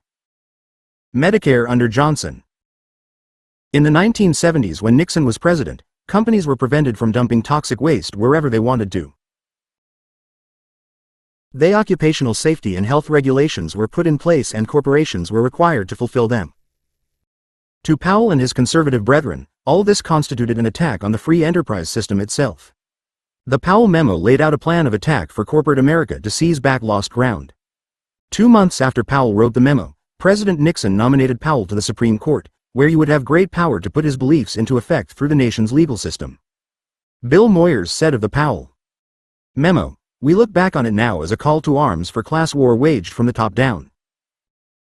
Powell led a rallying by the business community and a conscious Lewis Powell recognition that corporate America had to band together to fight back against the encroachment of the democratic and people's movements. In his paper, he wrote, "Strength lies in organization, in careful long-range planning and implementation, in the scale of financing available only through joint effort, and in the political power available through united action and national organizations." Powell believed only a combined effort could save the objectives of corporate America. The day is long past when the chief executive officer of a major corporation discharges his responsibility by maintaining a satisfactory growth of profits. If our system is to survive, top management must be equally concerned with protecting and preserving the system itself. Powell outlined a plan of attack that included spreading the conservative message through public speaking campaigns, taking on major organs of public opinions like universities, media and the courts, keeping TV programs and school textbooks under constant surveillance, and staying on the attack whenever their message was in defiance of the conservative message, aggressively working for advantage within the political system, setting up think tanks, foundations and front groups to push conservative values throughout society. He saw the U.S. Chamber of Commerce as a war council within which the chieftains of industry could wage a unified campaign. Results would not be immediate, but, he wrote, the desired results would eventually come from careful long-range planning and implementation, in consistency of action over an indefinite period of years, in the scale of financing available only through joint effort, and in the political power available only through united action and united organizations. Through Powell, the awareness spread through the kingpins of business in corporate America, that they would have to band together consciously to save their system from being broken down and their power eroded by democratic action on behalf of people's issues. Corporate America realized that its biggest threat was from democracy itself. And the biggest agents on behalf of the public's interest were the unions and other grassroots reform organizations. Within 2 years of Powell's writing of the memo, the U.S. Chamber of Commerce set up a task force of 40 executives from major corporations, including U.S. Steel, GE, GM, Phillips, Petroleum, 3M, Amway, and ABC and CBS. The latter two were officially organs of the free press, but they were also major corporations and shared the objectives of other major corporations. The task force led the charge to put Powell's plan into effect. The National Association of Manufacturers moved its main offices from New York to Washington. In 1971, 175 companies had registered lobbyists in Washington. In 1982, the number was up to nearly 2,500. The number of corporate PACs increased from fewer than 300 in 1976 to more than 1,200 by the mid-1980s. Foundations were formed to further the cause, including the American Legislative Exchange Council, ALEC, the Heritage Foundation, the Cato Institute, the Manhattan Institute, Citizens for a Sound Economy, later renamed Americans for Prosperity, and the Business Roundtable. The Business Roundtable, the new consciousness of corporate solidarity, set off a new wave of political organizing in the business community.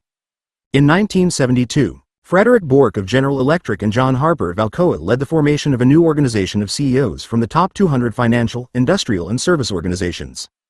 The Business Roundtable formed a supercorporate legislative body that wielded substantial influence from the beginning by virtue of the elite status of its members. It gave big business a stronger, more focused platform from which to influence political events than anything previously seen. The major corporate and financial powers already shared many interests in common and tended to move in unison on a broad front of issues. But as a unified whole, now consciously united behind a common agenda, they were able to wield a new measure of power. This new level of power of corporate America and the success of the Business Roundtable was illustrated vividly in 1977 when a union-backed proposal to reform labor law and repeal some right-to-work provisions of the Taft-Hartley Act gained momentum in Congress. The corporate elite had varying attitudes toward the bill. Some, like Sears and Roebuck, opposed the bill because it might encourage its labor force to unionize.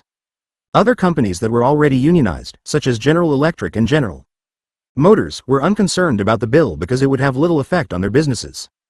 But after the Business Roundtable voted to oppose the bill, all members jumped on the lobbying effort to oppose the bill. In the wake of the success of the Business Roundtable, the corporate and financial elites began to form a plethora of policy institutes, foundations, think tanks, lobbying and PR agencies and publications to support the corporate agenda. The propaganda effort kicked into high gear with plenty of money to invest in the most sophisticated advertising and public relations efforts ever developed. Major corporate barons heard the call and went beyond the call of duty to participate in effort to move forward the corporate agenda. Joseph Coors, the beer magnate, was inspired by Powell's memo to set aside $250,000 as a donation to the Analysis and Research Association, which was later renamed the Heritage Foundation. The Powell memo also inspired the California Chamber of Commerce to form the Pacific Legal Foundation, the first of 8 conservative litigation centers formed as a counterintelligentsia to help business shore up its ideological foundation, according to William Simon, the Treasury Secretary under Nixon, head of the Olin Foundation and one of the funders and supporters of the conservative legal effort. The American Legislative Exchange Council was founded in 1973. Originally to campaign on right-wing morality issues such as anti-abortion rights and pro-school prayer. But later it found a fruitful alliance with the corporate sector. As major corporations donated to the association, it became more and more opportune for the association to cater to their interests and fight for their issues as well. The association grew until its corporate members numbered 300. It presented itself as a provider of technical office services to legislators, but it had a particular forte for writing bills that were cleverly titled by PR specialists to sound much more benign than they really were, such as the Environmental Good Samaritan Act and the Property Protection. Incorporating a good PR pitch into the language of the law has become an essential part of the art of crafting legislation. The corporate agenda and strategies. Building on its tremendous successes in the public relations field, corporate America launched a barrage of assaults to further the corporate agenda through the power of public relations and marketing. There was little restraint on the basis of decorum or ethics. Smears and dirty tricks were an important part of the political PR arsenal. To discredit and smear an environmental protection advocacy group, Hill and Knowlton distributed a memo on the association's letterhead advocating violence, to fuck up the mega machine.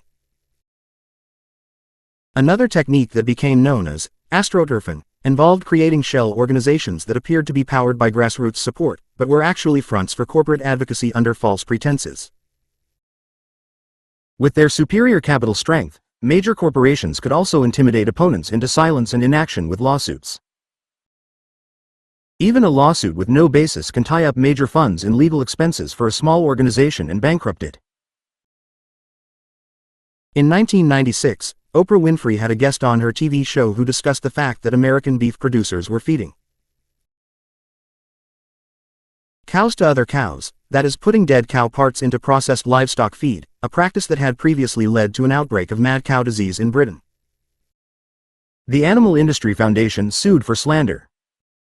There is no slander in reporting an acknowledged fact, but though the suit had no merit, it cost Winfrey millions in legal fees. Deregulation.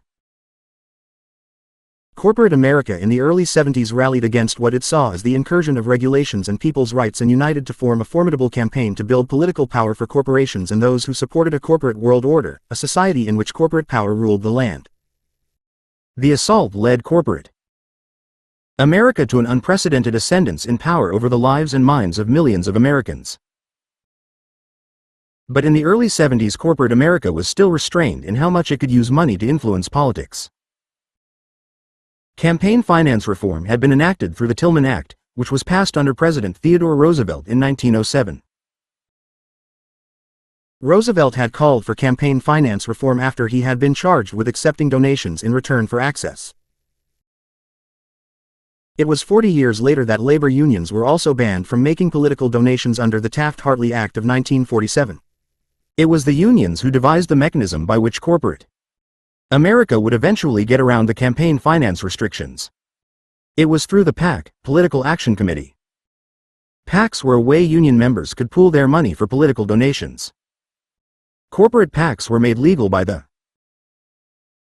Federal Election Campaign Act in 1971 and 1974, but though the corporate board could solicit stockholders for money, it could not solicit employees.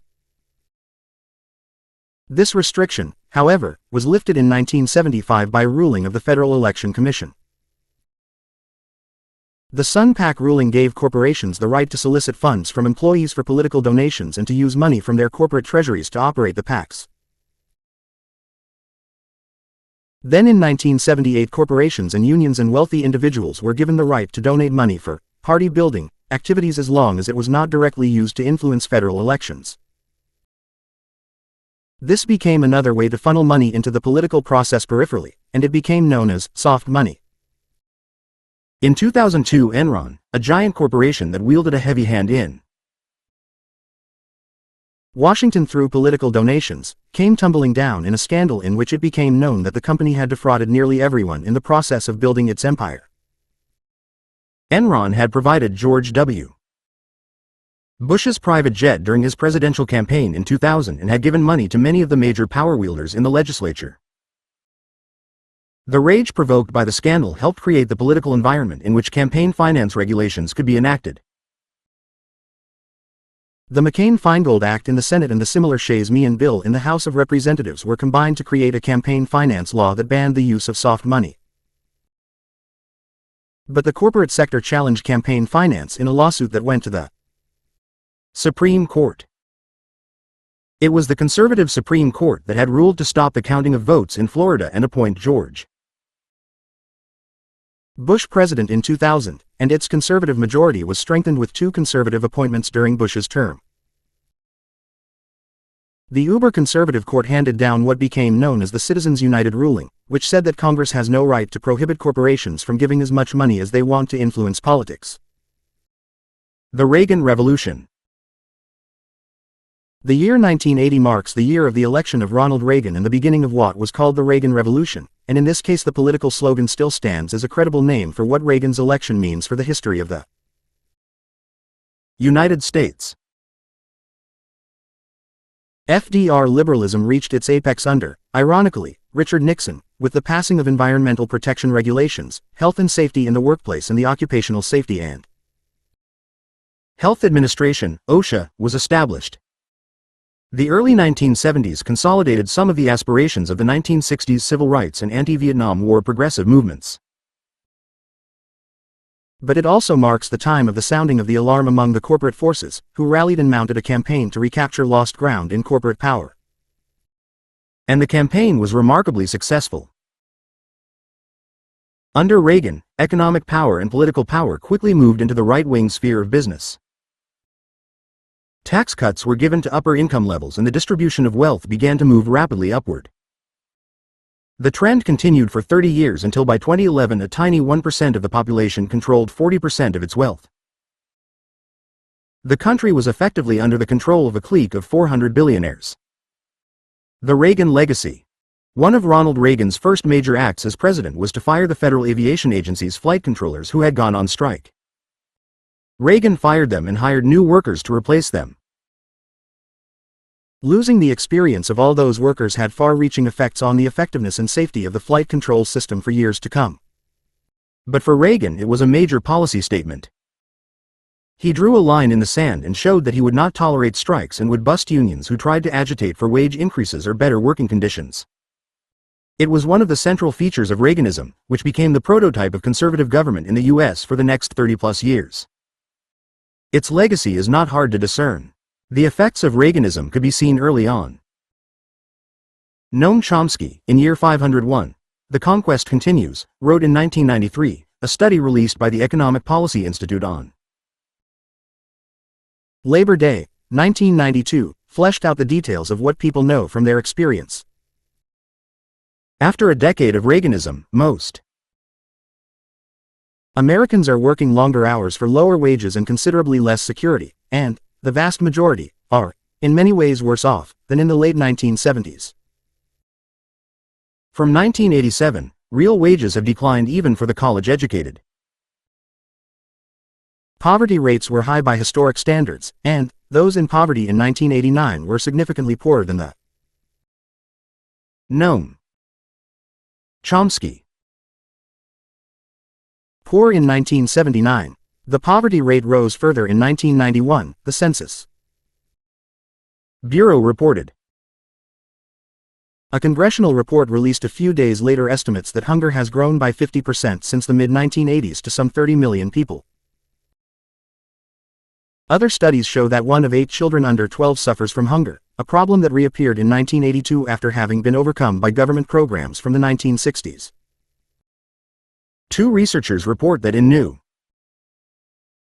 York, the proportion of children raised in poverty grew by 26%, as aid for the poor shrank during the booming 1980s. The dismantling of America's production capability. Along with the Reagan Revolution came a revolution on Wall Street in the process of dismantling American business. The political activist Granny D. Haddock described it well during a speech in Boston in 2002 that also predicted the further destruction of the American economy that was going to take place in the next years. Mr. Reagan and those around him believed in a very new kind of American hero, said Granny D.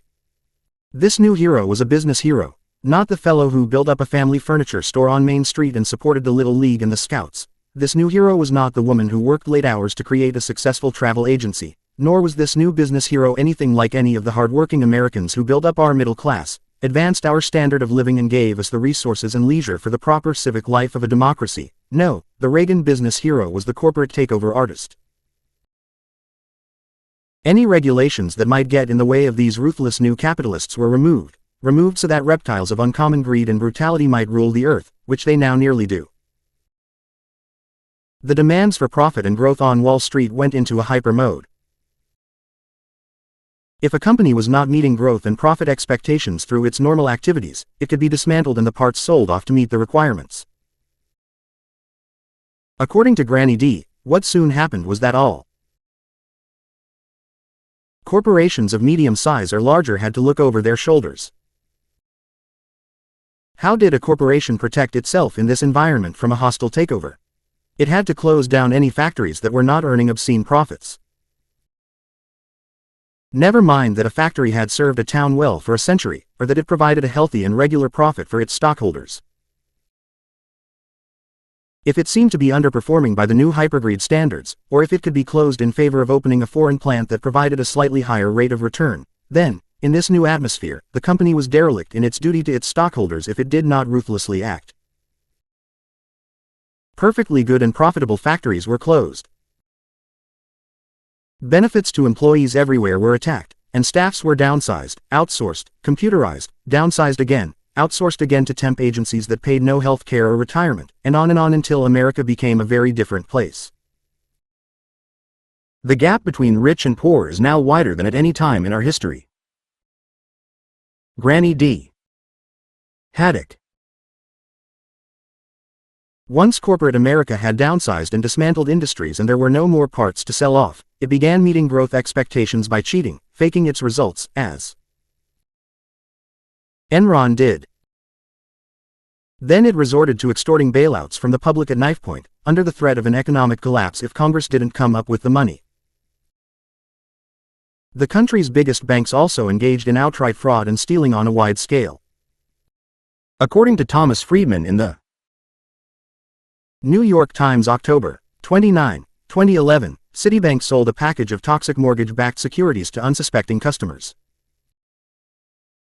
Securities that it knew were likely to go bust, and, with the other hand, shorted the same securities, that is, bet millions of dollars that they would go bust. For its crimes, Citigroup was fined $285 million and allowed to get away with a promise not to do it again. Unions and free market ideology. The Library of Economics and Liberty website posts, the concise Encyclopedia of Economics, http://www.econlib.org/library/enc/. Labor unions. HTML. Its entry on labor unions shows the free marketer point of view on unions. It says, although labor unions have been celebrated in folk songs and stories as fearless champions of the downtrodden working man, this is not how economists see them.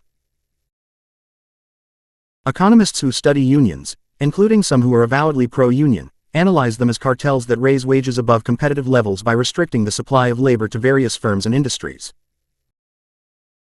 The encyclopedia admits that many unions have won higher wages and better working conditions for their members. But, however, in doing so, they have reduced the number of jobs available in unionized companies. That second effect occurs because of the basic law of demand. If unions successfully raise the price of labor, employers will purchase less of it. Thus, unions are a major anti-competitive force in labor markets. Their gains come at the expense of consumers, non-union workers, the jobless, taxpayers, and owners of corporations. The almighty market. When dealing with free market ideologues, it is important to remember that they speak in abstract terms that are fully real to them, more real to them than what they can reach out and touch, but which may not have much reality to other people. Free market ideology is like a religion. It is a system of belief that is adhered to with great passion by most wealthy capitalists. It provides a rationale for greed, selfishness, and corporate crime. As with other passionately held belief systems, its devotees will cling tightly to it no matter how much evidence there is against it. The essential idea of this philosophy is that the natural principles of supply and demand in the marketplace will determine the prices of things, what people will buy and what they will pay, which businesses will survive and which will not, and there is nothing else to worry about because the market will take care of everything. Anything that any government may do to regulate the marketplace is harmful, interferes with the mysterious wisdom of the marketplace, which these ideologues look upon with more reverence than they regard anything else in heaven and earth. There are some who believe this principle so completely that they believe that every single thing on earth, every square inch, should be privately owned, that there should be no public property of any kind, not roads, not libraries, not schools, not parks. If something cannot survive in the marketplace, that is, if it does not make money, then it should not exist. This value system is extended to the point of being applied to human beings. If you are not making enough money on which to live, no matter what the reason, you should not be able to live, according to the more extreme holders of that belief system. Criminalizing collective bargaining. According to this ideology, businesses should be free to do anything that will survive the marketplace. This is true no matter what it is, no matter if it destroys the community it functions in, no matter if it kills people. But in this system of belief, people banding together to bargain collectively is against the rules. Under the free market ideology, collective bargaining should be outlawed, as it has been in the past, when union organizers were executed under conspiracy laws, and as it was in Wisconsin in 2011 under Governor Scott Walker and the Republican-controlled state legislature, which passed a law banning collective bargaining in state jobs. According to this view, the capitalists can join together, combine their capital into massive corporations with great power and be granted limited liability by the government. But the workers must only deal with the owners one at a time. They cannot stand together or look out for each other's rights collectively. That's the point of view of the free marketers, the privatizers, the big capitalists, the aristocrats. And the government and the economic system are set up to support this belief system, the belief system of the aristocracy, the owners and controllers of society. There is one underlying reality, however, that undermines all of the proselytizing about the free market of the free marketers. There is an entity in the United States called the Federal Reserve System that controls the monetary system. It is a private entity, not a government body. But it is given power by the government to control the principal monetary system of the world, the American dollar. The Federal Reserve is a whole story in itself, but the important principle in this argument is that the Federal Reserve sets the prime interest rate, which decides how much it costs to borrow money. With that power, the Federal Reserve can in effect turn up or down the heat of the economy. And the way the Federal Reserve uses that power to power is slow down the economy when it gets too hot. This is necessary, say the powers that be, to prevent inflation.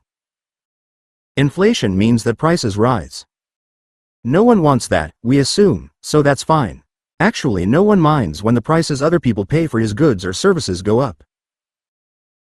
But we don't want to have to pay more for the things we need. So we think, what's wrong with that? Yes, it is an awesome power. In one important sense, it is more than the power of the government itself. Why does this negate the arguments of the free marketers against unions? Let's look closer at how the Federal Reserve stems inflation. According to this kind of economic reasoning, inflation is created from the bottom up. Inflation begins when the cost of labor rises. Then everything else will start to rise and the chain reaction will cause what we know as inflation. We are haunted by stories of people in Germany in the 1930s when the value of the currency plunged so fast that everyday goods would cost twice what they had the day before and a whole shopping cart full of currency would be required to buy a loaf of bread. When the free market generates so much economic activity that more jobs become available, then workers have more choices of jobs and they can ask for more pay. It becomes a seller's market for labor, the old law of supply and demand. More jobs and more choices for workers will cause employers to have to pay more for labor, so they will have to raise prices accordingly to pay the extra expense. And that will start the cycle of inflation. So when economic indicators reach a certain point, the Fed tightens the money supply, slows down the economy, slows down the flow of capital, makes investment money for business less accessible. That slows down economic activity, reduces the availability and keeps the free market from generating more jobs and forcing prices up. This achieves the goal of keeping inflation from getting out of control.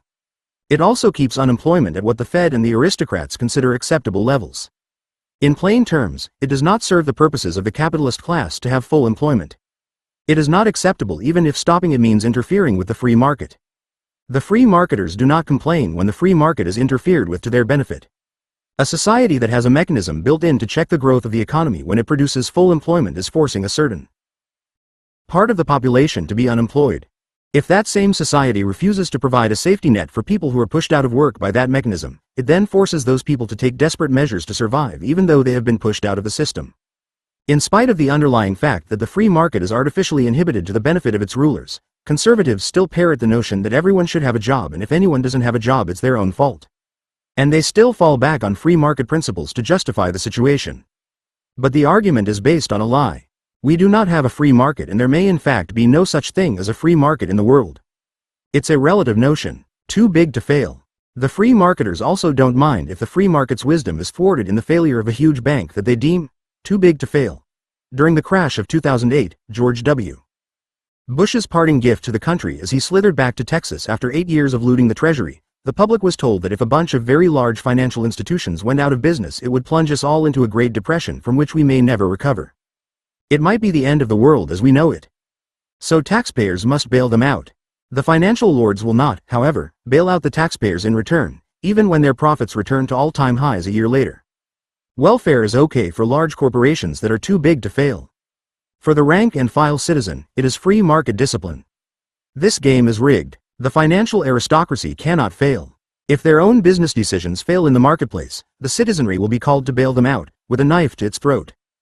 In the face of a historically stacked deck in favor of those who deal the cards, who hold the power and property in society and have the power to bend the rules in their own favor, labor unions are the natural response of the workers, of the rank-and-file citizenry to defend themselves against the assaults on them by those who hold the power.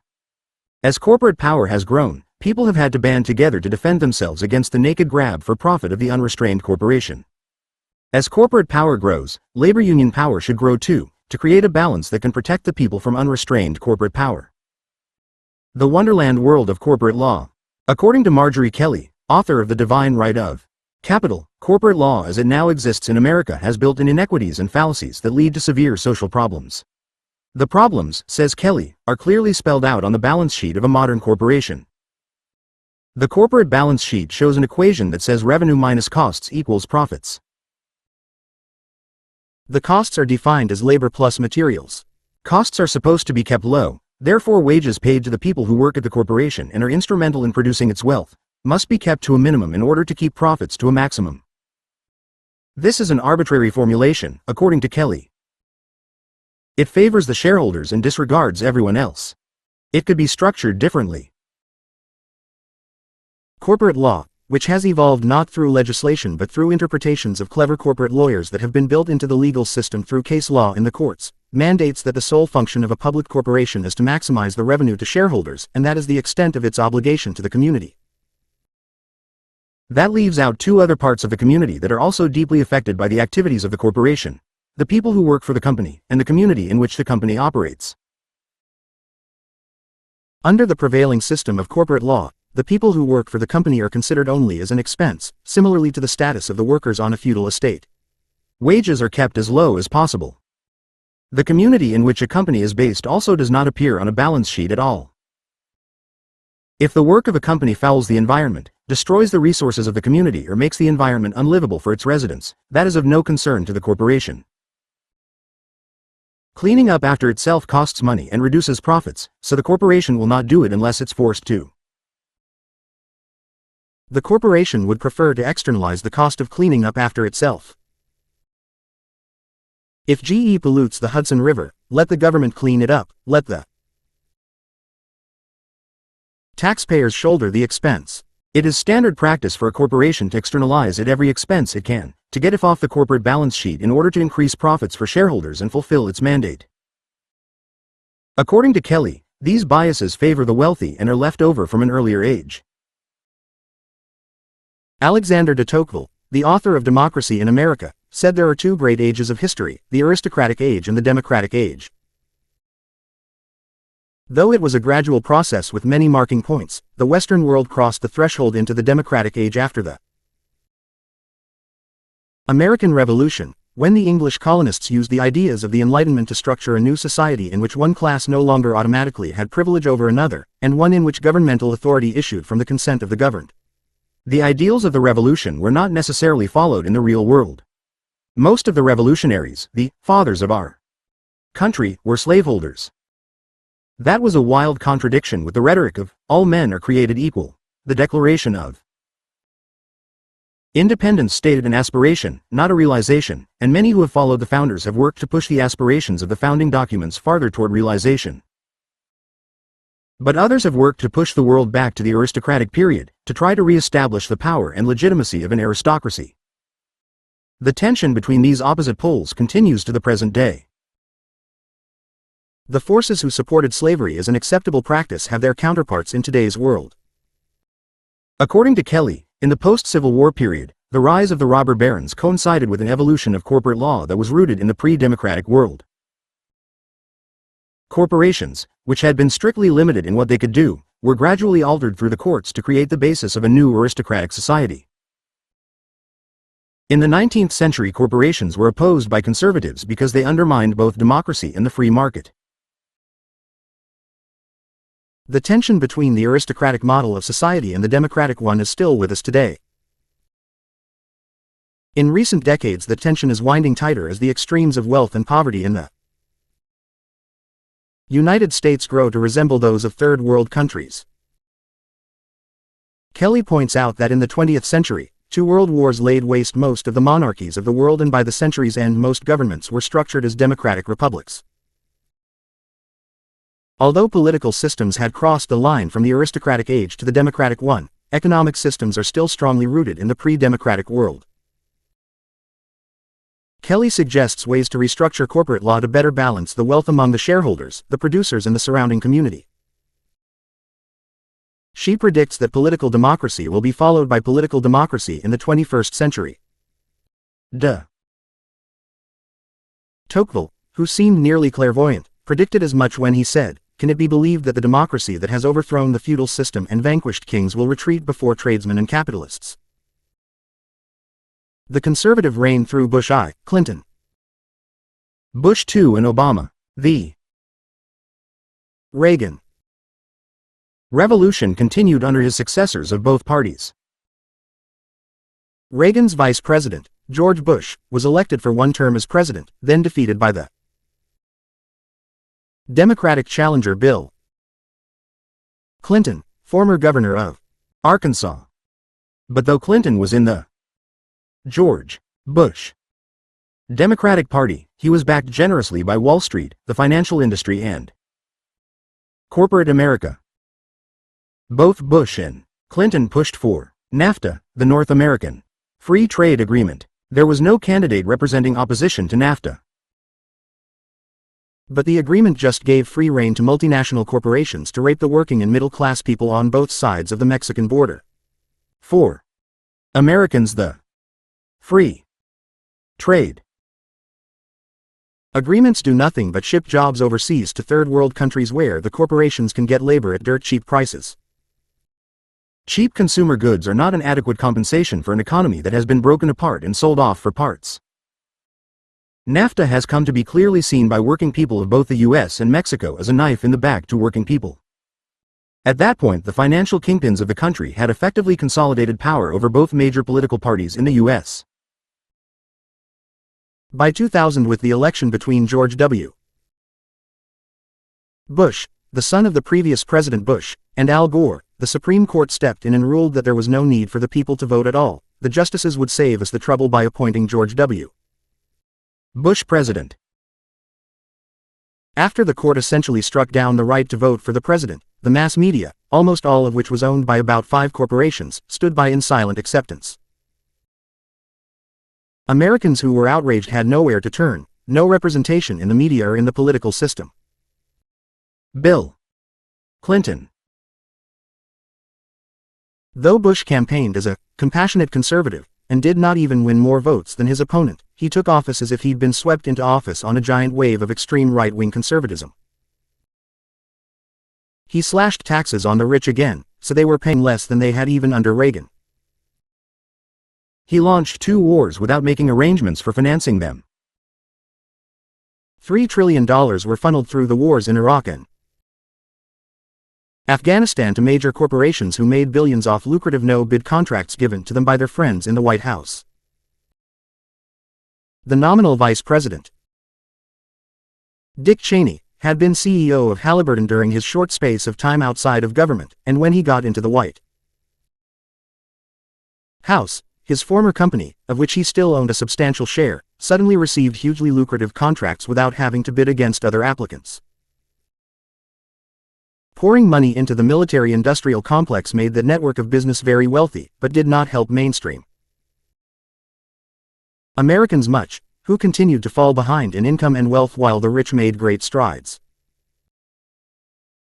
The effect of NAFTA after nearly 2 decades was to gut the manufacturing sectors of the U.S. economy and send thousands of jobs to other countries where labor is cheaper. NAFTA is one element of a strategy of corporate domination of all markets in the world. It has helped to increase the profitability of corporations, but has impoverished many Americans by forcing them to compete with or lose jobs to poverty workers in third-world countries. George W. Bush. Removing regulations in the banking industry that were used to prevent irresponsible speculation that has historically created one financial crash after another, set the stage for the world financial meltdown of 2008. Again, laws made of, for and by corporations, have continued to increase the profits of major corporations at the cost of reducing the general welfare of the American people. Barack Obama, a first-term U.S. Senator from Illinois, captured tremendous political support when he ran for president in 2008 by effectively voicing the pent-up frustrations of the population and the urgent calls for change. Obama deftly singled out the issues that were bothering the American people, most of which centered around the fact that mainstream America had been left behind in the boom of corporate America under President George W. Bush. Obama addressed the issues that concerned the American people, promised to restore law to government, close Guantanamo prison camp, to end the war in Iraq, to stop torture as a U.S. policy. But once he got into office he appointed prominent Wall Street and financial industry kingpins to most of his cabinet posts, and one by one turned his back on most of the promises he had made during the campaign. As his campaign promises collapsed, it increasingly looked to those who had supported him and believed in his call for change, that the power that rules America had not changed hands at all. The same financial elite that created the conditions that led to a collapse were put in charge of managing during the collapse. The country went into what became glibly referred to in the mass media as a jobless recovery, which meant that Wall Street's profits recovered quickly and were soon soaring, as the companies that Barack Obama were bailed out by taxpayers lavished giant bonuses on banking system insiders, and an increasing number of mainstream Americans lost their homes, their jobs, their pensions. Republican legislators, who represent corporate America even more than Democratic legislators, decided that after taxpayers had bailed out the giant financial institutions that were supposedly too big to fail without destroying the entire system, it was time to balance the budget, not by making the perpetrators of the widespread banking fraud pay, but by taking money out of the country's hard-earned Social Security and Medicare safety nets. Obama, though a Democrat supposedly representing a more liberal view of government, stood by and cooperated with Republicans who wanted to cut Social Security and Medicare, in effect giving Wall Street what it had not been able to accomplish even under the extreme right-wing administration of George W. Bush. Obama became the perfect right-wing enabler, the perfect foil. With the media and political elite effectively corralled into the corporate camp, the vast majority of the country no longer had any legitimate channels for exercising their political rights as defined by our constitution and legal system. After an increasing number of people found themselves marginalized and without choices, the pent-up frustration finally erupted on September 17, 2011. Deregulation of the financial markets and the Great Recession.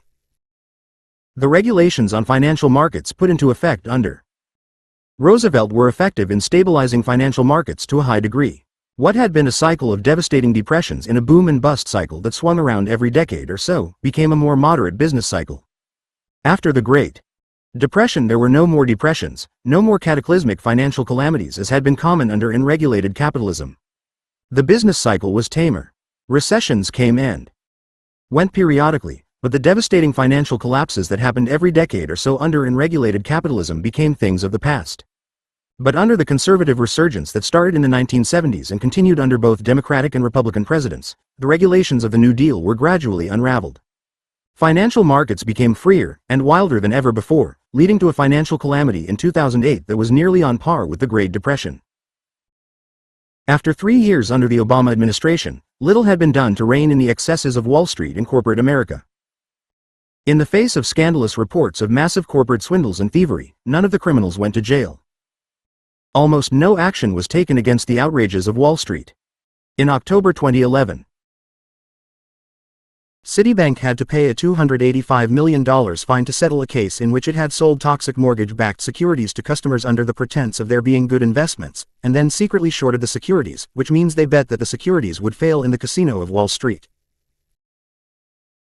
The crime involved $1 billion worth of assets that the bank knowingly dumped on its customers knowing they would fail. This is only one of a long list of corporate crimes committed by the very institutions that were bailed out by taxpayers. And yet none of the criminals had to be accountable for their actions. No bankers went to jail, but of those whose outrage drove them into the street to protest Wall Street's sleazy deals, thousands were jailed and/or beaten.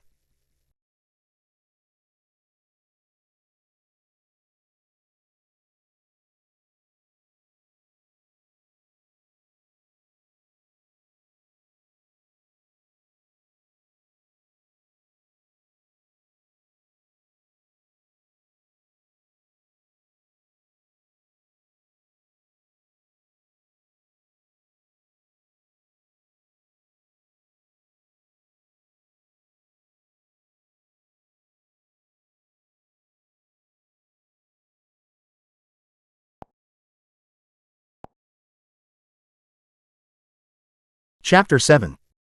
Occupy Wall Street in the 21st Century. Resurgence of the People's Movements. With the Occupy Wall Street movement that kicked off with a full-time presence in Zuccotti Park near Wall Street in Lower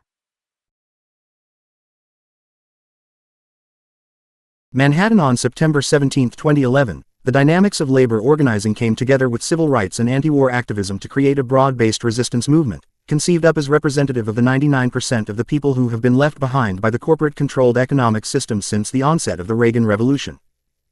By October 31, 1039, Occupy Wall Street demonstrations had taken place in 87 countries. It was a movement that spread like wildfire. In the year before he died, historian Howard Zinn was interviewed by the Real News Network, and he said that a reinvigorated union movement would be needed to bring about the kind of social change that was needed in the U.S. He did point out, however, that the civil rights movement and the anti-Vietnam War movements in the 1960s accomplished significant objectives without support from labor unions. There is energy beyond the workplace for the creation of a social movement, said Zinn. There is energy in the communities, in the neighborhoods, among consumers. Consumers have the power of the boycott, which is tantamount to the power of the strike, in that they can bring a large corporation to its knees, to make the nation stand up and take notice. In the early 21st century, only a small part of the workforce, and an even smaller proportion of the population, is organized into unions. That's the situation we were in the 1930s, said Zinn. Labor was just the AFL, and they organized a very small part of the workforce. It wasn't until the CIO, first the Committee for Industrial Organization within the AFL, and later the Congress of Industrial Organization outside the AFL, organized all the groups that were shunned by the AFL, because they were unskilled workers, they were immigrants, they were blacks, they were women, and they were unorganized. Today 90% of the workforce is unorganized. They are organizable. This 90% of the workforce are not people who are rich. They are people who need unions. They need to raise their wages. They need to face their employers with some strength, rather than the weakness of an individual facing a corporation. So there is a reservoir of possibility there for organizing. What will it take? I don't know. It will take an enormous initiative. As 2011 drew to a close, it turned out to be a watershed year for the union movement. As the corporatocracy, led by billionaires like the Koch brothers, prepared to move in for the final strike to eliminate unions from American life by attacking the right to engage in collective bargaining itself for state government employees. Wisconsin Governor Scott Walker used his Republican majority in the state legislature to pass laws making it illegal for state employees to engage in collective bargaining at all. The people of Wisconsin, including its unions, mounted a ferocious counterattack, launching recall elections for several of the legislators who voted to outlaw unions. 6 Republican legislators were put up for recall. The end result was that 2 Republicans were forced to give up their seats to Democratic challengers. The recall brought Democrats within 1 vote of controlling the legislature. The Republicans retained a margin of 1 vote, but won. Republican legislature was a moderate who did not rubber stamp the right-wing agenda of the governor. So it nullified Governor Walker's capacity to ram through any bills he wanted to. Ohio's newly elected Republican Governor John Kasich also pushed through a bill outlawing unions for government employees. The Ohio law went even further than the Wisconsin law by including police and firefighters in its ban on collective bargaining.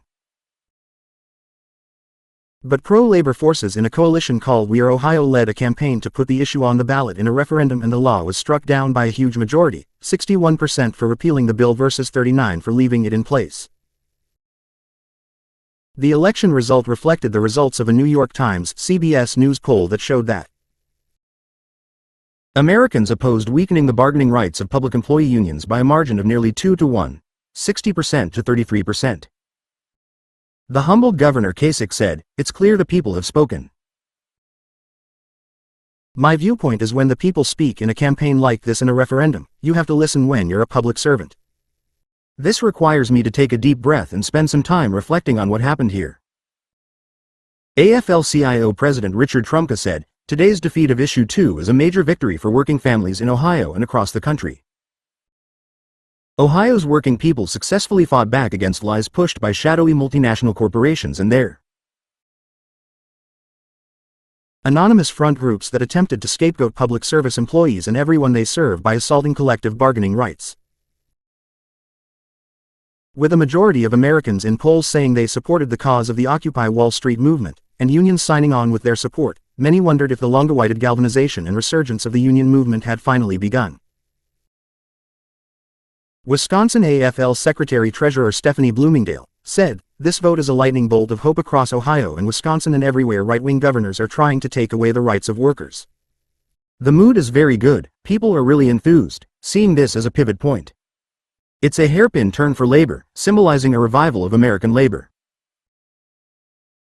Indeed, with the uniting of such a broad swath of the American public in a single focused campaign against the excessive power of Wall Street over our society, it seemed that the possibility of a new level of union organizing that would unite previously separated sectors, such as labor, civil rights activists, anti-war activists, and unorganized independent citizens. In 2011, at this juncture of history, the power of union organizing is once again demanded urgently, but the kind of organizing for social change that will be necessary for this wave of history will necessarily be different from the unions of the past. In the 99% movement, the constituencies that were not united during the Vietnam or civil rights periods find themselves united against a single opposition. Corporate financial power has become so concentrated, with an inordinate amount of political power in the hands of a few hundred billionaire power players, that it presents a single target. The drive for corporate power and wealth could not moderate itself, and it finally destroyed itself by overreaching. Wall Street's insensitivity to the people its policies were destroying led it to commit ever more flagrant crimes, while the political power structure did nothing to rein them in, and finally the top just blew off the pressure cooker. It is hard to pinpoint the exact moment in which the new movement coalesced, but some young radical Americans said, "Let's occupy Wall Street." After initial attempts to bully the protesters into leaving with huge military-style police attacks on them only served to rouse more support for the movement from across America, the authorities backed down and tried to regroup and consider new strategies. The leaderless movement could not be decapitated. But the question remained, where would the movement go? Unions, politicians, political parties, lobbyists and corporate leaders all sought to discover how to respond to the movement, and how to gain advantage from it. And those who support the movement's basic principles of fairness in economics and government must figure out what they can do to best contribute to the movement, or how best to further their own interests in concert with millions of others with closely aligned interests. At the time of this writing, these are the momentous changes that are being considered and reckoned with by all these sectors. New kinds of organizing will be required, and will be created. It remains to be seen what forms they will take. But union history has always followed a varied, meandering course, as it has followed the course of history. The history of unions reflects the diversity of the working people who needed them and created them through history. They took many different forms as they evolved with each boom and bust cycle, each financial catastrophe and the economic pressure on regular people they created. In the past, unions may have represented laborers, miners, railroad workers, agricultural workers. The term, labor union, connotes physical labor. But in fact, whether workers swing a shovel, push a pencil or sit in front of computers, the same kinds of issues arise in a capitalist society dominated by big corporations. As Americans have fallen out of unions over recent decades, they have become more vulnerable, and the old issues of worker versus capital raise their ugly heads again. Americans were complacent for a long time when the country had produced the most prosperous middle class in history. In the aftermath of the crash of 2008, with more and more people being pushed out of homes and jobs, America may finally have reached the long-awaited tipping point that Howard Zinn referred to when he talked about an enormous initiative. The emergence of the Occupy Wall Street movement suddenly provided a common focal point for many separate sectors of society. The time was ripe, apparently, and the OWS action seemed to serve as the required catalyst, the single piece of dust on a windowpane that sets off a crystallization that instantly covers the entire pane.